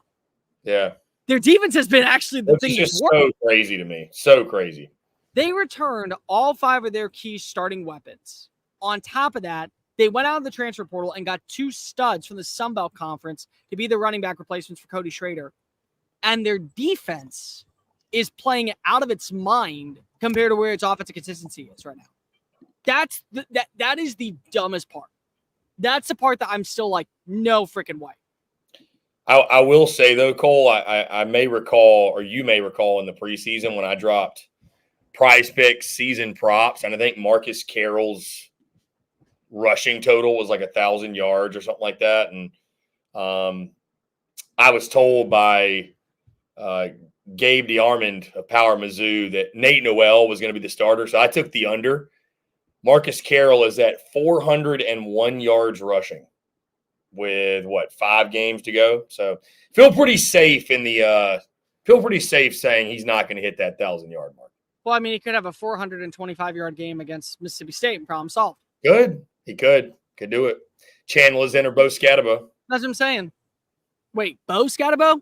Or what is it? What is his name? Cam Scatabo? Cam, there you go. Cam Scatabo. Okay, fair enough. Yeah. Too many bows in there. So no, Mizzou is fair. I mean, but then again, it's like they're disappointing from the standpoint of how they've looked. But I mean, they're 6-2. I mean, it's not like they're 3 and they're 4-4. Like. Let me ask you: would you call it a disappointing season for Mizzou with losses to A&M, Alabama, and let's just say South Carolina on the road? And let's say South Carolina is by a field goal. And they win all the rest of them? They're 9-3. Oh, and they win also with Drew Pine as the starting quarterback. So they beat Oklahoma, they beat Arkansas, and they beat Mississippi State with Drew Pine as their starting quarterback. And they go. No, I think if they go 9-3, with everything that's happened with Brady Cook's injuries, with the offensive line, I think not being as good as they maybe expected. And I think, Cole, again, it's just like kind of the way we talk about Ole Miss. Like I don't mean this disrespectfully, but like it's still Mizzou, where I just think a 9-3 season's a really good year. Like I don't think Mizzou is like a program where it's like, if we don't make the SEC championship, our season's a failure. Like, it might be a disappointment in the scope of missed opportunity, 12-team playoff, but like, I think 9-3 would be a fine year. It'd be a fine year to Mizzou's. It wouldn't be a great year, but it'd be like, I don't think they'd be looking as like, oh my God, the year was just a complete failure. Okay, well, I agree to disagree on this, and here's the reason why.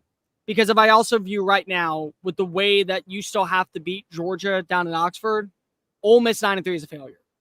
Oh no, that one, yes. Yeah, but I feel the same way about Missouri, and the reason why is because you have a top 3 receiver in college football, you have a veteran offense back, you have the same play caller, your defense is balling out, and much like last year, where you overexceeded expectations, and you would have been in the playoff last year, because if it would have been 12 teams and you would have been the number 11 seed, you wasted an opportunity with this type of talent that isn't guaranteed to be back there. Places like Mizzou and South Carolina and Ole Miss have to capitalize when the iron is hot, because they'll go on a 3-year period where 10 wins are possible, 11 wins are possible, 9-3 is like the bare minimum, and then they'll go right back to 6-6. And then they're out of the college football sight and mind for 2 more years before they have to hit the reset button. And their coach may be fired, and they may be rebuilding the program entirely. All that aside, so it's like, for me, it's a disappointing year because of this roster was good enough on paper to be a top 12 team in college football, and they haven't lived up to it. And it's 100% disappointing in Oxford because of literally the entire mantra of this season was the last dance. They've made it clear that this is the last chance for them to go, especially with it being a 12-team playoff. The Kentucky game, Cole, will just forever that one will forever like befuddle me. It really will. That one will just forever. I will not understand that. You don't understand it? I do. They just didn't show up. I mean, it's just. What do you think? It wasn't that they showed up. It was the play calling was pathetic on offense. I mean, like, to me, when I look back at that game, the play calling by Lane Kiffin. It was awful. It was awful. They had one good drive. One. Because even that 4th down touchdown pass to Trey Harris, that wasn't a good drive. That was a great throw, and they were caught on 3rd and 11 to get to 4th and 6. Like, it wasn't that good. It was a great throw on a miscommunication by the secondary of Kentucky. They couldn't run the football. They couldn't do anything on offense to find an identity through the passing attack. They targeted no one besides Trey Harris. And Jackson Dart did not have a good game. He was constantly under pressure, but he also put himself under pressure, trying to find an open window. And the only person he was looking for was number 9. Caden Prescorn had 1 catch. Juice Walls had 2 targets. That's not a winning formula. And it's play calling and it's execution. But the defense did its job. The defense held Kentucky to under 230 yards. They had 6 sacks on the day. They had 11 tackles for losses. That was Lane Kiffin shit in the bed. That's the only way I can put it offensively.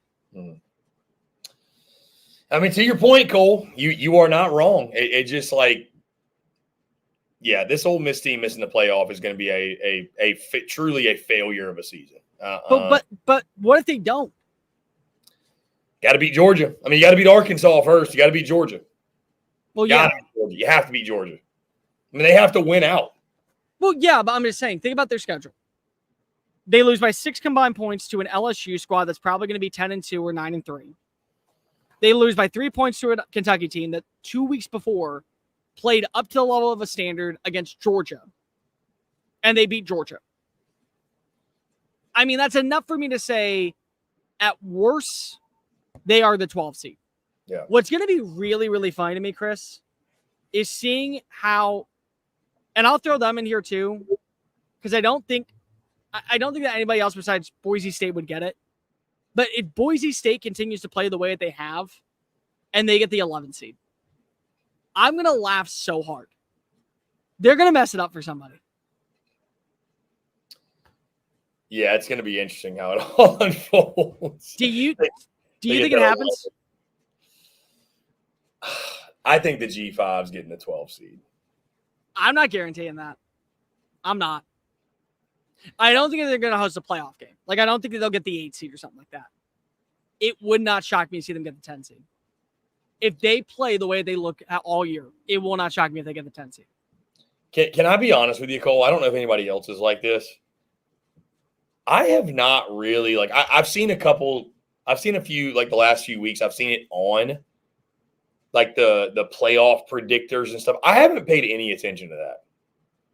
Like, I don't think I'm actually going to pay attention to the college football playoff rankings. The first ones come out, which is actually a week from today. I don't know. I just haven't really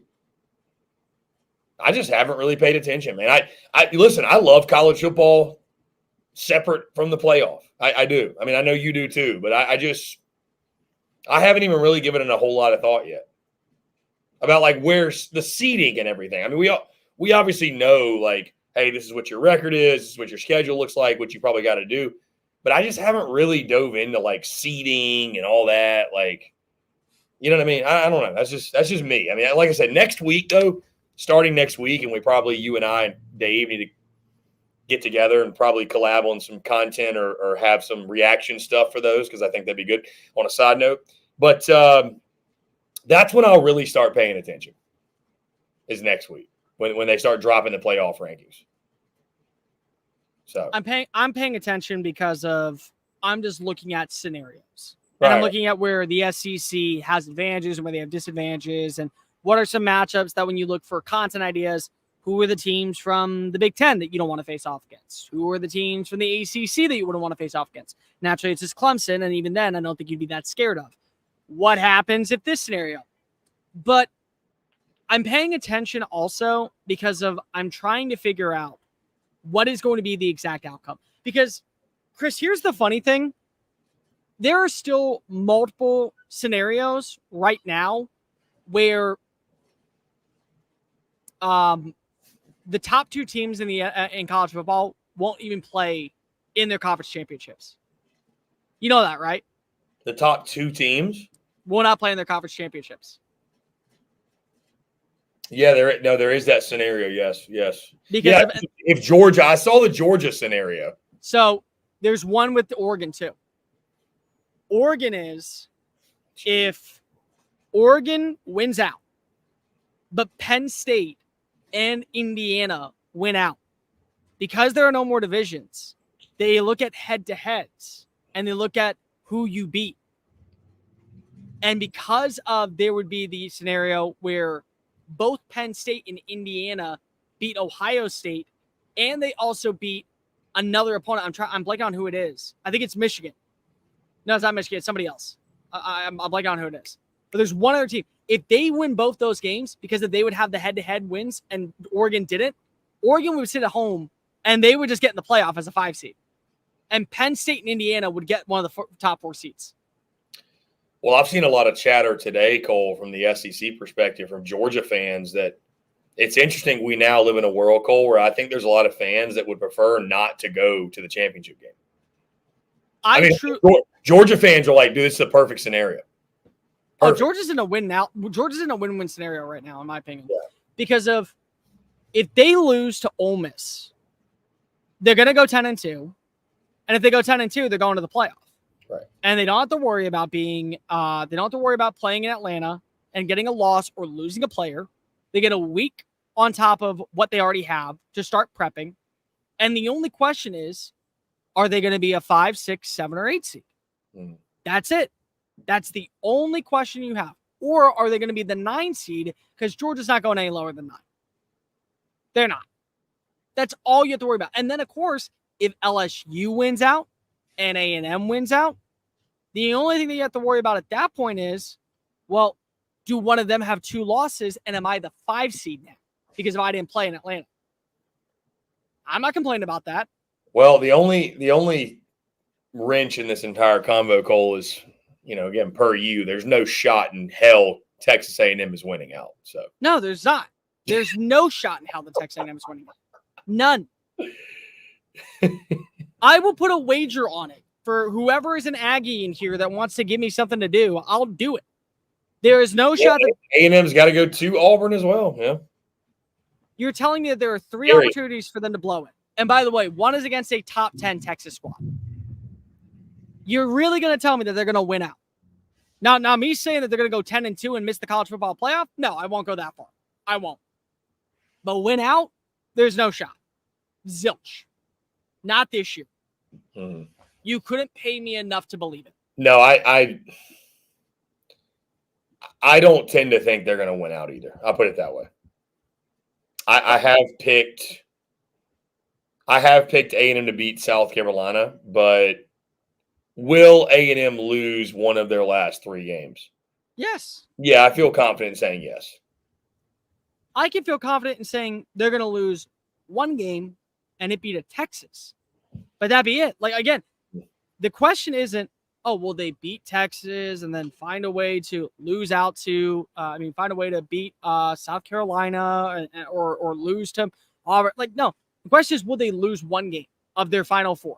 And they're not losing to New Mexico State because Diego Pavia is at Vanderbilt. Besides that, will they lose 1 game? Yes, they will lose 1 game.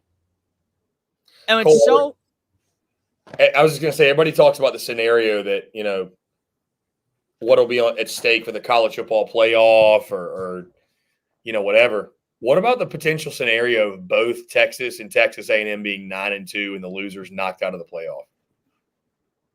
Well, who's the loss for Texas? Maybe it's Arkansas.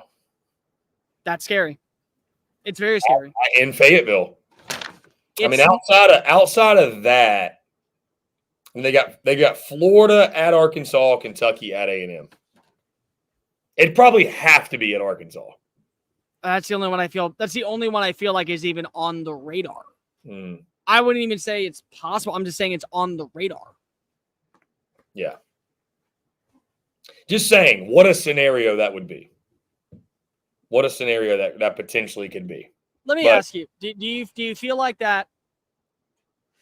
There is one other option, and I don't think it's going to happen because of just the branding itself. But if Texas were to win out, but go 10-2, and their only real dominant win was against a Michigan squad that maybe is going to go 6-6 this year, do they have anything to worry about when it comes to missing the playoff if there's multiple 10-2 rosters?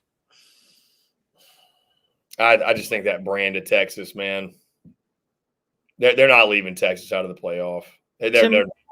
To me, even with the way the College Football Playoff Committee is saying the 12 best teams, they will find a way to say that Texas is one of the 12 best. Dude, it's a television production. It's a TV product. Best way, but here's the best way I can put this, Chris. Miami and Notre Dame both go 11-1, and Notre Dame, they're both 10-1, and they lose their last game of the year. So one is 10-2, and Miami loses to Clemson in the ACC title game.